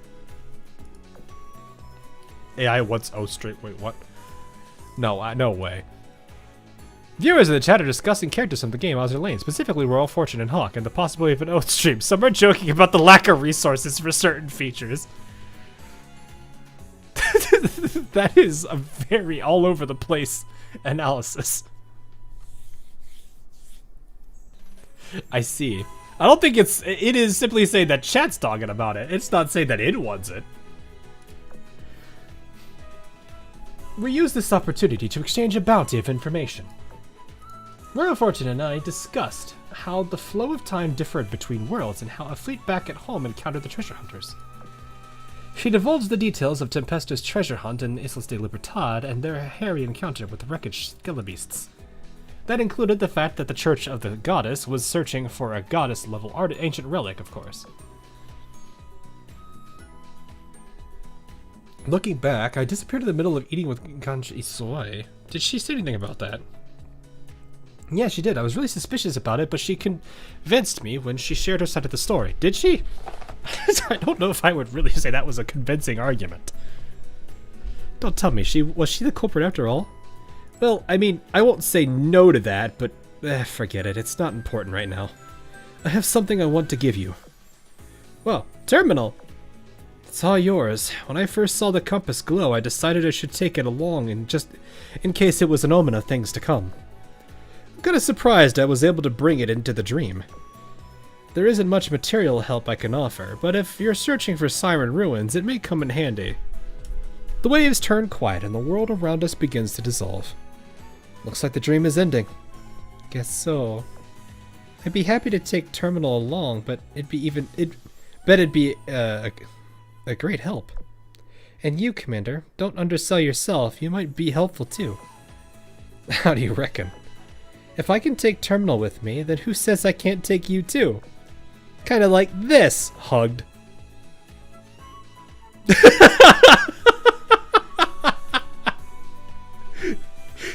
I will not hear it, chat. You shut your mouths. I will not accept pre-read allegations. She rushes over and pulls me into a bear hug. If I hold you tight enough, maybe you'll still be there when I wake up. Remember what I said, Amanju, about an artwork? You know how much that would make this scene all the better? My vision turns blank white as she whispers into my ear. Are we here now? Is that how she is her just like, no, you're coming with me? Is that all it takes? When the light dissipated, Royal Fortune awakened in her bed. These are the two dots. Oh no. Am I awake? Commander? She shot up, nearly sending Terminal flying in the process. However, nobody else was there. Aww. Not here, huh? She's so sad. She's so sad about it. And I'll quit with the future sight. I don't know what you're talking about. Would be an amazing scene. No, absolutely. Like if there's one thing I've slowly started to realize is like how powerful that kind of a thing can be in just that one scene. Now they've started doing them more. I appreciate more memory artwork, but I feel like also at the same time, some scenes deserve it just to kind of pay a bit more what would I say? Flavor, I guess, to the character. Classic EX skill from Hawk. What do you mean? It's not like I could just say like, oh yeah, don't worry, he's not here, but she's gonna walk out and he's just sitting there like, where am I? Damn shame. Who knows when I'll see you again? After that complaint, she slapped herself in the cheeks a few times. Cheer up, you twit. At least the commander sent you back with Terminal. You're exploring the metallic cave and the lighthouse today. Treasures abound, and they will be mind-blowing. Emotion. Yeah, true, but I don't think that's entirely all of it. While she gathered personnel and prepared for the day's adventure, a commotion happened to break out at the main island's gathering place. Yesterday's sudden crisis had left an impressive display of teamwork among the Isle's fleets. However, the coming of a new day made them restless and rowdy once again. Fights broke out over patrol schedules, distrust over Nebula Guardians of the Church of the Goddess, and perceived unfairness in resource allocation. I was actually scared for a second that they were like, suddenly a man that a majority of them did not recognize was suddenly on the board. I was like, oh gosh. Fortunately, Queen Anne's revenge was well prepared for this. She resolved these issues swiftly. Armed with overwhelming support from the various fleets, she established a set of provisional regulations from Fort Islas de Libertad. Once all was settled, she left them and set sail for Isla Segunda with the Tempesta and Church of the Goddess fleets in search of the day treasure. Sheer rock cliffs towered 100 meters high, forming a natural barrier around the second island. However, the treasure map opened the way inside the well-equipped explorers. For the well-equipped explorers, revealing its secrets. The island's interior was ancient ruins, and the rock walls were a mere facade that concealed them. Labyrinthian passages stretched in all directions, even to the cliff tops above and depths below. That explained half of why Queen Anne's Revenge had dubbed this place the Metallic Cave. A man shows up in an island full of women. I've watched an anime about that. I don't think it was just an anime. I have a feeling it wasn't just an anime.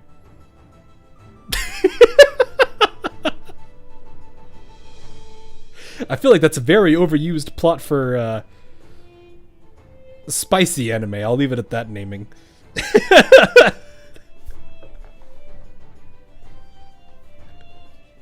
Actually, it probably is an overused thing. I have no idea. I've seen that old anime. Wait. Following a preliminary investigation of the area above, we managed to find some valuable supplies. This is where I found the star map drawn on the invitation, the resonance star chart. It was after I discovered these items resembling entry tickets that I thought to send the invitation. That's really weird that they were actually tickets. Huh? I thought that came from the ancient temple on the main island. Well, you were wrong. My theory is that this cave was used as a warehouse.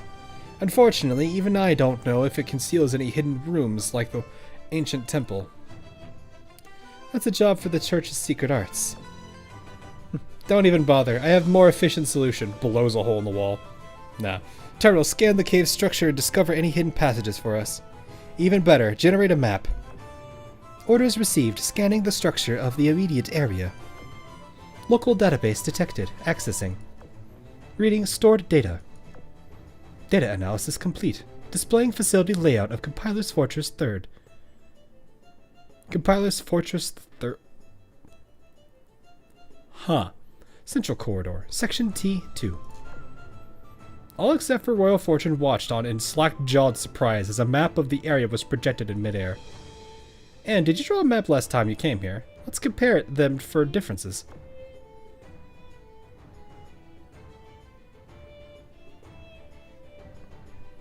Upon comparing the two maps, the group discovered several differences between them. With Terminal's help, they took a quick tour of all the hidden rooms. They found veritable troves of ancient relics, though their uses were unclear at best. Their greatest rewards, however, were a bounty of high-quality ancient alloys and ancient crystals, objects that could power the Policy's walls, temples of the goddess, and virtually all of the ancient ruin sites in Islas de Libertad.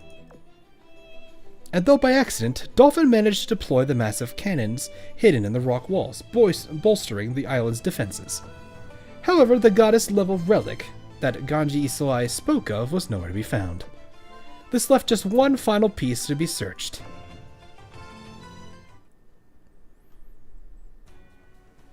Compiler? Yeah. It was more Fortress 3, that was interesting.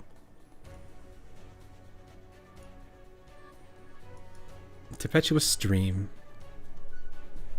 Later that night, after an exhausting day of searching the metallic cave, Royal Fortune took her wooden compass in hand and drifted off to dreamland, hopes high in her heart.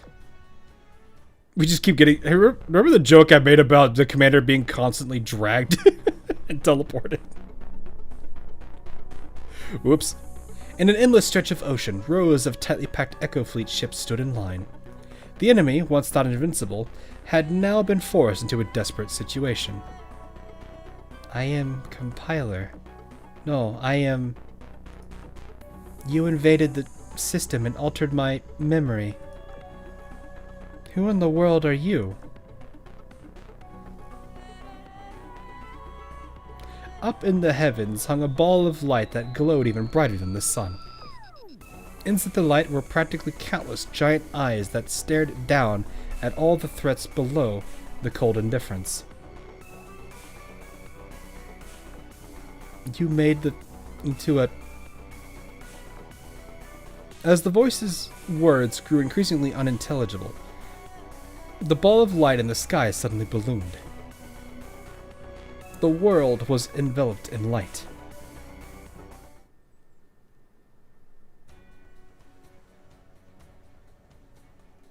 I really hate how I've been getting revelations of dust feels this entire event. I don't know why, but I keep getting them.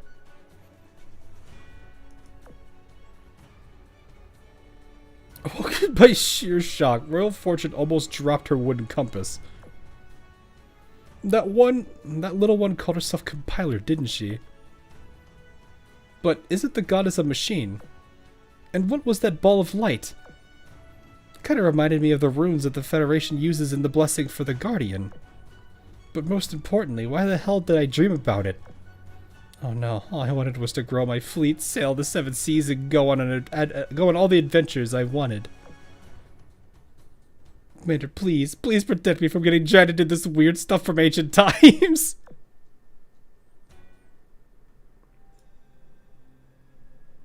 Jeez, interesting. Searching the lighthouse. Royal Fortune somehow fired herself up and went to the great lighthouse on Isla Tercera. Or Tercera, I don't know how to say that. I never can say that right. En route there, she overheard people talking about the Nebula Guardians proactively wiping out the enemy in the nearby waters. These heroics sparked a fighting spirit in many of the fleets. Morale on the islands was high, despite them now being 3 days into a siege.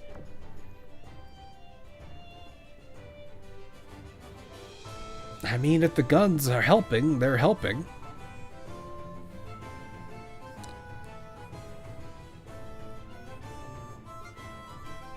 Royal Fortune and company passed through a defensive barrier and arrived at the foot of the lighthouse.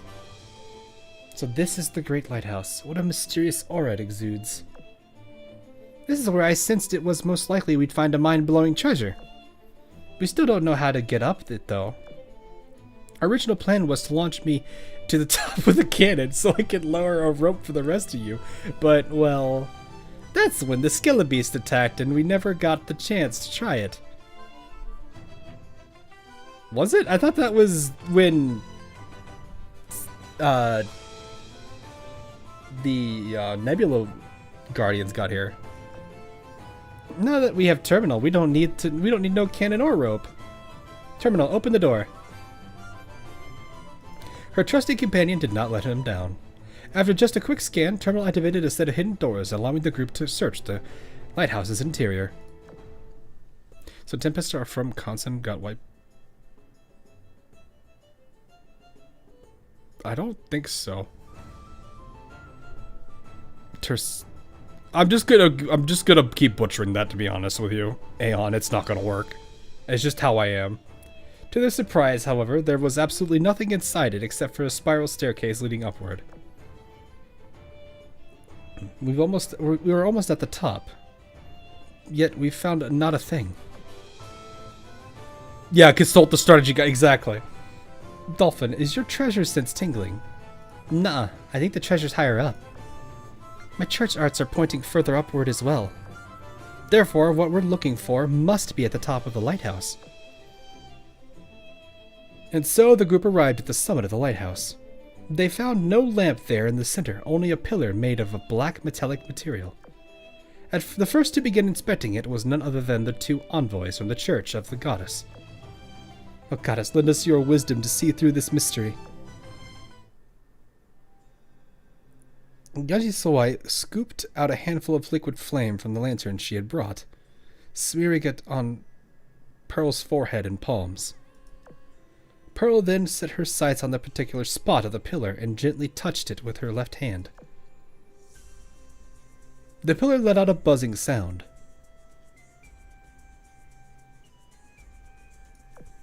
Countless metallic plates began to shift up and down and split apart, beginning from the spot that she touched. They were like the throbbing scales of some enormous beast made of steel, though through the cracks a red light slipped out, in and out of view. Oh Goddess, may your light illuminate the path. Gachi Sowai took out another handful of flame from the lantern, this time applying it to Pearl's staff. I forgot she had a staff. I forgot she had a staff.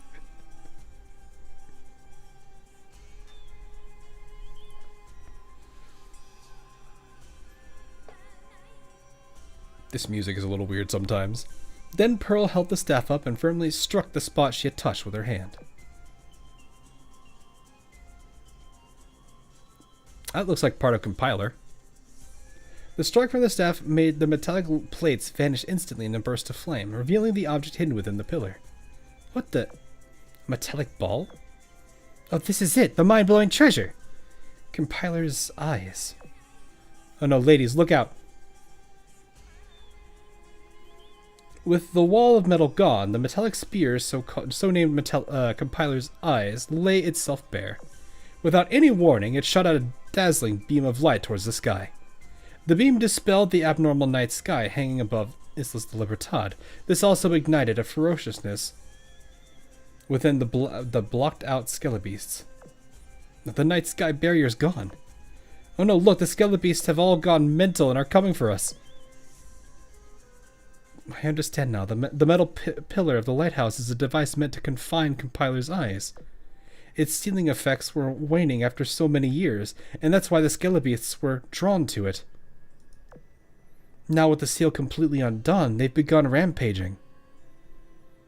Lime and San Martino are still out there fighting. They're going to be surrounded any minute now. We have to hurry and help them. I'll call in supporting fire. We should probably split up. The rest of you go and help those two. We will stay and prepare our ritual to reseal Compiler's eyes. If we're successful, the skelebeasts should be left with no reason to attack this place. They'll be gone before long. Well, be quick about it. Girls, follow me. I don't trust that. I don't trust you.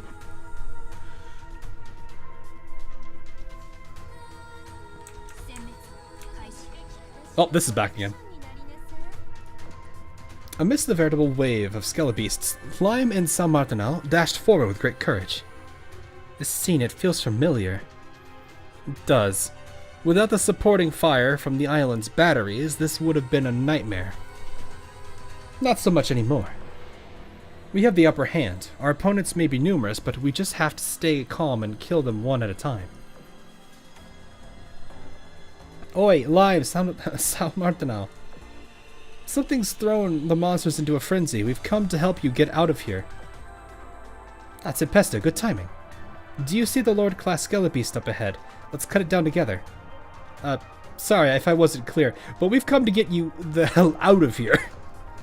There's no time to turn around. Charge it head on. What? Okay, fine. She's like, I don't want to do this.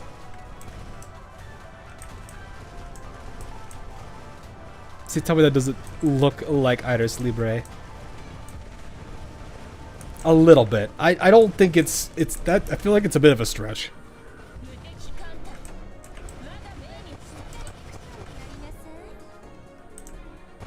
Silent Overlord. Paguro idea. Interesting. No tactics, only W key. No, this would be W key.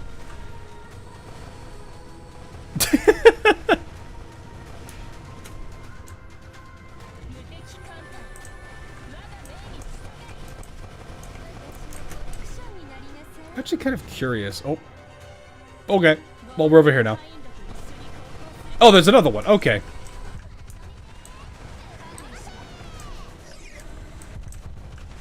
Ooh, that hit my frame rate a bit.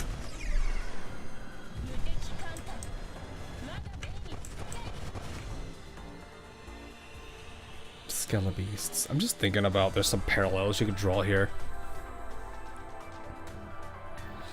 To think I play like when you have to move and can't care. Golden Hind backline.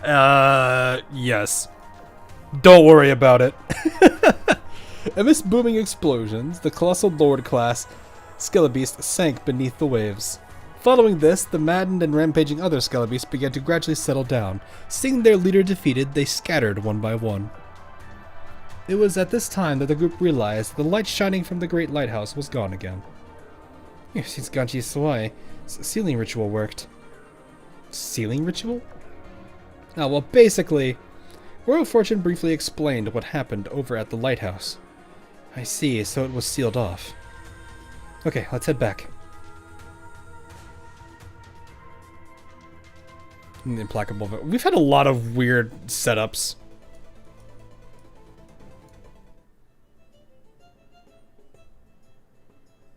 Sealing ritual, more like stealing ritual. Yeah, that's accurate. That's pretty accurate. With Compiler's eyes sealed anew, the skelebeasts that had besieged Islas de Libertad now dispersed. The strange starry sky hanging over the isles also disappeared along with the veil that once protected them. However, bright sunlight washed over the islands now, lifting the haze that had hung over them and making them a more comfortable place to live. With this, danger had finally passed. After a grand celebration, everyone resumed their daily routines. That is, until Queen Anne's Revenge summoned everyone for a great announcement, and then proceeded to kick the church and the Nebula Guardians out of the grounds. Nah, that's probably not the case. I don't know.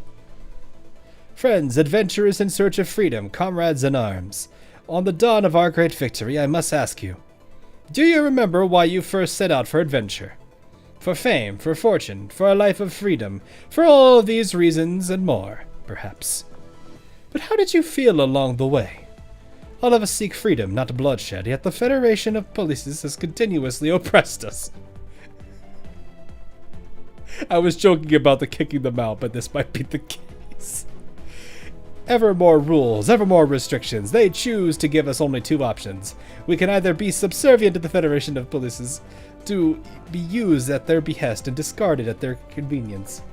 Or we can let their rules tighten around our necks like a noose little by little and let them wring us for all we are worth. As for me, I don't like either option. That's why I choose not to monopolize Islas de Libertad for myself, why I invited you all to come and share in their bounty. The results speak for themselves, don't you think? We are strong. Before our combined might, even hordes of monsters are dust in the wind. Before our combined might, the Federation of Polices and the Church of the Goddess cannot deny us sovereignty. Yes, we have lost the curtain of stars that guides us as a result of our battle. But let that symbolize the freedom to make a new path. Let anyone who craves liberty be free to come and join us. These are Islas de Libertad. Just as I named them, they are all a home for all who yearn for freedom from oppression. And they will become our own polis. The archipelago of Liberty. These names, though. Bruh.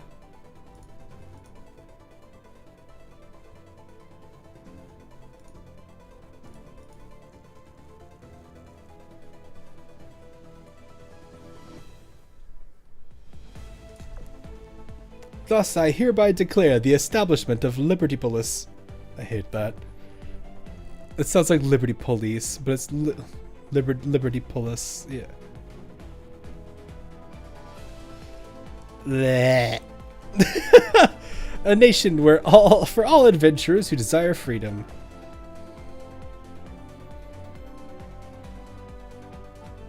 I'm just sitting there like, why would you name? I mean, I get why you're naming it that, but still. All who love liberty and are willing to abide by our laws will be welcomed and honored as citizens of our free state. Ah, yes. The crowd stirred. The sailors of Islas de Libertad were naturally overjoyed, but there were others who felt it necessary to speak up, especially, of course Lime's going to speak.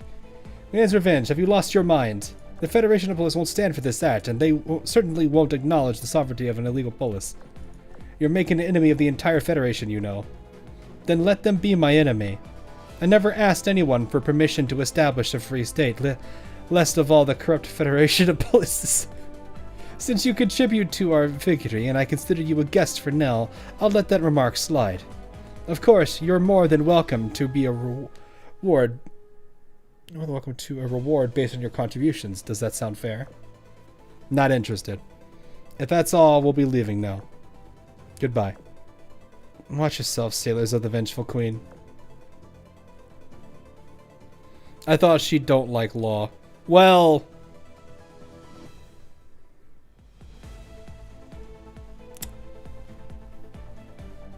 that's not exactly how... just not their law.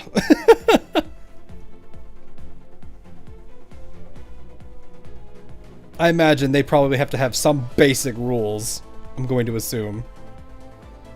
As expected, the Nebula Guardians departed without delay. Queen Anne's Revenge had then turned her attention to the Church's fleet, who watched on in silence.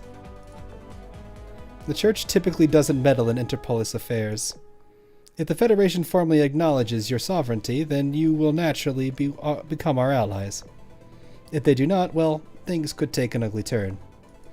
Well, I won't detain you. I am well aware of the Church's contributions to the success of our war effort. Would you like a token of our gratitude before you leave? I heard you gifted a small island to every fleet that came to the Isles. Is that right? What if you were to offer one to the church as well? Building a temple on your land would let us offer direct aid to those in need, and may serve as a useful bargaining tool in the future. But how would the... But if you just said that if the Federation doesn't recognize you, then you're allies. But if they don't, then it's messy. But if you take an island of theirs and the Federation doesn't recognize you, what does that mean?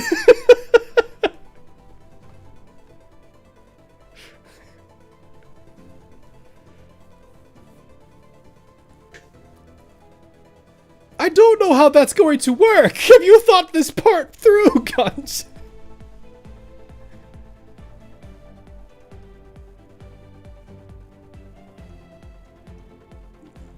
No, no. I don't think she's actually thought this through. Like, if she,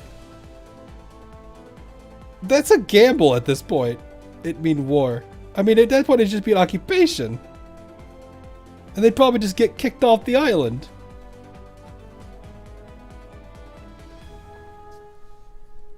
This is weird. I have to apologize, but as I alluded to before, we only welcome those who love freedom. That would exclude the clergy of the Church of the Goddess. Okay. You may request something else. And I would ask that you allow us to take the ancient relic back to the church for proper storage and care. As you're well aware, the seal on the relic must be reinforced regularly, and only the church can perform the sealing ritual.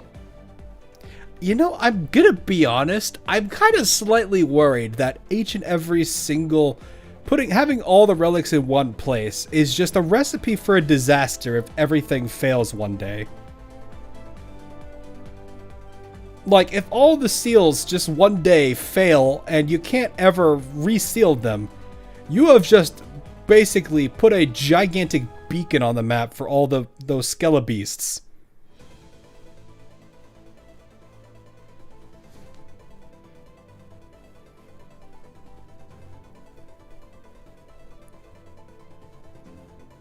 They have faith, probably, that their stealing efforts will work, but still, I'd be worried about what that would turn into. Makes logistics simpler. I mean, having it all in one place, yeah, that does help, but it's also one big target if they go wrong. Anyway. You considered that a goddess-level relic, didn't you? I understand it's very important to you. It would only beckon danger in our hands. Take it. Thank you very much. Incidentally, about the reward you intended to give the Nebula Guardians, may I deliver it to them in your stead? They've suffered their fair share of casualties in these past few days' conflict. They probably want to revive their world's compiler. Maybe. If that's assuming they even know who their goddess is.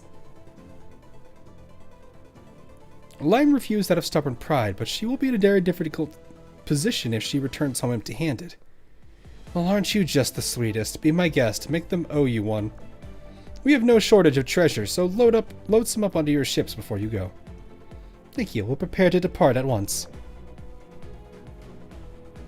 After successful negotiations with the church, Queen Anne's revenge... Yeah, I feel like she's just pilfered it for herself. Anyway. Because isn't she a treasure ship? Or something of that nature, if I remember right?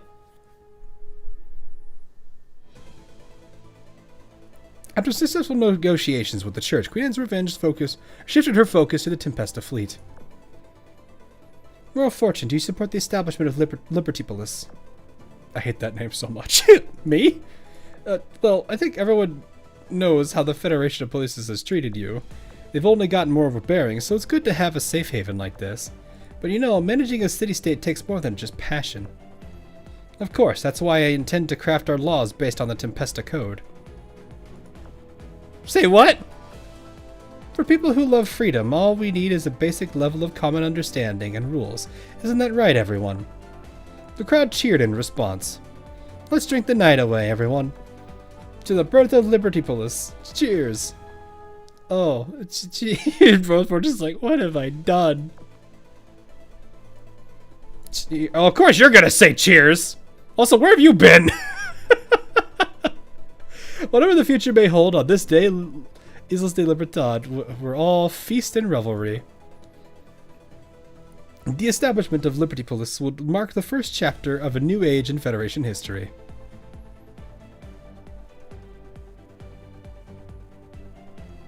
The end? Question mark? We have 6 more episodes. The priest and the servant? Servant 2, okay. I'm assuming the first was way early. I don't remember. I don't actually see the names of these.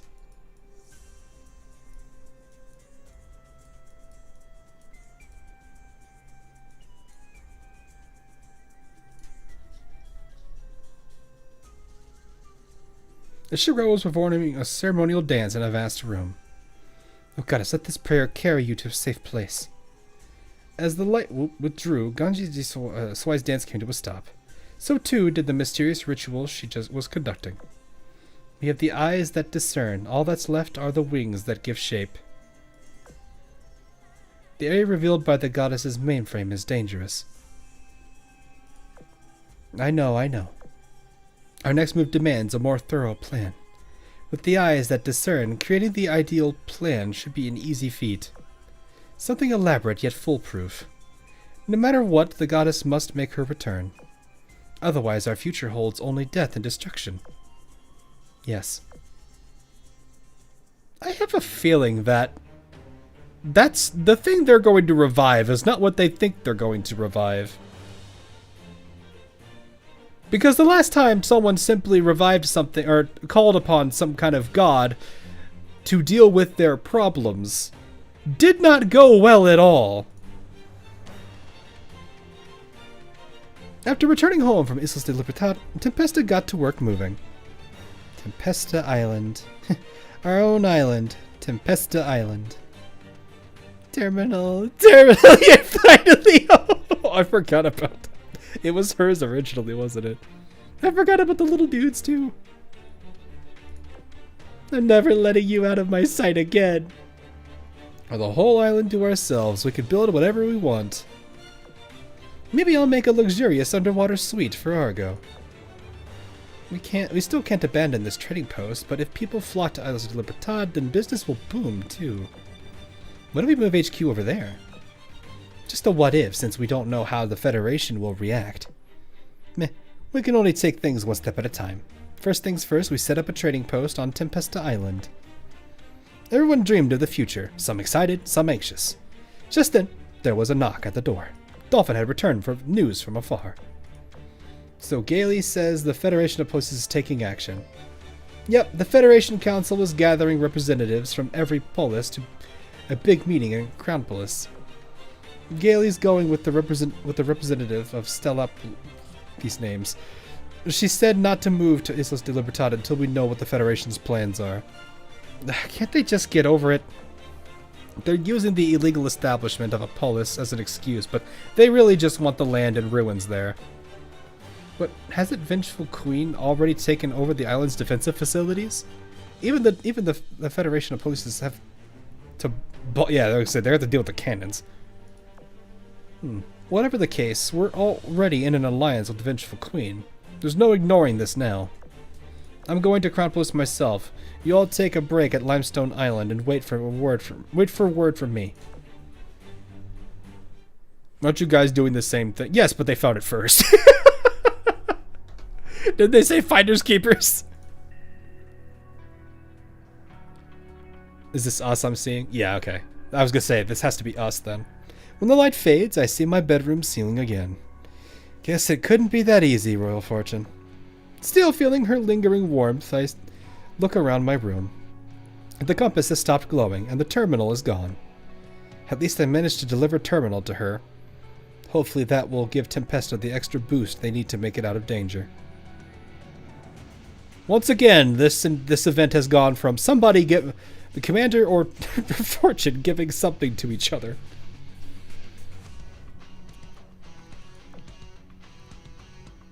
All I can do now is pray. The virtual tower acting up, people constantly flooding in and out from other worlds, and now Tempesta. If our world has such a thing as a boundary, then it must be getting weaker by the day. DOS. Fine by me. If danger comes, we'll stand and fight it. There's no point in agonizing over things that might never happen. Gotta live in the moment. Time to wash my face, eat breakfast, and get to work. It's hilarious that they're actually making the large number of collabs this year into a plot point. Well, I mean...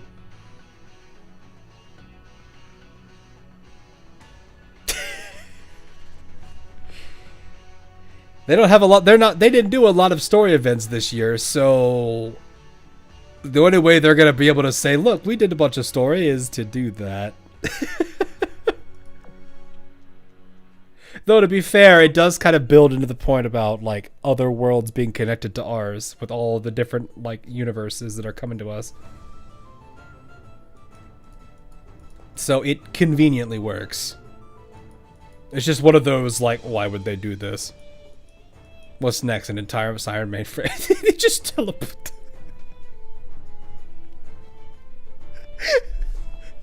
The next dream Fortune has, you just see the commander with a giant tower, and he's just like, now this is a tower mainframe.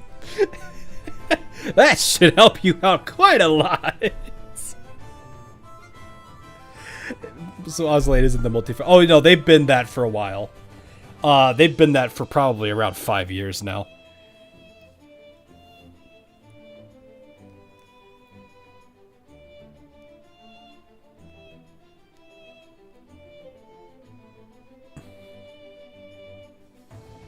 Royal Fortune giving something. No, it'd probably end up being giving Terminal back. Or you could argue that him having Terminal is closing the loop and giving it back. So this could be something else. Now, no, but they'd have to start it off with an exchange then. That's what they found her eyes. It's only a matter of time before they find the rest of her. Yeah, pretty much. Alrighty. We have been going for a while already, my goodness. I think I have probably read the whole story, yep. I actually wonder how many... I do wonder what the actual percentage of people that actually read the story is.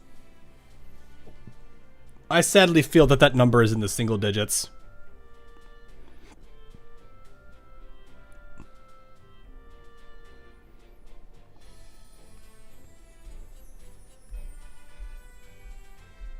Since Enterprise meta. Yeah, technically since Enterprise meta, but that would mean Fallen Wings, which was pretty much from the beginning of the game. At least for global.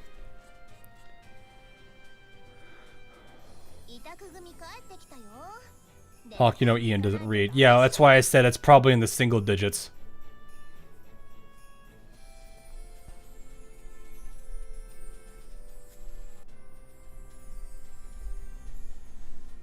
I imagine most don't even care, which is kind of sad, but like...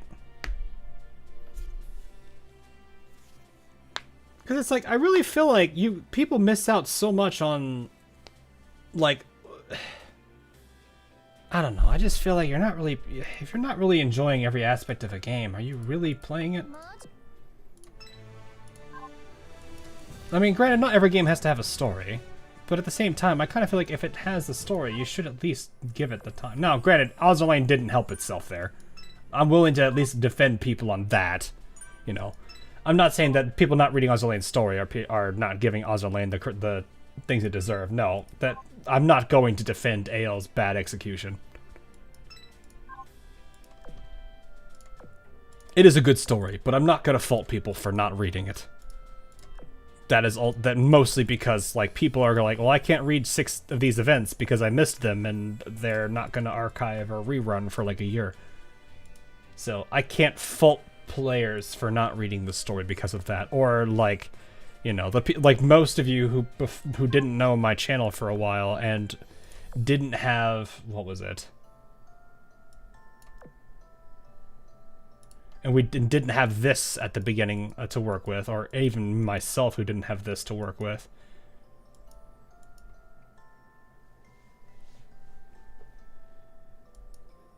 So it's like there's a whole bunch of things that is kind of sad.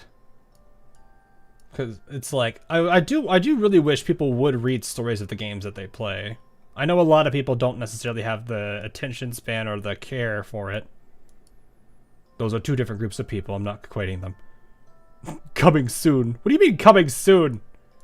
What do you mean coming? Oh, no.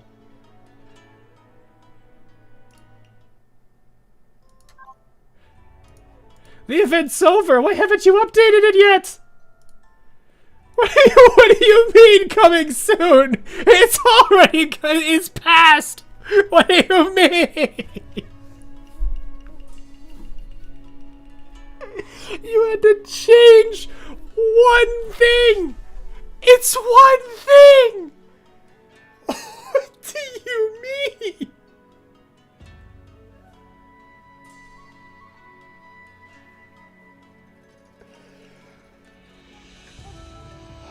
You had one job. Yeah, exactly. You had one job. My favorite event coming soon.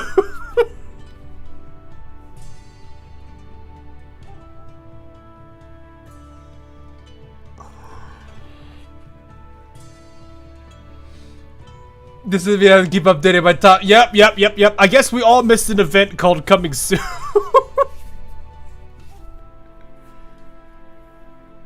I was about to say, wait, why was Eagle Union? At least they show the factions involved in it, which is interesting.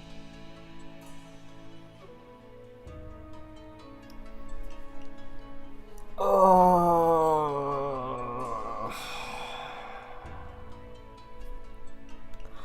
This would have taken like 10 seconds. It would have taken 10 seconds.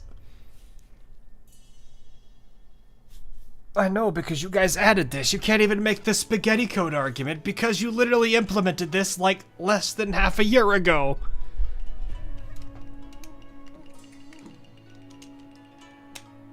Jeez. Did they fix the EBE thing? I don't even know what the EBE thing. It fulges before eclipse. Where are you? Where even are? Where? There you are. What was wrong with Effulges before Eclipse? Because I don't remember.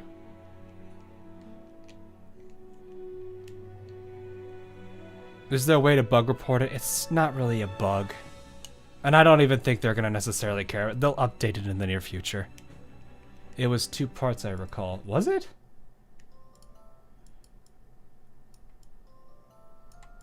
Oh, wait. Way at the beginning here. Yeah, because it took place, there was 2 parts of it. There was the first part which took place. Which one was this? Oh, that.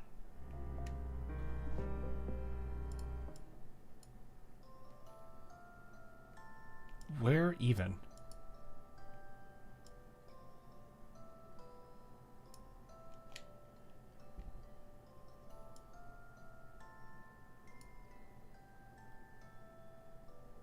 I like how they just say campaign story.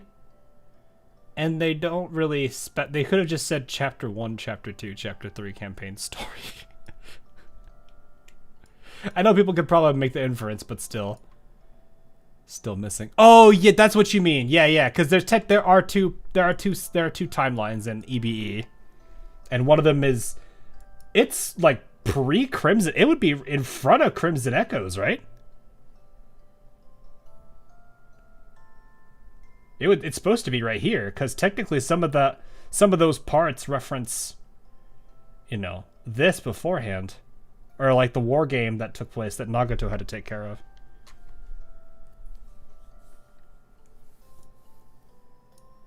Yeah, it literally leads into it. Yeah, exactly.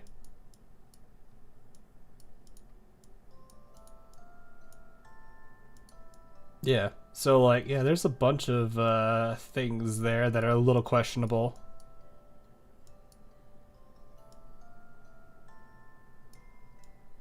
But yeah, like, this is nice that players have now.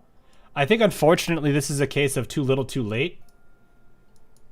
And there's also the other problem of, my biggest criticism of this thing comes with an event like Abyssal Refrain, all right? So this says Abyssal Refrain Part 2.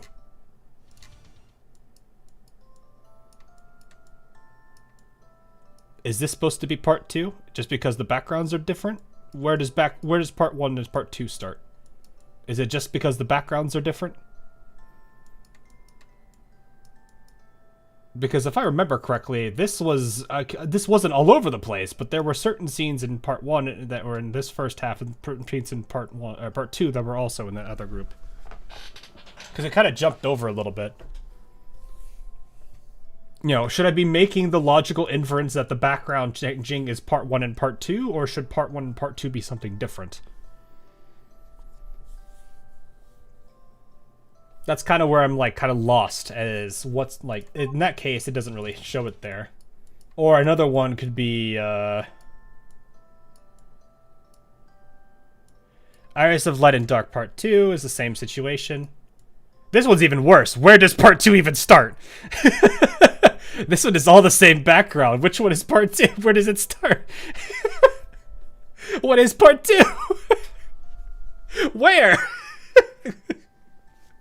I'm pretty sure it's chapter 5 onward, but still. This would 100% confuse somebody. Because if I look, there's 11 pieces in here for Iris Light and Dark Part 2. But if I go to the very beginning, where Iris of Light and Dark Part 1 is, wherever that is, excuse me. If I can not be an idiot. Wait, what?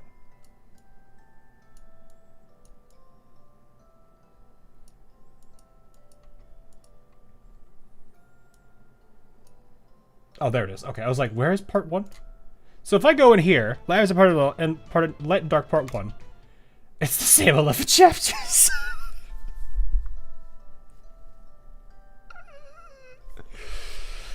Oh, that's my problem with this. That's the big problem I have with this entire, with this thing, is where does Part 1 start and end, and where does Part 2 start and end? You cannot just you can't just list off Part 1 like this, and then refer back to the same system with all of the memories, with all the chapters in it, and expect players to know what Part 1 and Part 2 ends.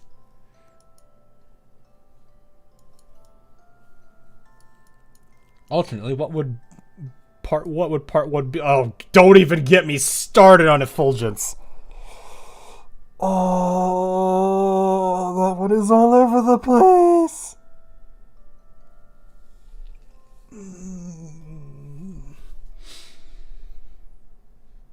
I don't even know how they're gonna handle that. Like, how would you handle that?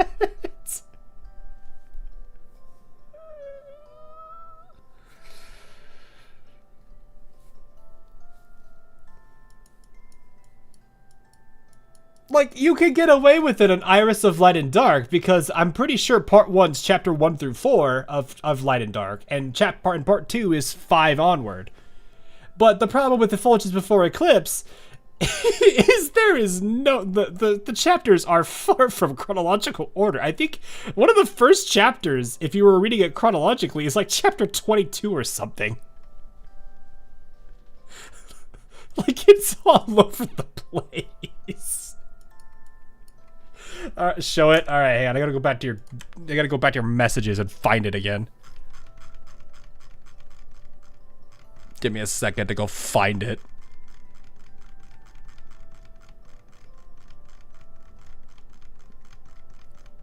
It's been a bit since. Oh yeah, here it is. Here it is. Here it is. For those that don't know what we're talking about, and to give people reference to what I am talking about, this is if you were to read Effulgence Before Eclipse chronologically. So there's the oh, it's chapter 5 first. But you have you go into the prelude chapter 5. Then you go into event chapter 5. And then after event chapter 5, you go to chapter 32 to 34 of the event, then chapter 6, then 2 through 4, then Crimson Echoes, then chapter 30. Then there's the 10-year time skip, which goes through all of the major events. Then there's chapter 7 of the prelude, 1 through 4 of the prelude, which I don't understand why they did it this way. Then chapter 6 of the prelude. Then 1 of the event. Then 10 of the event. Then 8 through 9. Then 11 through 29. Then 31. Because 30 is up here. And then 34, which is the actual ending.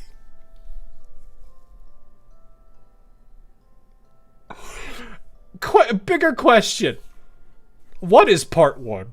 What is part 2? What is part 3? There is 3 parts to Effulgence Before Eclipse. There's not 2, because this one is by itself. Oh, this is the problem with this event. This is the problem with Effulgence Before Eclipse. It is all over the place. 9 and 8 are concurrent. Oh, that's even better.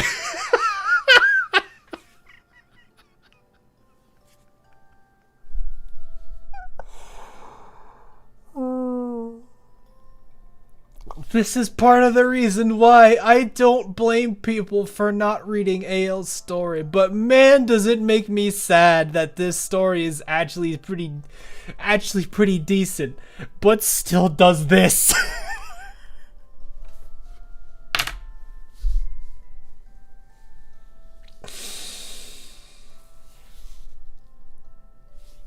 Oh gosh. Reminds me of one of those books in Fire Emblem Heroes that if you read it in numerical order, it's all over the place. Yeah. Yeah. I'm done. out of order storyline is making my head hurt. Yeah. I understand. I don't blame you.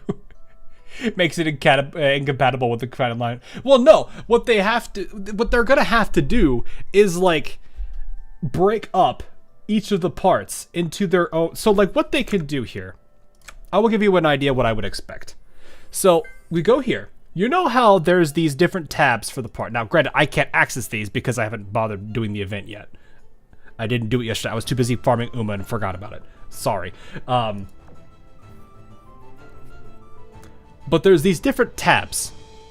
They could do part 1, part 2, and part 3. And hang on. Whoops. Give me a second. I don't want to show that because there's probably artwork up there that I don't want people to see from the project that I'm working on. So let me quickly hide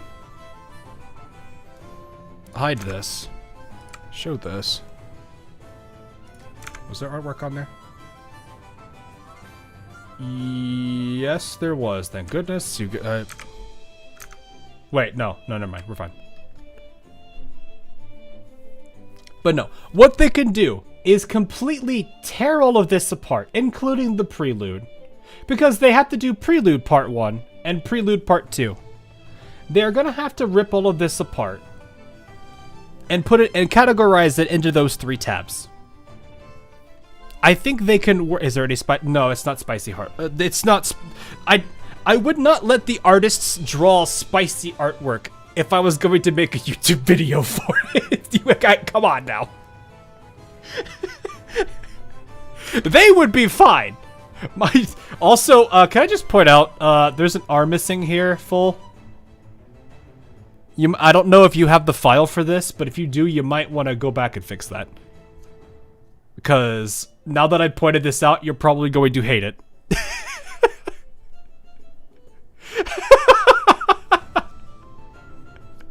I just now saw it. But no, that was used in my video.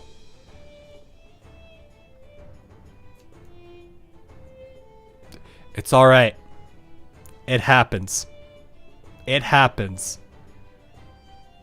It's a small thing for something as big as that video is. I don't fault you for having a typo in it. If it's just one. If it was more common, then maybe, but that's a different story entirely. It's okay. Because I didn't notice this until now. I've seen this image 3 or 4 times. And I don't think most people are going to necessarily care because they see the image up here and that's probably what they're looking at first over the text.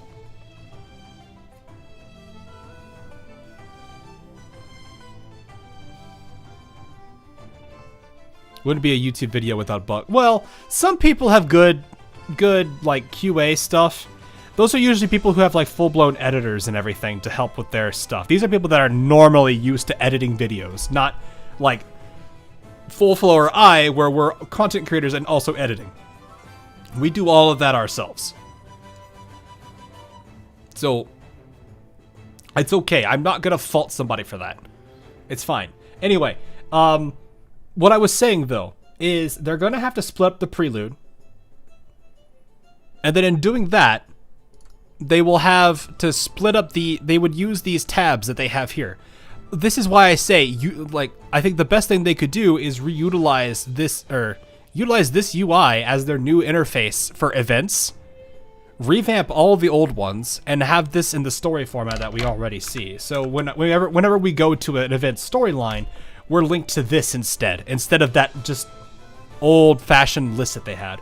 It's a lot of work, but I think it will be worth it in the end.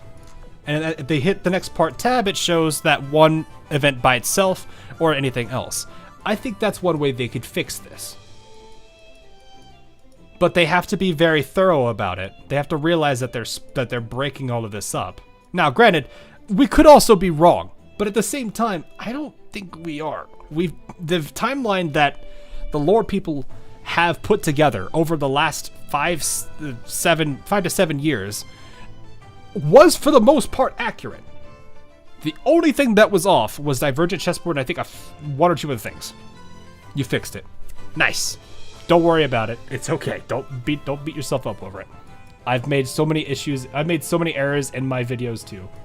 Some of them I still remember to this day. Others I've probably forgotten, but it's okay. But yeah, like they could fix. They have ways to go about it. They have the frame. Like the thing that makes me sad about AL is that there is so many subsystems within their game. And I'm talking subsystems from like a coding perspective that they have that they can harness and utilize. I'm sure they probably are to a degree, but I feel like there's so much they could do for this part of the game to better improve these games, or this aspect of it, and make it easier for people that want to get into the story, that want to understand what's going on. But instead, the priority goes to the skins, and we're left with, oh, did they use my chapter system? I think they did. Because I remember I had chapter... No, I'd had more chapters than this, never mind.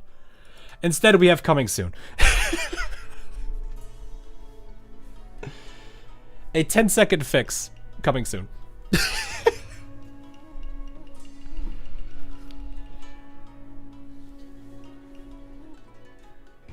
They'll probably utilize the fixes in Azur Familiar, right?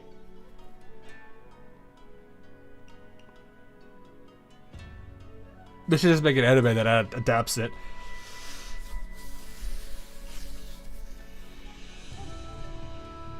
Yeah. You know, this is the best part. This is a JP anniversary event. Well, this was after the event, mind you. Well, actually, no. They could have, when the event dropped, they could have changed this too.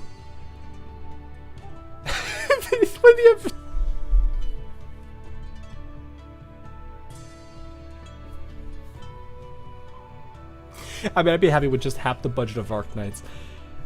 The closest we've ever gotten to that budget. Well, actually, hang on. What is Arc Knights'? What I need to look at that. What's their revenue reporting right now for? I'm actually kind of curious. How close were we? Because I know the revenue for this game the past year.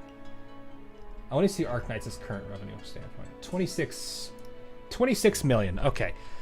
The closest we were to that revenue, which right now is they have Exia Alter going on, and I forget I don't even know how to say her name. Lumion? Or I just call her Miss Hot Wheels. The closest we've ever been to 26 million was Shinano's event. That's how long ago that was. Arc Knight's revenue is insane right now for some reason. I'll give you the answer to that. I know the answer to why. Well, was that? Hang on. I think I know the answer to it. I want to say...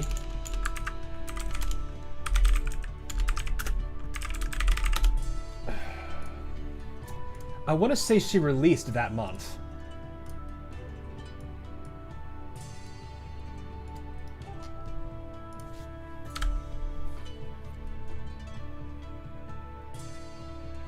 This character. I think she released last month. I don't remember the exact time for her release. But Chapter 15 was big.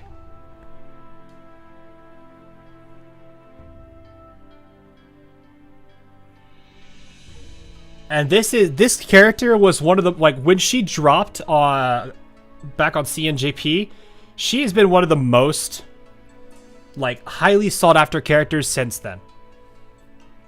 For those that don't know who this is Monster. If you want to see the alternative form of who that character was,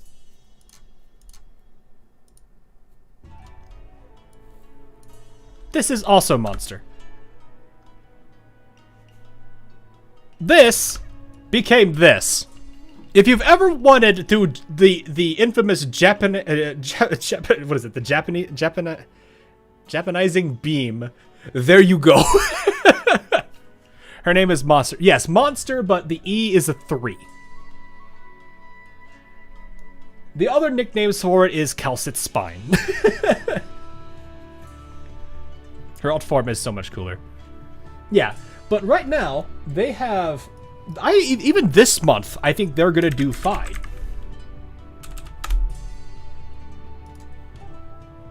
Because right now, they have another relatively popular character ongoing. Even spell her name, actually. L-E-U... Yeah, okay. That's what I thought it was. L-M. So, Arknights currently has this banner ongoing alongside this girl. Let me do this, so this is easier. This is their current banner. Both of these characters, I think, are pretty well sought after. This one is crazy overpowered, and this one is not only a returning character who's already been around for pretty much since release, but she's also a pretty powerful character too. I just call her Hot Wheels. We'll leave it at Hot Wheels. Though she is nasty. She was an NPC. That is true. She was an NPC jail for a while. But yeah. These two characters are pretty high demand too. So not only did they have these two, but they also had Calcit. Or not Calcit, sorry, Monster. Calcit's been around for a while. Calcit's gone now, actually. But no, Arknights is doing fine. Mostly because these characters are pretty... They're pretty good. So Arknights' budget is doing fine. Also, their game, like, a lot of the decisions they've done, while they may not necessarily be as nice as Azur Lane is when it comes to, gacha pull currency and being nice to free-to-play, one of the few things that I think is strong, as a strong argument for them being nice for monetization, is, you know how Azur Lane has skins, right? Imagine, if you will, Arknights gives you premium currency for completing its basic levels and just doing the challenge modes and all the stuff you would do just by normally playing the game and going through all their levels. You can spend that premium currency to buy the skins. You do not have to pay a single dollar for any of the skins too. That is a nice feature. Now, granted that those currencies are probably going to go to pull currency, but you still have the option to go buy skins with the premium currency. The stuff that you would get from just, regularly playing the game. Now, granted, you can get gems from Azur Lane too, just by playing the game or mail, but playing the game, it's so rare to get that commission to actually give you gems. And you can get them occasionally by clearing the story levels themselves. But that's really about all you do. You don't get gems from completing event quests, or from beating the event maps, whereas in Arknights you get OP for completing the event story maps. So, Arknight's monetization isn't actually that bad in terms of like that aspect. Now, granted, the pull currency, 300 pulls for a spark is kind of painful. And when there's a lot of limited banners, it becomes a problem. So there is that other side of the monetization side. Now, that said, honestly, the packs they have in their game for monetization, if you are somebody that buys packs, they're not bad. They actually are pretty solid for what they give you. Especially when you get to the big events and stuff. However, speaking of which, AL giving gems for clearing EX events would be interesting. I mean, it's not EX events, it's just the event stages as a whole. Like A1, A2, A3, B1, B2, B3, C1, C2, so on and so forth. Those stages, you would, if they followed Arknight's system, completing those would give you, let's say, like 15 gems every time. That would be if they followed the same system. They don't. And that's not necessarily a bad thing, because they rely on a completely different pull currency system. They have cubes and coin, both of which you can get in-game. You don't need gems for that.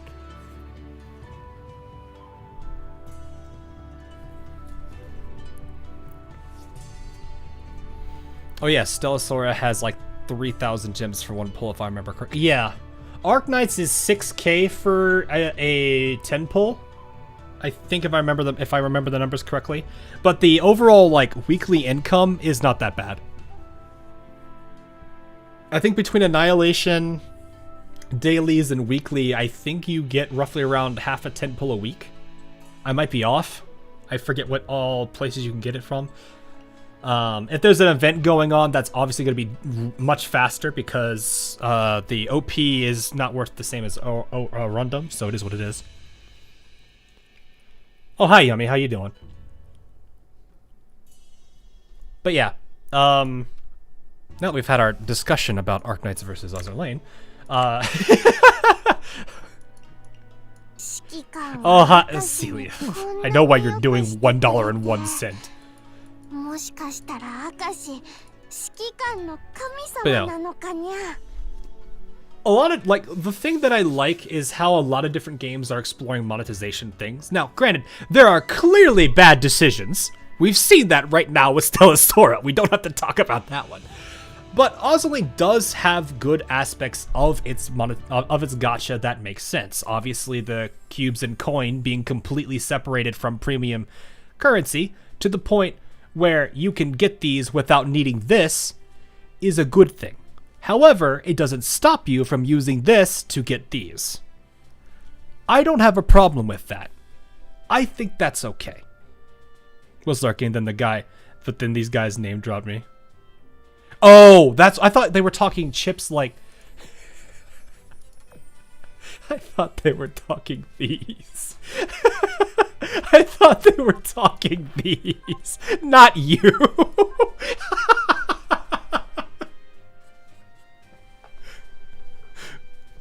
Why do you have so little cube? I had 200 cubes because I think what was it? I didn't have as many as I would have liked, but yeah, we call them chips. Yeah, I didn't know that, so I was assuming you were referring to these, not him.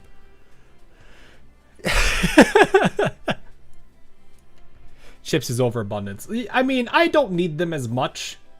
I still probably could always take these and never feel bad about it, but this, I stopped caring about these a long time ago. The worst part is the retrofit stuff, and then I'm like, hard mode, the only reason I'm doing is core data. I don't even care about the retrofit pieces anymore. If I need oil, oh my, you can clearly see I don't care that much about this weapon skins because I forget about them. I have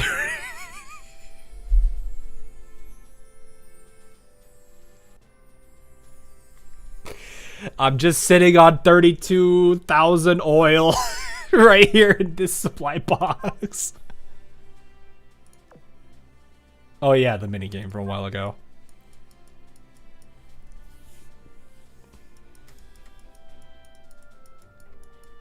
Those are a thing? Yes, they are a thing. They are 100% a thing. So that's why I generally say I don't care about oil, because I'm usually sitting on this. All those unopened letters. I don't need them. I don't need any of these. I don't. I would just end up scrapping them for metals, which I don't even need.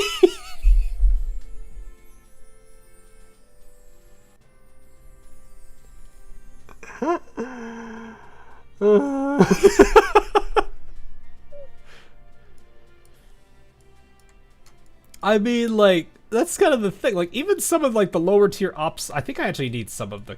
I might need circuit boards again. I think I always... Yeah, I always need these. These things suck. I need so many of these every single time I craft a weapon with this thing. But yes, what was I talking about? I don't even remember. Ibuki.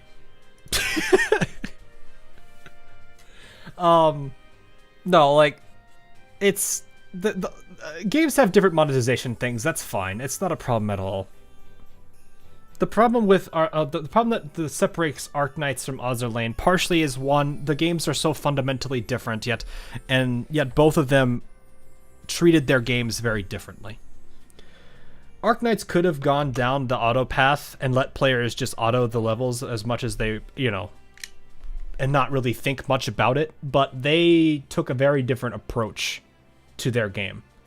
And they also have a very different way of handling their game long term. Personally, I think the way they're approaching their game is something that all gacha games should study. Not necessarily saying that they need to copy it, but that they should try to find ways to basically take similar approaches. And I think some are. I think a good number of games are doing that. Azur Lane, unfortunately, is not one of those. Now, I'm not saying that they're not trying. Clearly, they've done a couple of things of their own. These three things here are their own different takes on things. The problem with this, though, is these are so... They're kind of detached from what the game is, which is weird. I think what makes me really sad... Also, E, thanks for the $5. I still have 5 oath rings. You guys really want me to start doing oaths today. The problem with these... Well, the private quarters less so. This caters into the, you know, the current audience that they really profit off of. I don't think private quarters is a negative. Project Identity, sadly, and Island Planner, I think, are both negatives. I think, you know, it's kind of sad that one of the first posts released on Twitter for Island Planner is telling their followers how to uninstall this.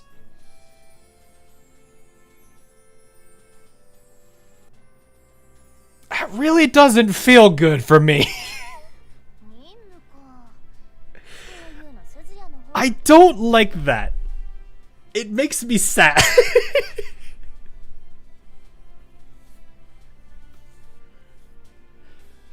Now, I want to play this. I need to try it out one day. I'm not gonna do it tonight because it's very late for me. Actually, why does it say it's 10? It's not at all 10 o'clock. This is way off. What? But my issue with Island... So, the issue I have with Island Planner and Product Identity, and a lot of what I think they've been doing, is they're looking at their competition, and I almost kind of feel like they're trying to copy them. Not necessarily one-to-one, but close. You know, I kind of look at the outfits they're doing and think, you know, it makes me do think that Brown Dust and Nikkei are 100% influencing them to go down this direction. Although at the same time, it is partially to do with the success that they probably saw from that first Kashino skin they released a while back ago that blew up on Twitter. That's definitely a huge thing.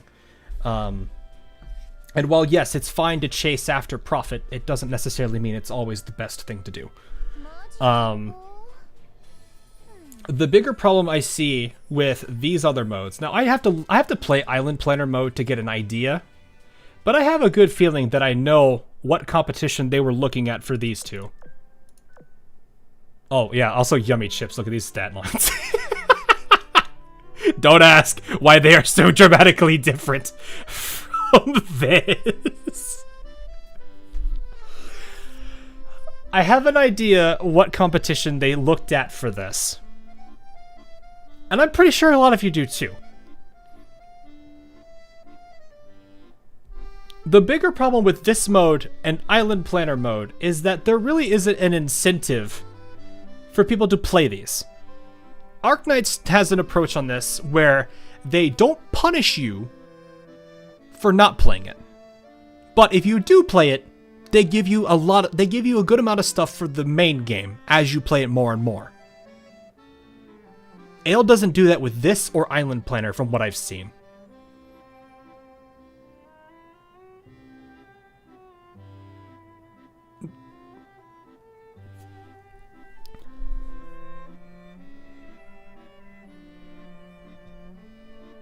Is 100% those simple stat running Eroge games.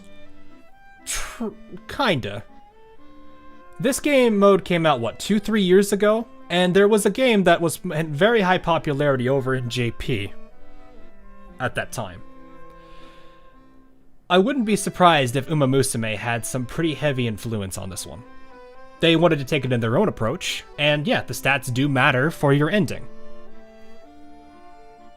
I do not think Uma Musume was the only influence, mind you, because I do see this kind of gameplay in other visual novels, which is fine.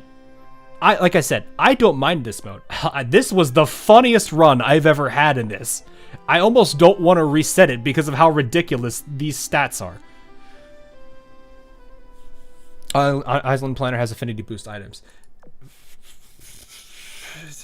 Sure, but I don't think people are going to necessarily care that much to go through all of that just for them. I think people would 100% get on board to play it if you had these things in there. The level of engagement for Island Planner would dramatically increase with like this kind of stuff being rewarded versus just, oh, affinity boosting items. At least probably I didn't give you unique TB. Yeah, like, I will... you do get this. Oh, you guys can't see it. You do get TB, which you guys can't see at all. You know, let me put her on for a second.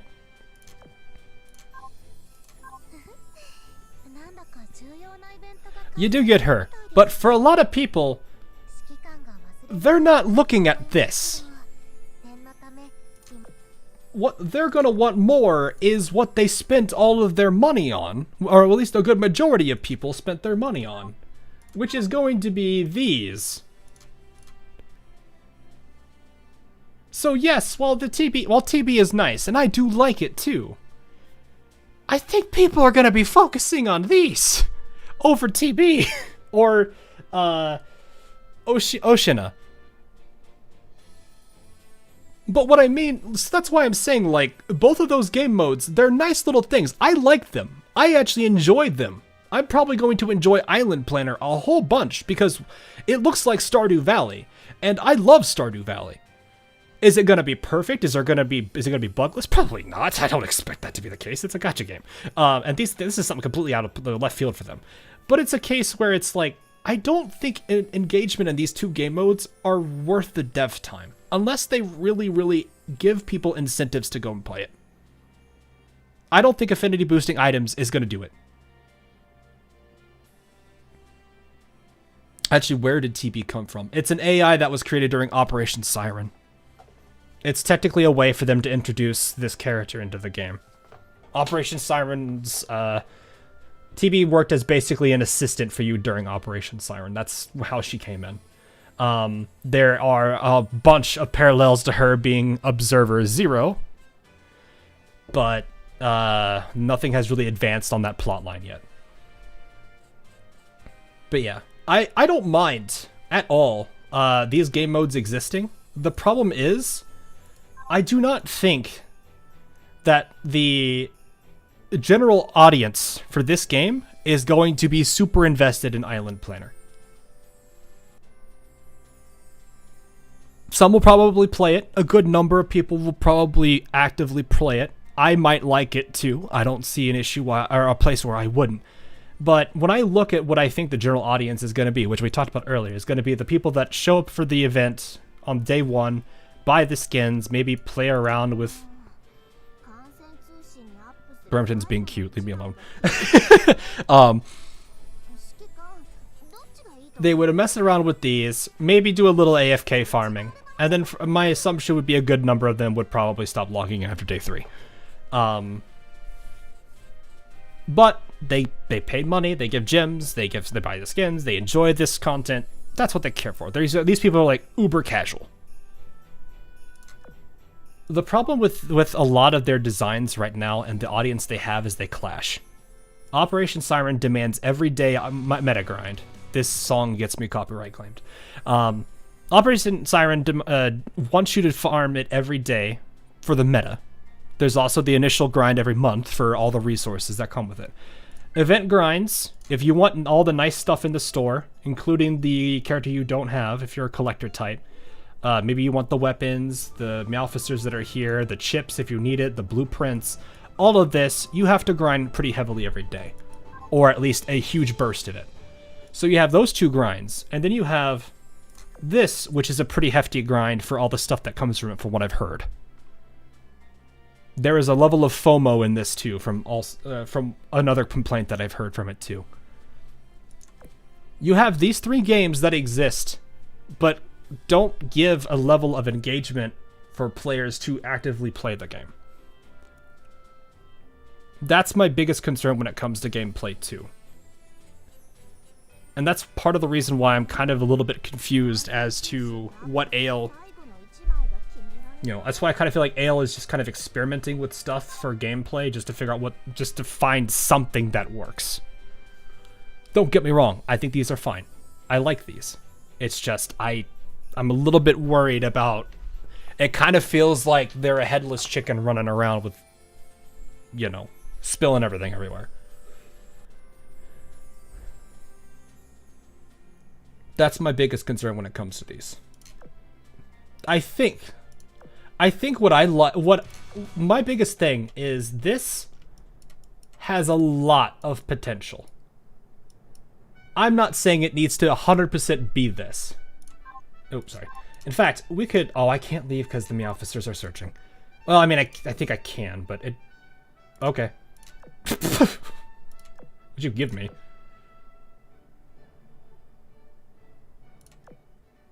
Nice. Okay. Okay. But no. You can clearly see how much I've grinded of it. I usually just buy the oil thing and that's all I do. But there are times where I'll actually grind it out. I haven't grinded out this month because I've been too busy. I usually do go for the stores and try to get the stuff because I do want the gear. But there is a lot of potential with this that they could use in other story and their actual story if they take what they have and expand it. And they lower the amount of grind that Op Siren has, but they play with the subsystems within Operation Siren, enhancing some aspects of them. Maybe, for example, you have a situation where you need to hold these 5 tiles, and you have a constantly advancing enemy that you have to defend against. You can contest a zone to prevent them from capturing it. And in this kind of situation, you can even you can do things where you have your 4 teams running around doing whatever they need to do. You can see enemy attack forces coming in to take zones. You can use the submarines to intercept and damage them. There are so many things I could see that you could do in an overworld setting. This is where I kind of go into the idea of macro level innovation, where you take your current existing framework and build a game on top of it. Operation Siren was that. I think if they not necessarily revamp, but if they actually play with the subsystems they have on OpSci, they could really make this a lot more fun. And the best part is, they can leave it as an auto battler. They don't have to tweak that part of the game, because they've made a macro level game to it. This is the same idea that Arknight's integrated strategies use, that Reclamation algorithm in Arknights uses. Girls Frontline 2 has artifact recovery. It has boundary push. Same concept. Take your base game, make it a picture. Make it only a small portion of the big picture. They just need to play with this more. I think they have this. I still to this day will believe that this has potential.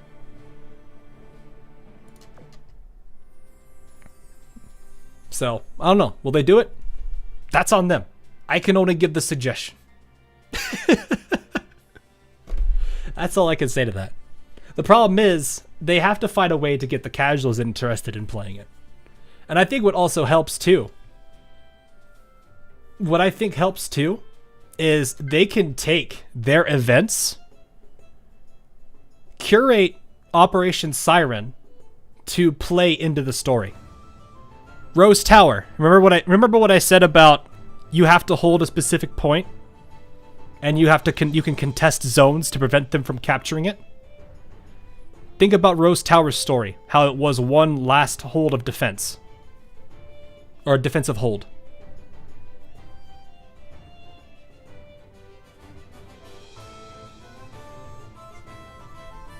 I think they could have a lot of fun with that if they really wanted to.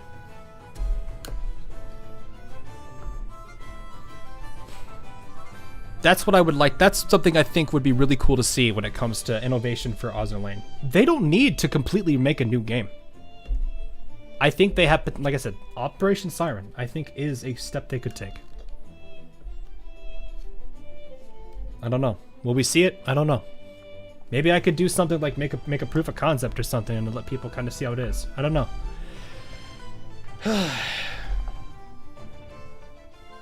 That's what I'm worried about. But yeah. Anyway, enough yapping. You can all know what here. Boom. Azur Lane, I do like this game. I want it to do well.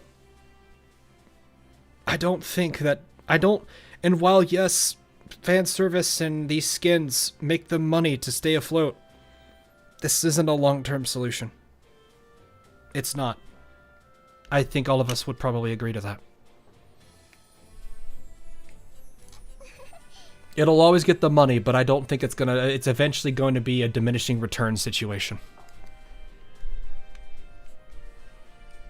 I don't generally mind them doing it either. If they can keep it, if they could keep a good balance too. I think this is fantastic. I didn't get the skin for this for her sister, but Baltimore, where are you? You know what? Let's just do favorites. That's easier. Baltimore. I don't think I have this. No, I do have this skin. Skins like this aren't necessarily bad either. They're attractive in their own ways. But I think the problem is... I forgot Rune has a no skin. I'm a little bit worried about... Oh, wait, right. You get in that. I don't know. I don't think it's a long-term solution to go the path that they are. Maybe they don't care. And they've, once AP comes out, that's their main game. Hard to say. I don't know what they're looking at. I don't know what they're thinking. I'm not them. But it does really make me hope that there are things that they would realize they can do. Remember NeuroCloud, I tried to come back, but there's no way to reset the account. I love that game. Your NeuroCloud was interesting. I liked the idea of it. The problem was I played Arknights, and Arknights kind of was too hard to beat for that kind of a game. But yeah, I don't think fan service is a bad thing at all. But when it's when it's a main thing they focus on, and they don't, they make modes that don't focus towards they're disconnected from the game, the main game itself, and they also are things that I don't think a lot of people are going to be engaged in. I don't know how to feel about it. I know that like I said, I probably am going to enjoy this game. I need to play it at some point. Maybe I'll make that a stream or something and try it out.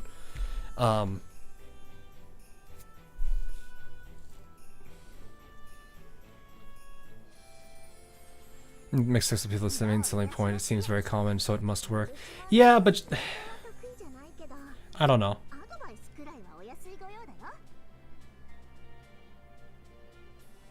Oh, just because of the super loot skins. Yeah, I don't care what they think.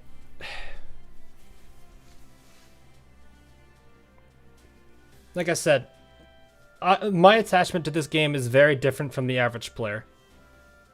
It is dramatically different from the average person. It is not that I am saying that I am more knowledgeable or anything. It's just my overall attachment to the game is going to be probably an order of magnitude higher than most people watching my stream right now.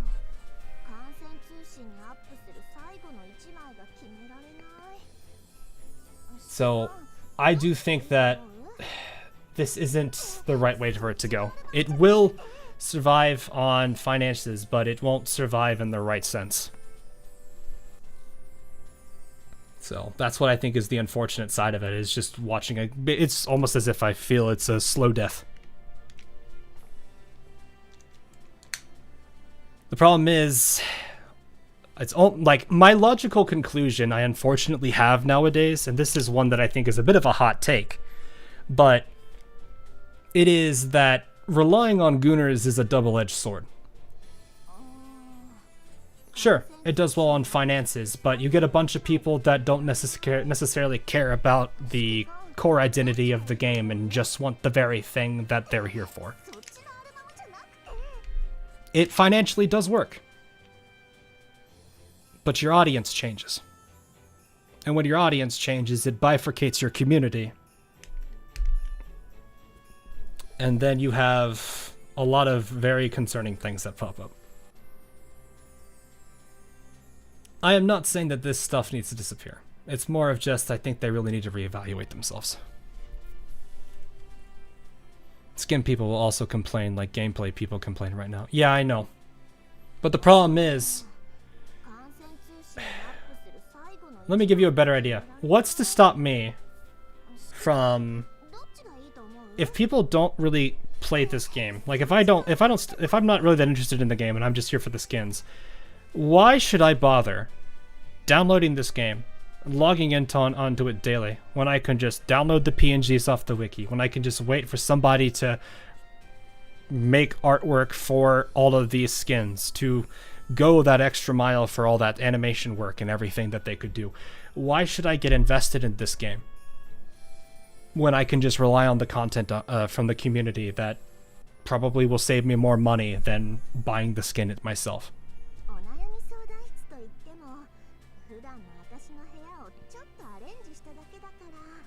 That's what I think is something to consider. If a game is not good, why should why should anyone stay and play it? Truthfully, Annie will remain lewd because the target demo is teens. There's no change to that. Yeah, I know. But that's why I also at the same time think that it's changing a lot, and you're running into this situation now where the community is very different from what it used to be years ago. And I've started to see this a lot more with a lot of the artists I work with, a lot of the content creators that I've talked to, and a lot of other things. Not to mention companies that I've gotten, the companies and groups I've gotten to know.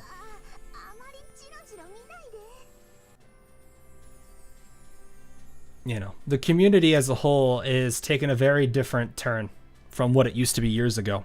You have content creators, both artists, YouTubers, and all of these that are scared to say what I'm saying right now because they don't want backlash. I could care less. You know, I'm going to stand by what I want.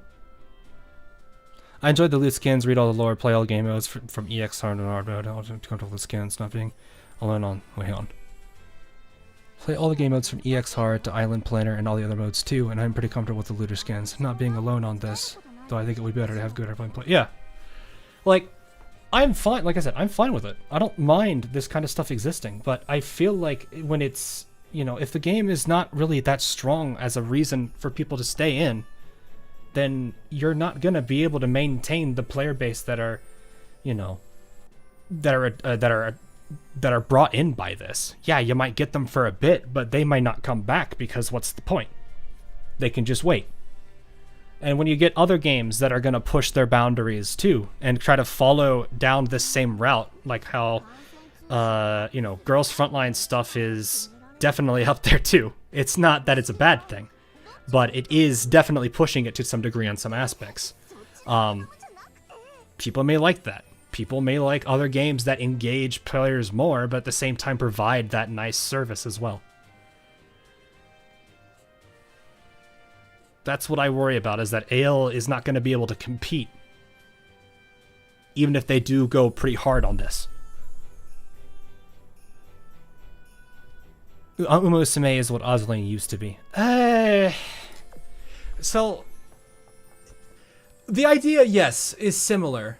Uma Musume is based off of historical things, very much similar to how Azur Lane is with warships. They both have, like, a lot of the characters that are in here have an identity outside of the game that is built on history. Sure, that is true.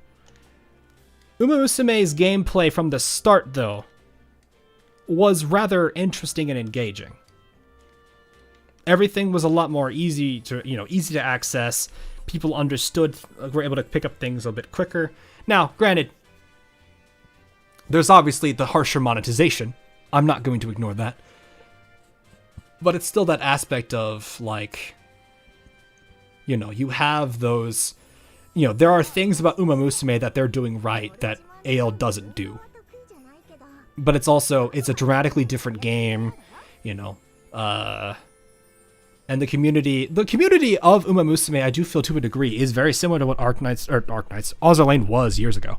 It's very different. Used to be history. What I don't see people complaining, Manju, is...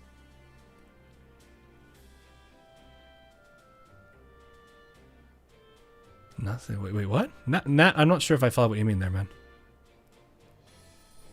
Oh, that got people curious. Yeah, but at the same time, like, that game is also responsible for reviving the horse racing industry in Japan, if I remember correctly. Like, it's really...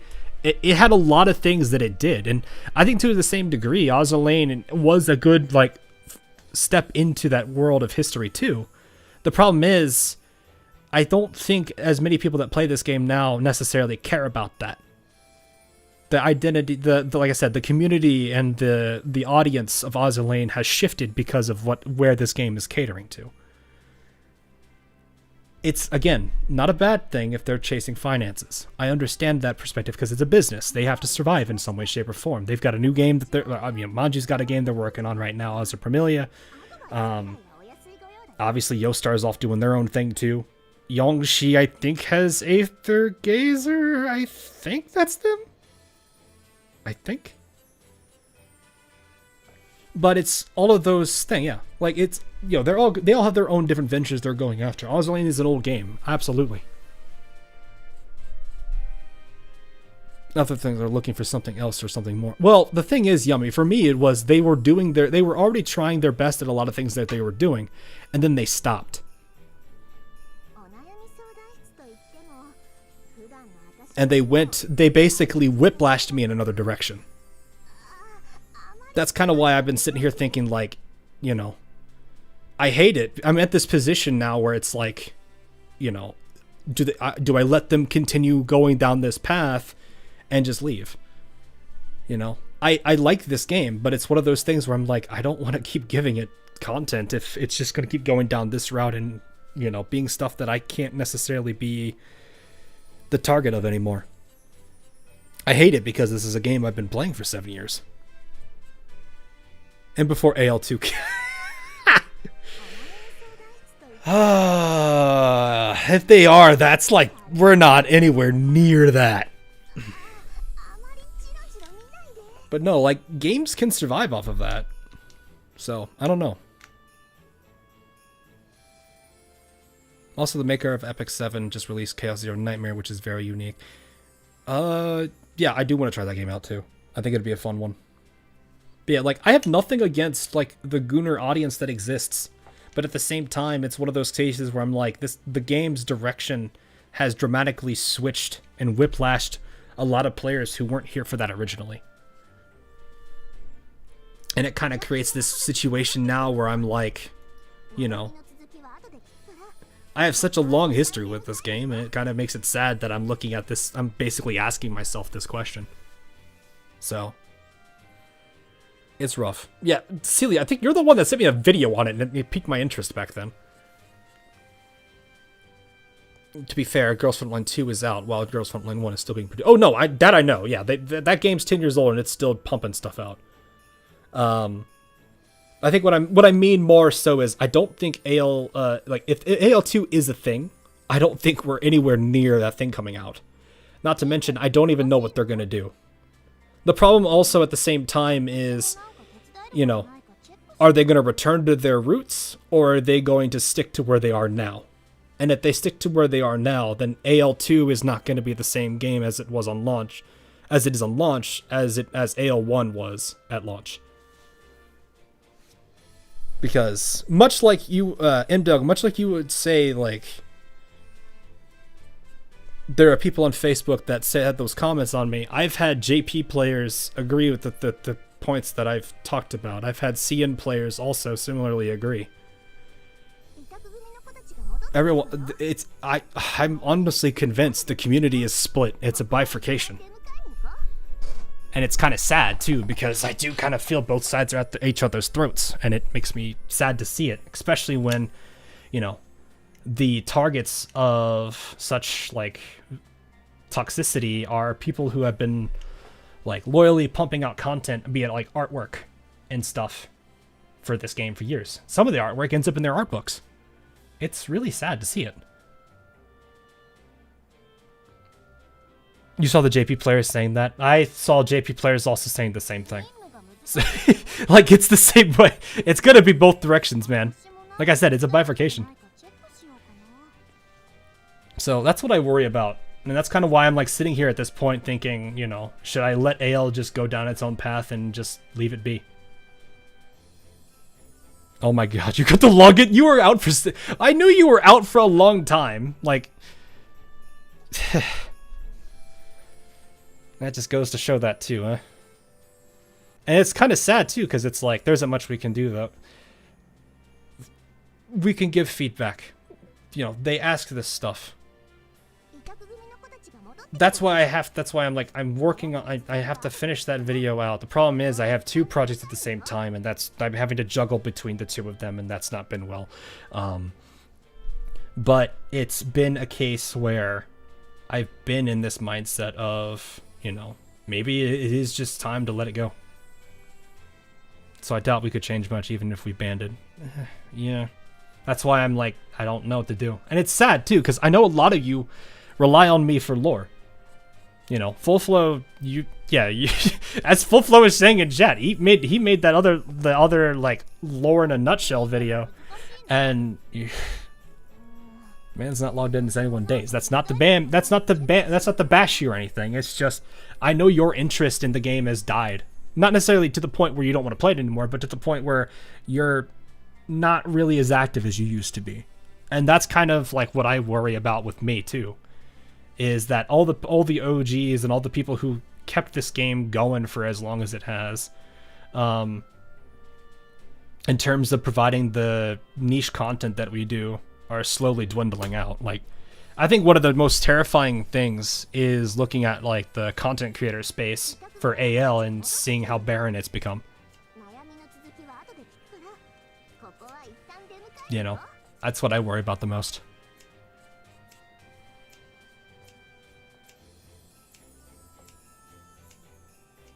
But yeah, it does make me kind of, like, sad to think to be, like, in this kind of questionable state where it's like, what am I going to do?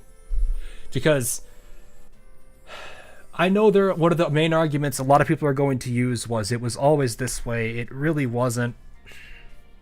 It only has changed in the last 2 years.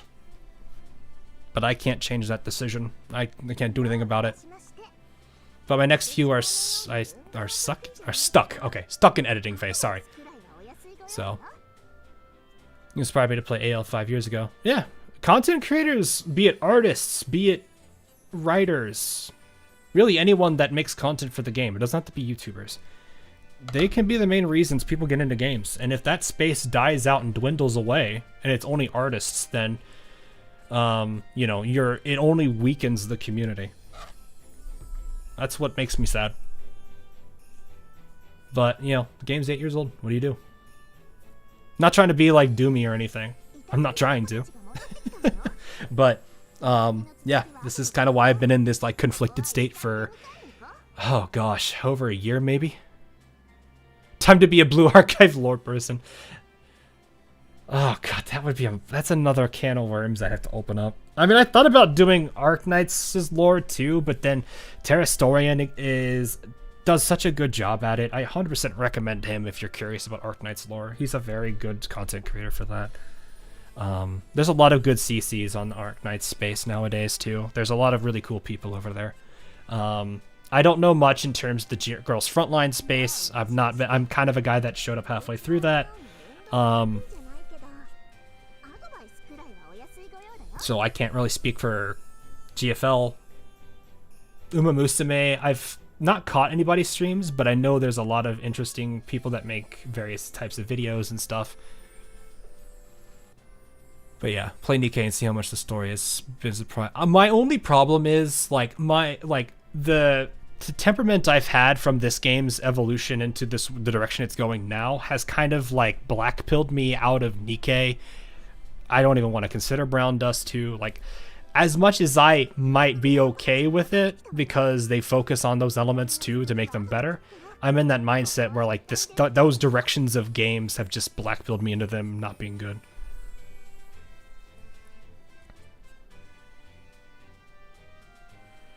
Girls Frontline space, as far as I know, is collapsing. And it's not because, well, yeah, it's because of the gacha, the skin gacha. Though I think the newer character that they just released recently, I think, is actually getting some attention. I don't know if it's going to be enough or anything, but it is something to consider. I don't know. They also have their other game that they're working on that looks like a third-person shooter, which looks kind of cool. I don't know how well that's going to do, but they're definitely showcasing a lot on Twitter, and I think that's probably something else they're considering too. You're going to be labeled as a fan service hater. I am not, generally. I mean, I have skins that way. I am not, I am 100%, like, I hate censorship stuff. I really do. The reason being is because there are laws where I live that affect me in that sense. And I know that those people that would probably label me that also would hate those rules if it was applied to them. I don't like that stuff. But at the same time, you know, I've always been a guy that prefers everything in moderation. I'm not necessarily saying that I need to be the person that tells you, hey, you can only do this so much a day.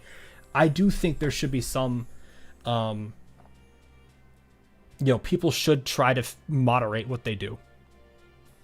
I think there is a psychiatrist that calls it the trash diet of the internet. You have to be very careful about what you consume, because the more of it you consume, the more you become prone to those things that could have negative qualities.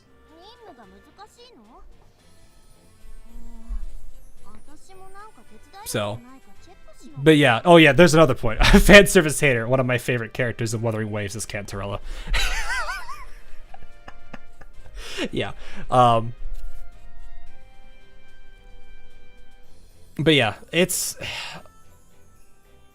that's a whole different topic. I'm not at all a person to discuss that kind of stuff. It's not my purview, even if I may technically work in that industry. It's not... Well, I'm working in the industry, but I'm not touching that part of the industry. I'm just kind of more somebody that supports it. Don't lie, you like her because of the Akagi laugh. Cantarella? No. Bruh. Story and outfit gacha. The story I don't think is as bad. Like, it's weak, yeah. If Girls Frontline 1 was dark, and like I mean darker than what it is in Girls Frontline 2, then holy crap, I'm actually kind of curious what it was. I don't want to start a game that's got 10 years of lore for me to catch up on. Oh god. But I have heard the stories of some of GFL 1 stories. It can get pretty scary. I don't mind them going dark. Maybe they're trying not to this time around, and that probably is a negative for them, sure. But, you know, I don't think it's as bad as it could be. Now I feel like commanders who play Ale daily without stopping is an endangered species. It could be. I mean, you don't necessarily know. At the same time, though, gachas are casual games. Like, I don't generally expect people to play these 24/7. I am fine admitting that I don't log in almost every single day. I might miss a day or two, but I've never had the message from Akagi saying you've been away for who knows how many days. I don't even know. I'm assuming that's a 2-week thing. Maybe, I don't know. But I've never had that message. So, like, and I mean, I don't know, man. It's weird. I don't actually know when it is. I wouldn't assume it's I think the standard go-to is 14 days of not logging in. I've been on hiatus for a long time. You miss Arizona. Yeah.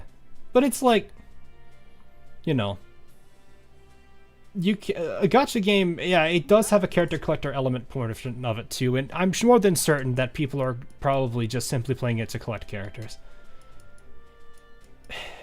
But I feel like at the same time, those are the type of people you probably don't want to listen to for a game.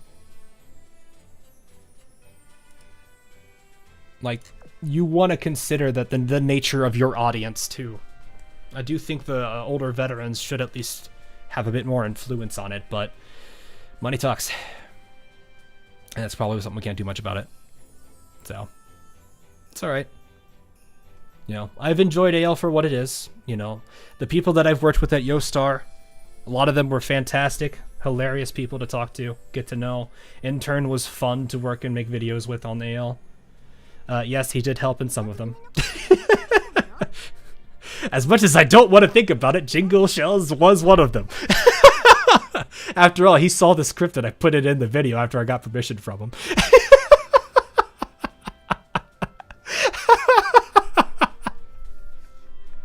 Just tell all the whales who spent 10K to go and email them. I've talked to some of the whales that I know from that played AL. Most of them quit. Most of them quit.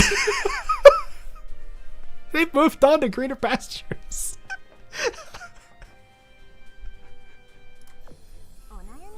Like, I knew probably about 30 or so of them. I think I only know about 4 of them that still play. The whales, not all of them. No, there's probably plenty still for this game. Don't get the wrong idea. The ones that I know, that is anecdotal. It's anecdotal, and I'm fine admitting that. But the ones that I know, a majority of them have already left. So, it's rough.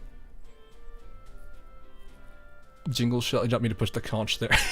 Wait, why did it put a shell there? I had to bring up my purchase history for this game to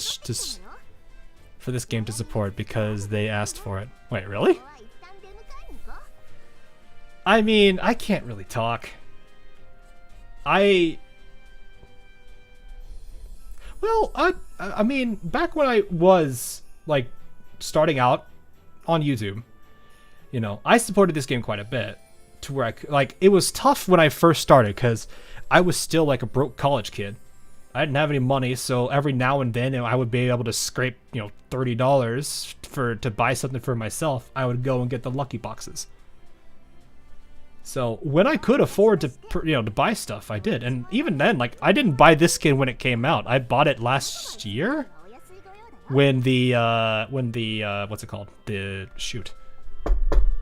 Black Friday sale that they did came around. I bought this one, and I bought no, this one. I am stupid sometimes. There we go. I liked this one from Sakawa. It was adorable. I know that my account probably has a value easily in the thousands. I mean, you guys can see my dock space even. I did not use free gems on that. So, yeah, it's rough. But yeah, like, it is a thing. It is a thing. So, I know that there's a lot of people that probably don't want to have, you know, that are gonna be upset if I did leave. And I do consider those opinions too, because I do like AL's story. It's just the problem of I don't feel comfortable playing this game when it keeps going down the route it is. You know, I do want to support it, but at the same time, you know, it's one of those where, like, I feel the characters are clashing against what they, like, the way that they're presented in story, the way the factions are presented in story are clash with how they're presented in the game normally. Like I was talking about earlier, right? Holy warriors, nuns, priests, etc. When it came to Iris Orthodoxy, I really do not feel that ideology was, or that is really showing with a character like Masena. Whereas I can look at a character like, this is cherry picking, I know a little bit, but you have Dunkirk, who has got the Night Feel. You've got Valkyrin, wherever Valkyrin is, if I am not blind. Valkyrin, who also has that night feel to her a little bit. Not fully, but she somewhat does. You've got Painleave with the priestess kind of look to her. Hers is kind of more magical, mythical kind of feel. I don't really know what to describe this as. It's kind of like a witch or something, honestly. But it's like, I see that identity and how it was presented in the story. I mean, there's literally an entire scene. Like I said, the Iris Orthodoxy and Royal Navy event focused heavily on religion. I mean, the major point of it was the center focus of Revelations of Dusk was eschatology, which is like a whole religious thing. So it's like religion's a big thing for Iris, yet, you know, it's kind of weird to see some of them dressed the way that they are. I kind of feel like it should match that. The other problem I have is, I know some people are probably going to hate me for this one. She's very one-dimensional as a character, and it makes me kind of sad. I think she's got a good potential if they if they had written out her character more. But she feels very one-dimensional as is. Mogador, what's really funny is you have Mogador here, who Brennus gets basically insults by saying that her dress is not very fitting. Yet she's more covered than Yet she's more covered than her.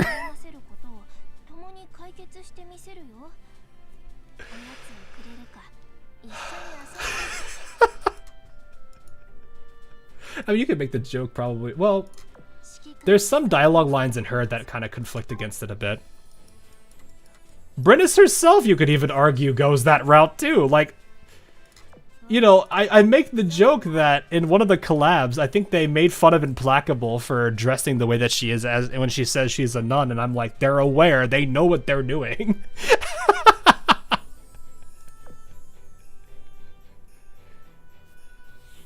But what scares me is, like, you know, I think the most damage that can be done to a game is when other people say that a game should be like this game. Because a game that starts to copy another game loses everything that it originally was and just becomes an imitation of its original, which only props up the original, not them. Money talks, money talk. Yeah, I know. But that's why I'm like looking at this like Ale is not doing what I think it really should. Izumo's newest skin as well. Oh god, Izumo's newest skin. There actually was, I think I did see a good number of people that were slightly bothered by Kronstadt's skin that just came out because they didn't feel that was her at all. And these were JP and CN players that I was reading up on. But, you know, I'm sure there's probably equally as many that are the same in the other direction, so. Like I said, it's fine. I don't know. It's a thought. It's a lot of thinking I need to do for myself, and a lot of things that I'm just like, I don't know if I really want to stick around for that. If money talks, then AL isn't the best example, honestly. Yeah. Actually, do they actually? I'm actually curious. Well, how does Brown Dust is considered a gacha? Well, I'm actually curious. I've never actually looked at where's Nikkei and Brown Dust in terms of performance. I'm actually kind of curious how they do. Nikkei is at 18 million last month. That's impressive for that game. But I do hear a lot of good things about Nikkei too, so there is that. Ozlane's only at 6.8. Where is Brown Dust? Is it just called Brown Dust 2 for those that play it? I want to make sure I'm not like looking for the wrong name.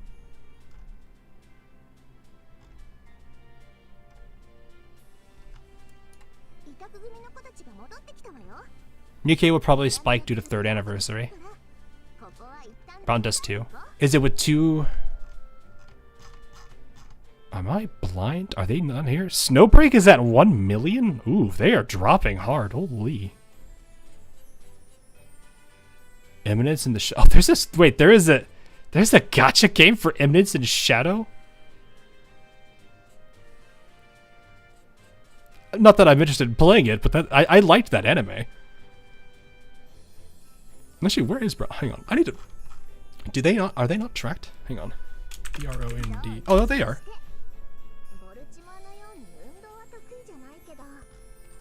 I'm just curious to see how well they do. Where are they at? Okay, here they are. Oh, they're worse. Wow, AL really is the best. No, sorry, Nikkei is the best between those 3 games. Azurlane, Nikkei, and Brown Dust. Yeah, there they are. Okay. I mean, they're fine. They're in the millions. I imagine their game isn't very costly to maintain. But still. Wait, you like Innocent? I like the anime. Yeah, I like the story that it presents. I do find Shadow or Sid Kaga, I don't know how to. I don't remember his full name. I do like the kind of position he's in. I find it kind of silly that like he's kind of just like the.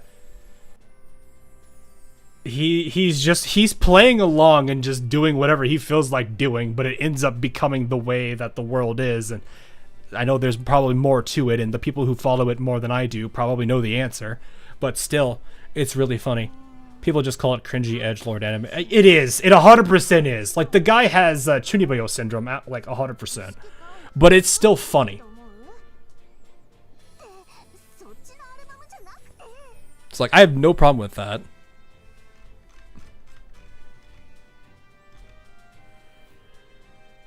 Is humor focused, is more humor focused than the light novel. Fair.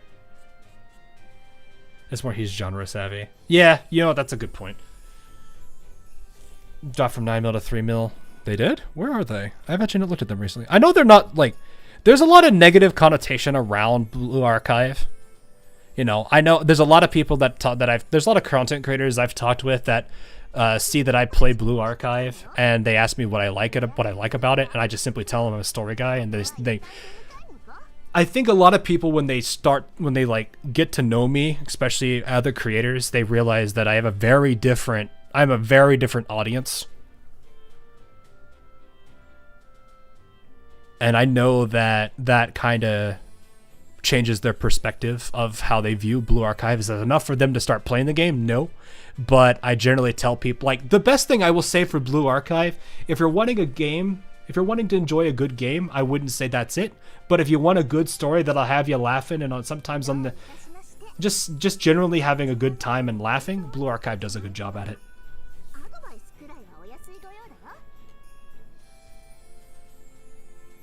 Like, that's all I could that's like the major positive I can give to Blue Archive, is its story is really, really hilarious. And I do thoroughly enjoy it. Wuthering Waves, a similar standpoint. I love the story. I love the universe and world building that they've got. Is it perfect? No. I mean, I hope they do go back and give a lot of the Huanglong characters a lot more love.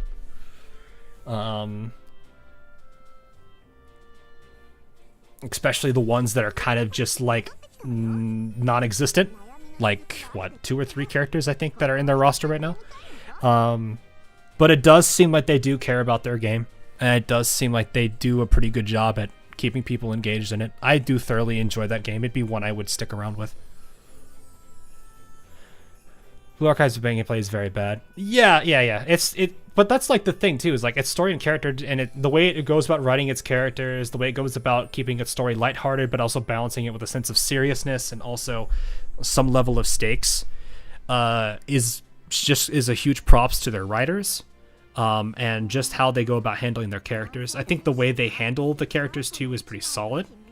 You know, they introduce them. Sure, they're in NPC jail, but that does benefit them, because they do keep those players engaged in story, and people start to like the character, even if they can't even play them. I think one of the best examples of it is the Shubogaki that just came out recently. It's just for mobile. Blue Archives also on Steam. Yo, no, 100%. Yeah, I know. I am more than certain it's solely for mobile, but still, it is impressive to see these numbers. You know, even if they're in the millions, they're still doing rather well. So, I know this is just like a small snippet, but the data that I remember looking at for, because I was looking at this stuff back, I'm a data guy, I'm a programmer, so data, like data analytics, all of these things, I love looking at. I love parsing it, manipulating it in a way for whatever algorithm or thing I need to work with. That's what I do in my day job.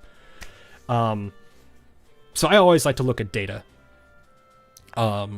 And, you know, I look at... I have no idea how much AL actually makes right now. This thing alone says 6.7 mil, but I wonder, does that include emulators? I'm assuming that includes that. Well, there's no PC client for Azur Lane, so I don't know why I'm asking that. I'm going to assume that's probably pretty accurate. If not, it might be a little bit. There might be some margin of error.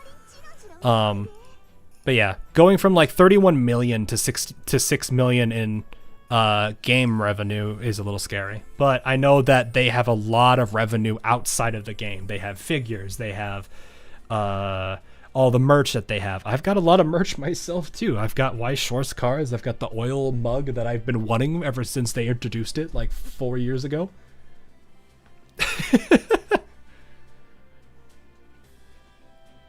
So the best in Blue Archive, no need to think the lore too much. Yeah, like Blue Archive has a lot of good positives about it. There's also a lot of negatives, but that's also just normal for a gacha game. A lot of gacha games have positives and negatives. I think Arknights has a lot of really good positives to it. There's a few negatives. Not everyone's going to play tower defense games. Not a lot of people really want to play that game for that kind of thing. And I know there's a lot of people that aren't big in tower defense anyway. Much like I would say there's a lot of negatives for pretty much every game that is probably on this list. It's just there's a lot of people that do like those games. Speaking of which, Ami shipping to the US has resumed. Oh, that's nice. I know there's some people that have been probably a little bit upset because they haven't been able to get the merch that they want, which is fine. You still want that New Jersey Fumo. I actually have not looked at it, but I know Fumos always go for pretty well.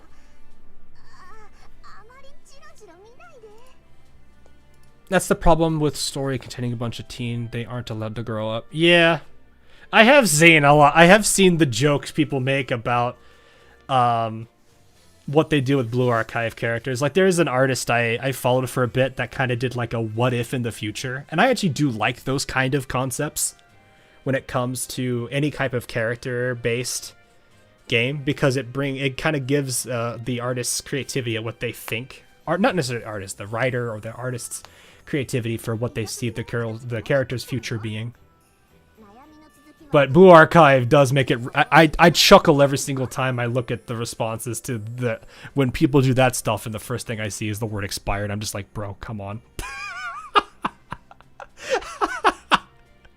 I know there's a good number of people memeing when it comes to those things, but yeah, I think the problem is a lot of people on the internet take things way too seriously.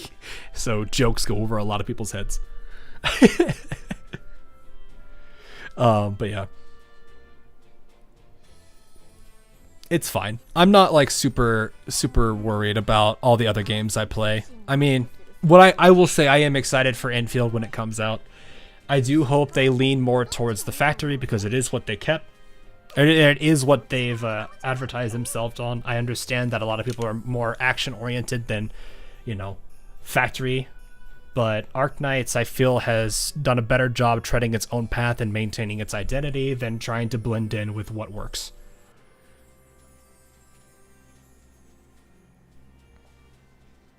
Winfield. Next year. That's as much as I know.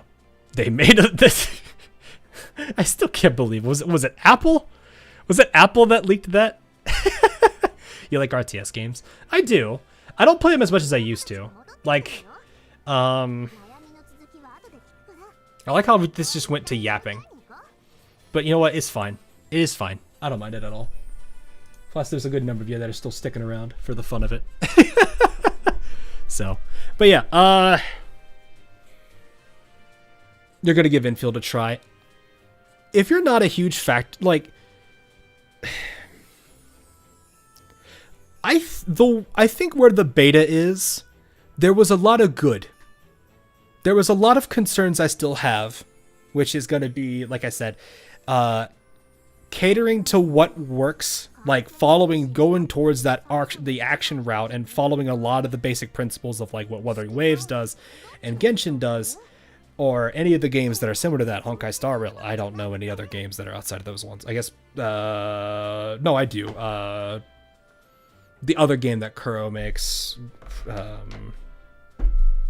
I forget what the name of it is because I never played it, but I know they have another one. Happens with those online streams. Happens with my streams specifically.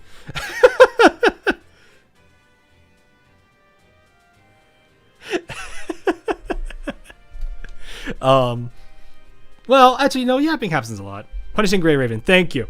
Dyson Spear, what? Yes, Punishing Grey Raven. I hope that, like, there are definitely some good things with the action side of Infield. I think the direction that they currently have it with how they handle elemental reactions, how they handle physical statuses, and how that leaves a lot of flexibility, how the equipment stuff works in terms of giving a lot of flexibility for players, while at the same time not punishing people who don't want to focus on it. So, to give you guys an idea, for those that have not played it, let me see, do I still have footage for it? I think I do. It'd be easier if I show this. I'll show you guys some beta footage. If I can find...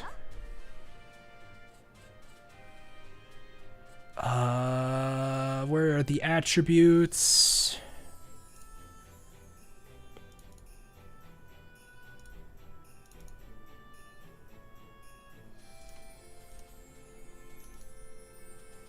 Well,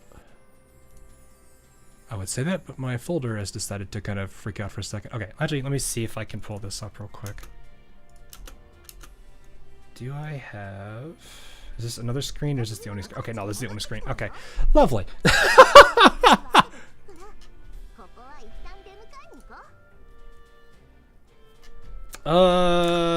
Man, I have not looked through this footage in a while, and I kept a lot of it in case I needed to use it for B-roll, but while I'm making any kind of infield related video. Give me a second to kind of find one that works, because that's the fun part of what am I looking for. This probably might work. I don't know if you guys are going to be able to hear. Okay, here we go. Okay. Let me show... Okay, I need to mute this for a second. I'll let you guys see this, because this is something... For those of you who have not seen beta footage of this game, keep in mind this is beta, so this is old. Why is Brim's pillows moving? She's kind of like on him. But yeah, this is, for those that don't know who this is, welcome to Enfield. This is Zaihi. This is old beta test footage, so don't get the idea that this is the release. If you look over here on this picture, you'll see strength, agility, intellect, and will.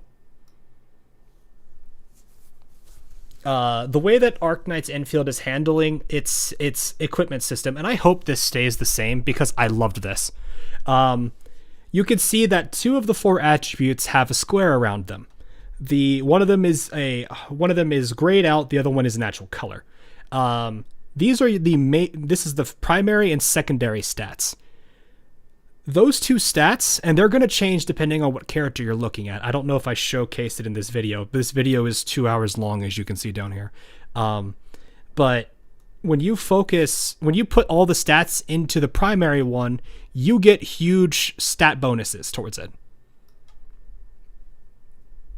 And of course, like, I think this one focuses heavily on attack, and I think the other one focuses on HP. So the primary will always give you a huge boost of attack. The other one will give you more HP. So as long as you're catering, like, for a person who doesn't want to care that much about equipment and stat systems, focus on the colored square. Get as much as you can into the gray. You don't have to worry about these 2. That's it. That's how simplistic that system is. Now, if you're somebody that wants to min-max, you would learn that Zaihi's buffing abilities are dependent on intellect, not will. So, instead of following the basic principle of going hard into the will stat, you go harder into intellect instead. That flexibility in being able to try out whatever you want to do and it still works beautifully is what I like about Infield. This applies to the elemental reactions. This applies to the physical status afflictions. All of this is great.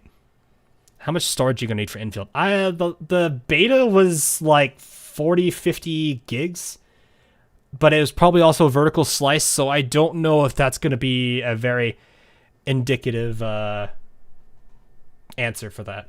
But no, like, even with their elementals. So in Genshin, I'll give you an idea. In Genshin, you have to do element A and then element B for the second attack, and the 2 elements determine what reaction it is.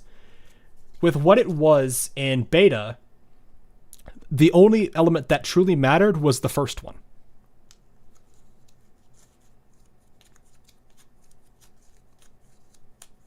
Or sorry, not the... Was it the first one? Hang on. Yes, it was the first one. The first one was the one that mattered. Afterwards, whatever element you hit it with still triggered the same elemental reaction. It was always the same elemental reaction no matter what element you hit afterwards. Physical statuses worked the same way. The first one applied a debuff to the enemy. The second one applied the actual physical status, whether that be a CC or of any type. What that allowed is characters that don't necessarily have perfect synergies, you can, or if you're, let's say if you're missing one of the best elemental characters, but you could still use another one to replace it and still get the same effects.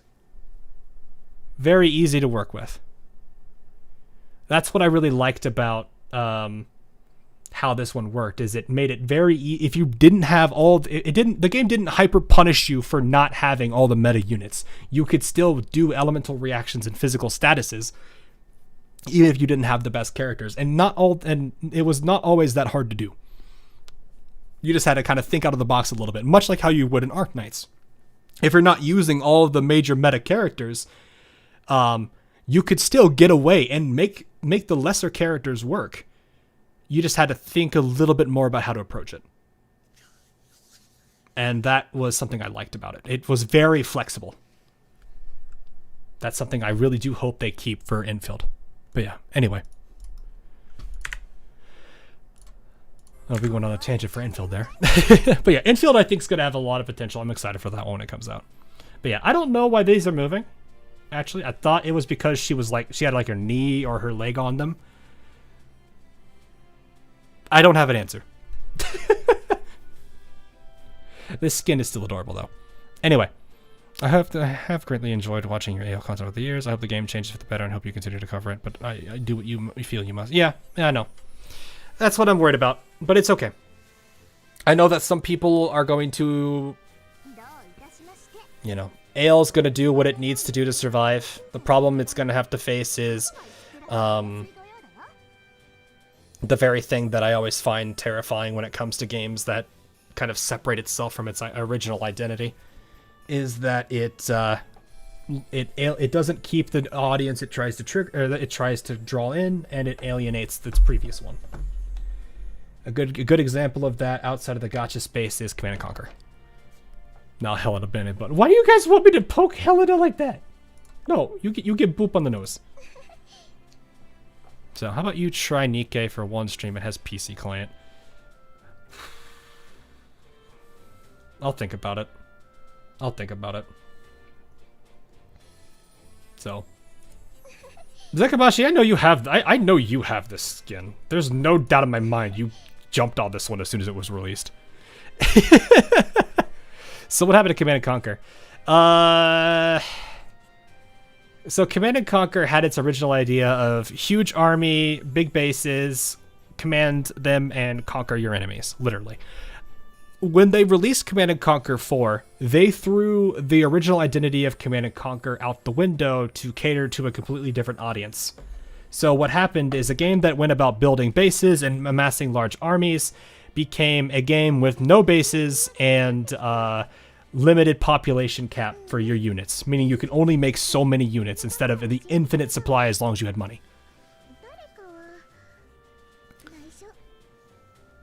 That was Command and Conquer 4, the game that a lot of us don't talk about. Also, Anthony, I see you jumped over there. But what happened was Command & Conquer 4 came, it flopped. I mean, people still played it for a bit, but there was a lot of bad decisions in it that flopped, and that kind of hurt the game severely. And that was kind of, I would say, the major downfall in the game's overall existence.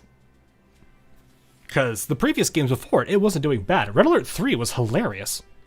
Like, Red Alert 3 was probably, I would say, for what it was in the newer generation, and especially a game under EA at the time, that game was like peak cinema.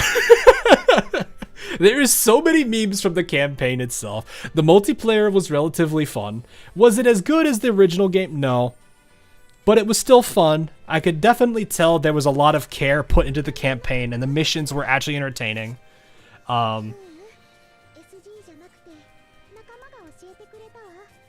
It's just, they made a lot of really weird decisions, chased trends that didn't fit to their original identity, and that killed their game. And that's kind of what I worry about Azur Lane doing. I'm not saying that them hard, like, it's less so about fan service, because it's been a part of the game for a while. I mean, we have, like, one of the best examples I can give, Iron Blood, CA, Elite. You had,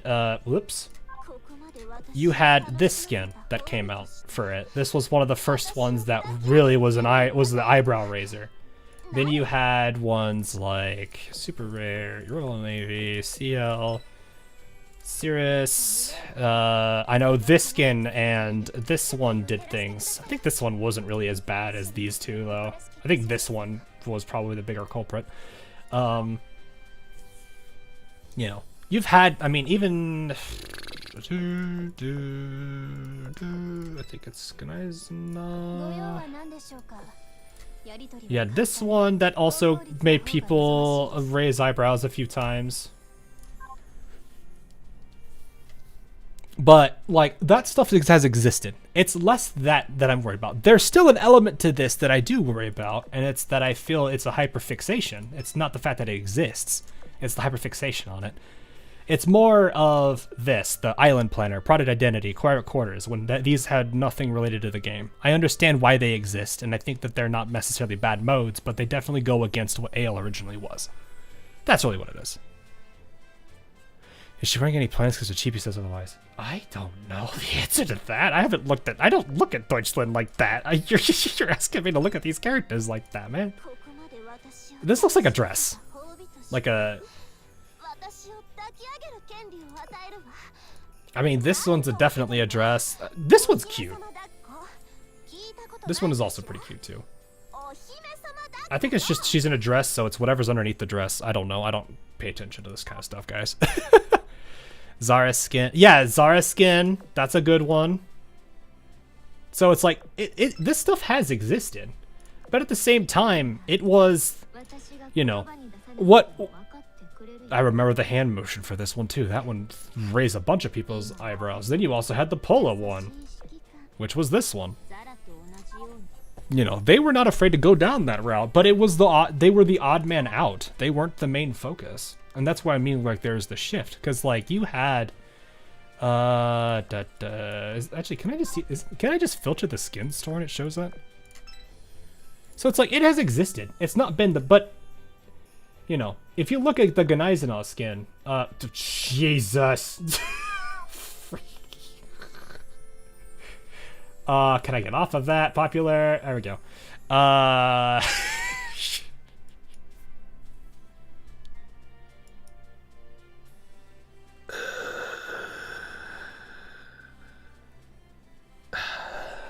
Man.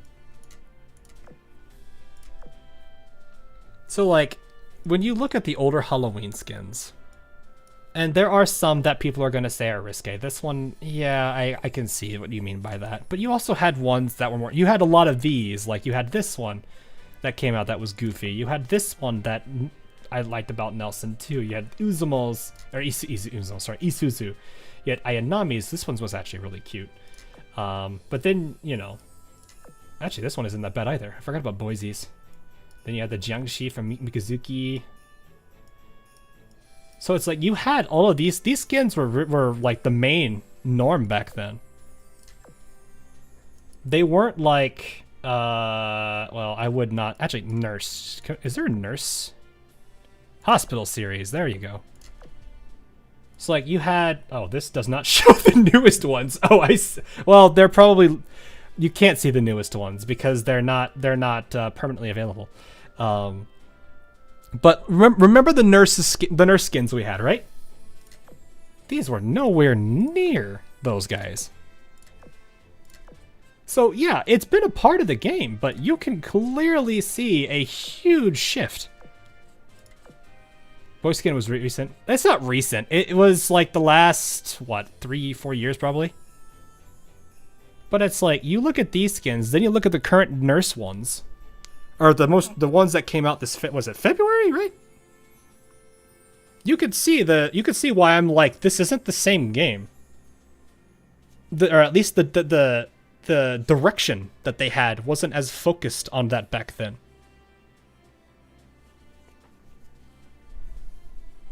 So it's not that I am frustrated at the fact that those skins exist. It's more that it's all there is.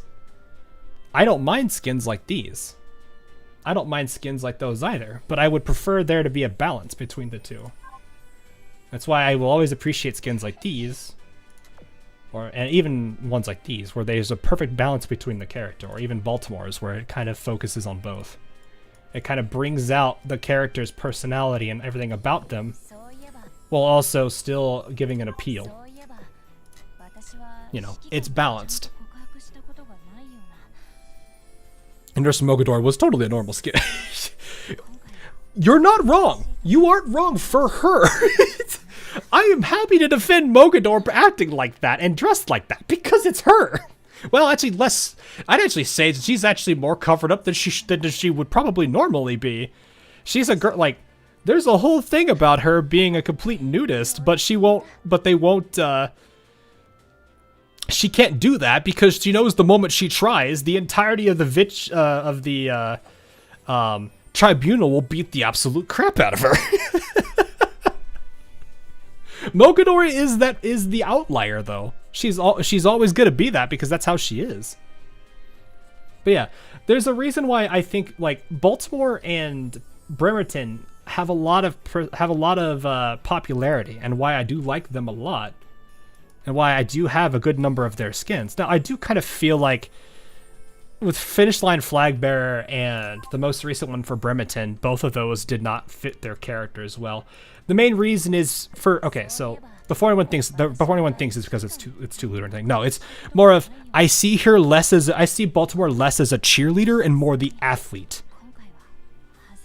So I would see her doing more like an Essex skin where she's got the biker skin. More so than this. Now, I'm sure she could do it, but I feel like she's more of the person that would be the actual racer, not the cheerleader. Bremerton, I would feel, is the cheerleader.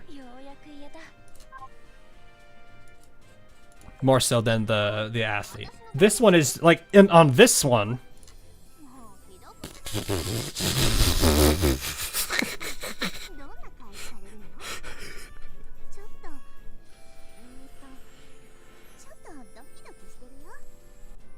On this one, she even acknowledges it's something outside of her usual norm. So that's okay. I can defend that one on the sense that she's at least saying it's not her usual thing. And she's okay with doing that. But as long as you play more towards the skins being like this for her and less like this, I would feel I can continue to defend this skin. I think that's the problem. Bremerton and Pittsburgh would be cheerleaders. I actually have no idea on Pittsburgh, honestly. Bremerton I can 100% see being the cheerleader. But it is one of those cases where I'm just like, yeah, I don't know. With Baltimore's. I think it's a little bit of a clash. But the point I make is these two are very popular for a lot of reasons. The skins that they have play into the way that they're designed and created. And the way that they're written and how their character personalities are how they exist. And I think the skins do a great job complementing that. I would say the same thing about a good number of characters. I think Prince Eugen is a character that can get away with a lot of the skins that she has because it's her. I'm fine defending almost all of these. I don't think there's any reason why. This one is still hilarious because she 100% is a girl that will drink until she can no longer handle herself. We'll just not talk about Taiho. Taiho...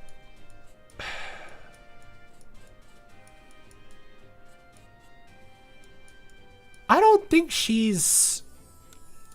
I'm gonna be real. When I think about Taiho, I would see her doing some of those skins. I don't... Where is she? Hang on. CV... Sakura Empire. I am a blind person. There you are. Like, this one is obviously nice. I have no problem against this one. This one is fine. I think she's doing, like, I see her doing a lot of these skins because she wants your attention. It fits her. That voice, though, jeez. She wants your attention. And that kind of shows a bit. You know, I would have the most interesting fact about Laffy. Race Queen is a photo shoot. Yeah. But, like, what I mean is she would probably still wear these even outside of the photo shoot. Because she, like all of these are her trying to basically, I think, she likes the commander for a lot of reasons. She wants to, do her best for him. So I can 100% understand her going this, thinking that this is something he might like. Or something that, gets his attention. That is, I can understand for an angle for Taiho. I don't think that's necessarily bad. Now, people make the remark about every single skin seems to increase her chest size, but that's a different story. Eugen's drinking has an explanation. It's because of her war trauma. I could believe that, yeah. I could believe that. Do I think that's entirely maybe? I don't know. I also know Germans do like their drinks. I'm not saying that they're all alcoholics, but I imagine drinking over there is very social. Is very much a social thing. As much as it is anywhere else, but it's probably all the more there because they've got things like Oktoberfest and all that stuff.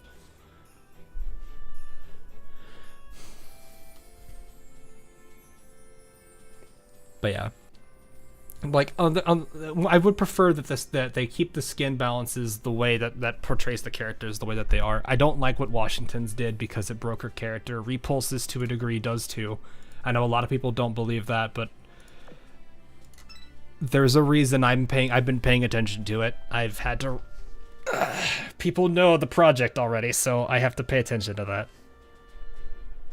So, you are trapped in a room with no way out other than two doors. One of them says spend the night with Taiho, the other one says spend the night with Rune. Which one? Taiho.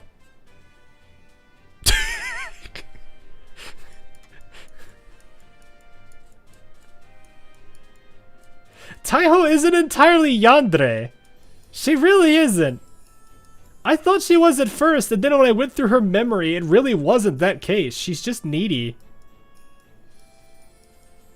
I imagine Taiho to, like, if you actually, like, you know, give her attention and take care of her and do all that stuff that you would probably do if you really like her as a character, she would probably be one of the biggest cinnamon rolls you could ever have.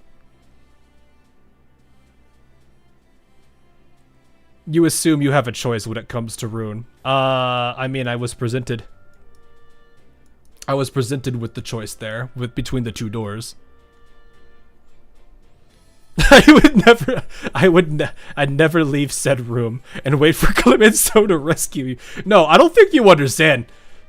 Clemenceau would take advantage of that and probably become the third choice. That's Clemenceau's nature, okay? I don't think people understand Clemenceau's nature.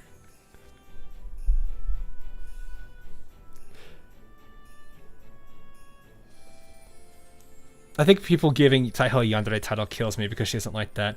I can see it to a degree because she is being needy can lend itself down that route. There's a lot of different ways you can go with that. But it is one of those things where it's like once you're familiar enough with her memory, you start to realize, oh no, she's not a yandere, she's just very needy. And I'm more than certain that if you gave her like that kind of attention, like I said, she would be a huge cinnamon roll at that point.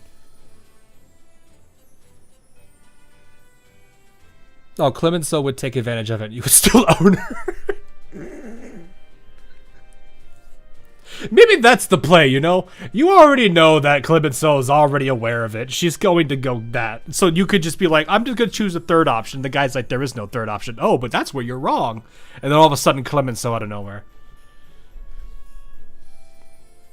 I always joke about Albacore being as Taiho repellent. Well, I mean, it's not wrong. Taiho very much dislikes Albacore. But I am pretty certain that she would grow to tolerate Albacore if, you basically took care of her while also being like, hey, you need to be nice to Albacore. I don't think she would complain at that point. But yeah, it's a lot of there's a lot of things underneath these characters, and the memories do a good job at really, really showcasing them. I do feel like a lot of people, it's one thing to look at the lines on Repulse and think that you have an idea of her, but when you start going down her memory, you really start to see that that there's a big problem with her. Same thing could be said with Saruga. I thought I understood her personality from Crosswave, but the more I started looking at her writing from Crosswave, I looked at her stuff from the memory, I looked at her voice lines, the more I started thinking, there's a much more complicated character written in there than I was thinking, and it is very complex. So, they have potential to harness these characters more, but I don't think they do a good enough job for them. I would 100% back more memories coming out instead of just the Justagram things. They're small little slices, but honestly, I don't think it does the characters justice as much as they are. The AL characters are surprisingly deep. Some of them. I think if you're going back to if you go back to the first 4 or 5 years, I could say there's probably a good number of them that are pretty complex in terms of their writing. But once you get past that and into the major shift where the game is where it is now, the characters themselves have become a lot more lackluster. That's why I kind of say the thing with Alsace, where I feel she's very one-dimensional. It makes me a little bit sad because she's a big character. I would say Pittsburgh, honestly, is a lot more one-dimensional, and it's a night and day difference between her sisters. So, if I were to write AL, I'd drop the character count to ultimately 100. I mean, I wouldn't mind introducing all the characters that exist, but just not releasing them all together. I would do probably similar to what Blue Archive does, where it introduces the characters, but they are in NPC jail, and eventually they come out. But it's because it introduces you to those characters and gives you more familiarity with them. And it doesn't have to be the main story that it does that. It can be in the memories themselves, so people can start to see those characters. Uma Musume does this, where they've got some of the stories showcasing characters that don't exist yet. Like I think right now, Team Opera O has what is her name? Shoot. Well, Dodo's out now, but it's the other one. Shoot. I gotta see this real quick.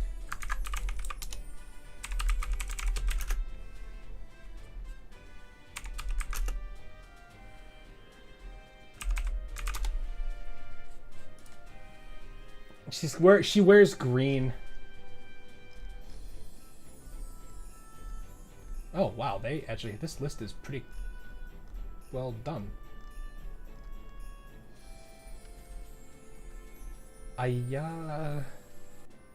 No. I am not finding.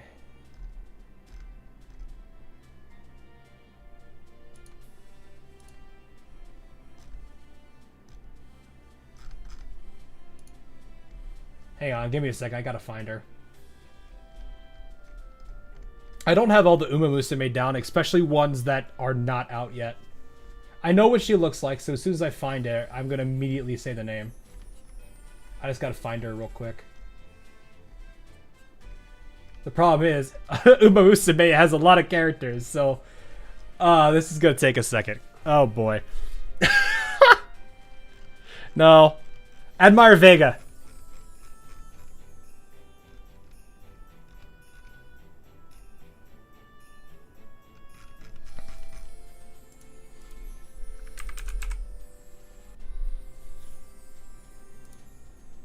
But like Uma Musume has that in Team Opera O's main storyline is you do get introduced to Admire Vega, even if it's just a little bit, but still.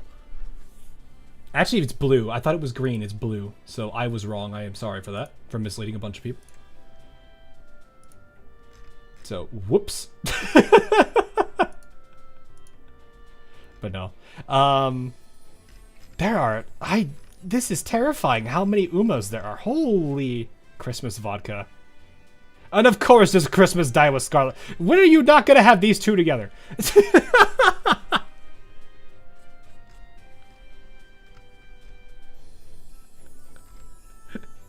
Oh, New Year Haru Udara is cute. Okay. But yeah, anyway. Let's get out of that before I go down that. I was going to say rabbit hole, but should I say horse hole? I don't know. But yeah, anyway, it's just a lot to think about. I've been thinking about a lot of things for a while. I really do like what Uma Musume does. It reminds me a lot of what Azur was doing at the beginning. It's just unfortunate Azur is where it is today. So, I don't know. I'll still be... I don't... My problem is I don't really want to... Like I said, I'm in this position where this question is something I have to ask myself a lot. But at the same time, there's reasons I want to stay and reasons I don't want to. So that's the rough part about it all.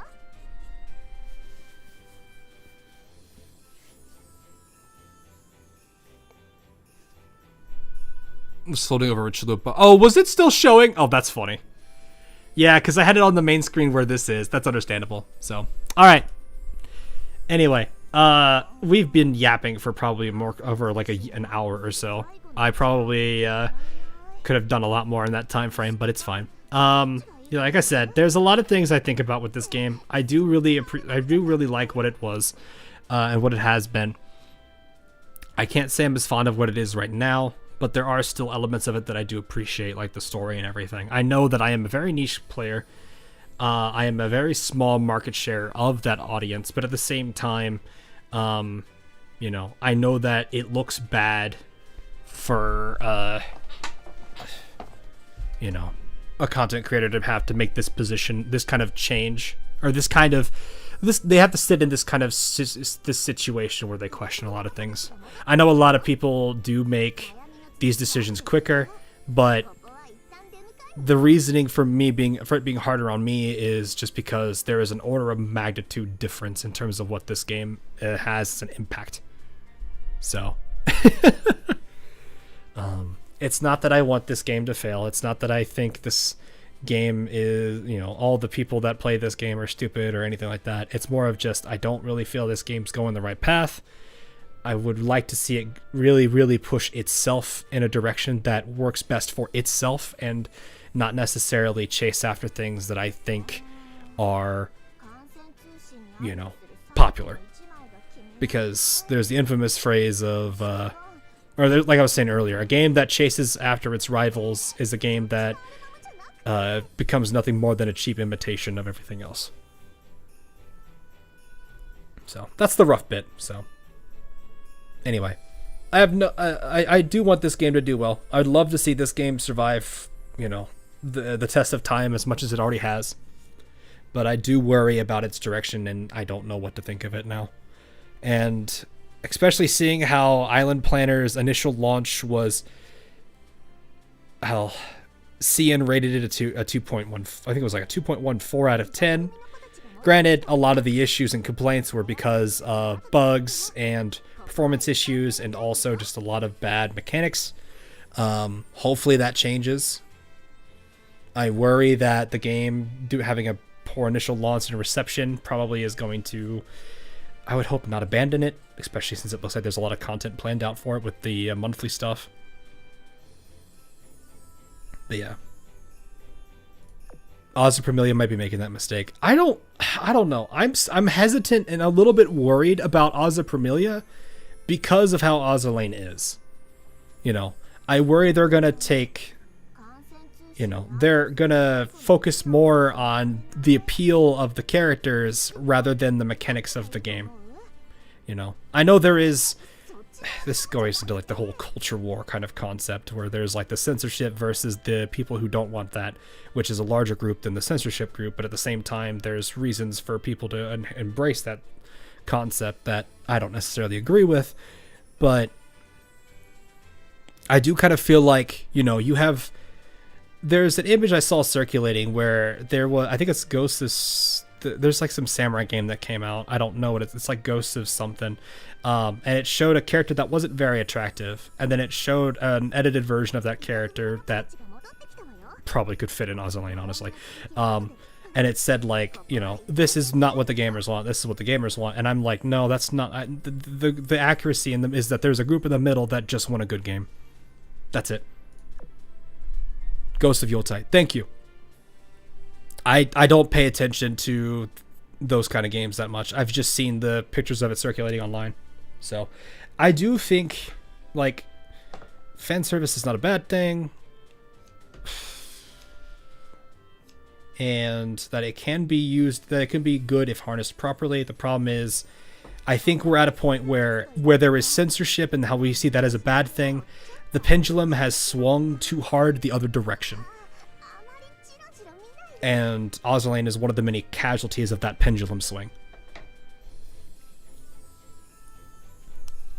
I'm pretty sure there are other games that could classify into that too. But I kind of feel like it should be game and then, but fan service be a cherry on top.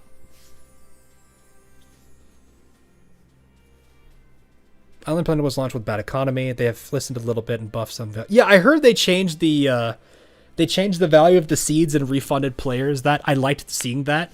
I know there's the issue with people relying on the characters for farming versus them doing the farming themselves. I don't know if that was patched or not. I haven't played it myself, but it is what it is. But yeah, I don't know. I think that's kind of the issue is that I know a lot of people don't want censorship, and I don't want it either. But at the same time, I do think there's a degree that basically says, you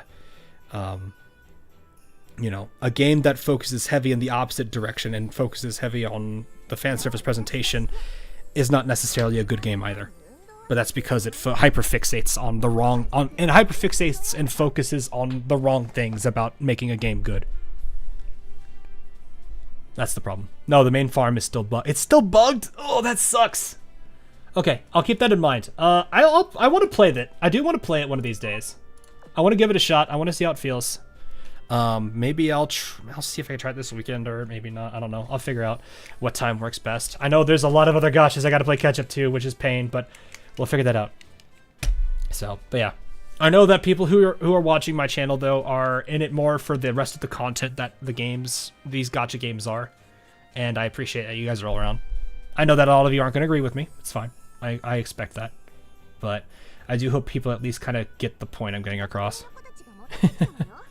So, yeah. I don't think AL necessarily is going to be super doomed by just doing and catering to this style of audience, but at the same time, I don't think it's a long-term strat. They have to do something long-term, not short-term. I don't think Island Planner was it. I don't know how to feel. I still don't know how to feel about the fact that they were like, second post on Island Planner. Here's how to delete it. Go to settings. Go to settings. Click on this, right? Delete as.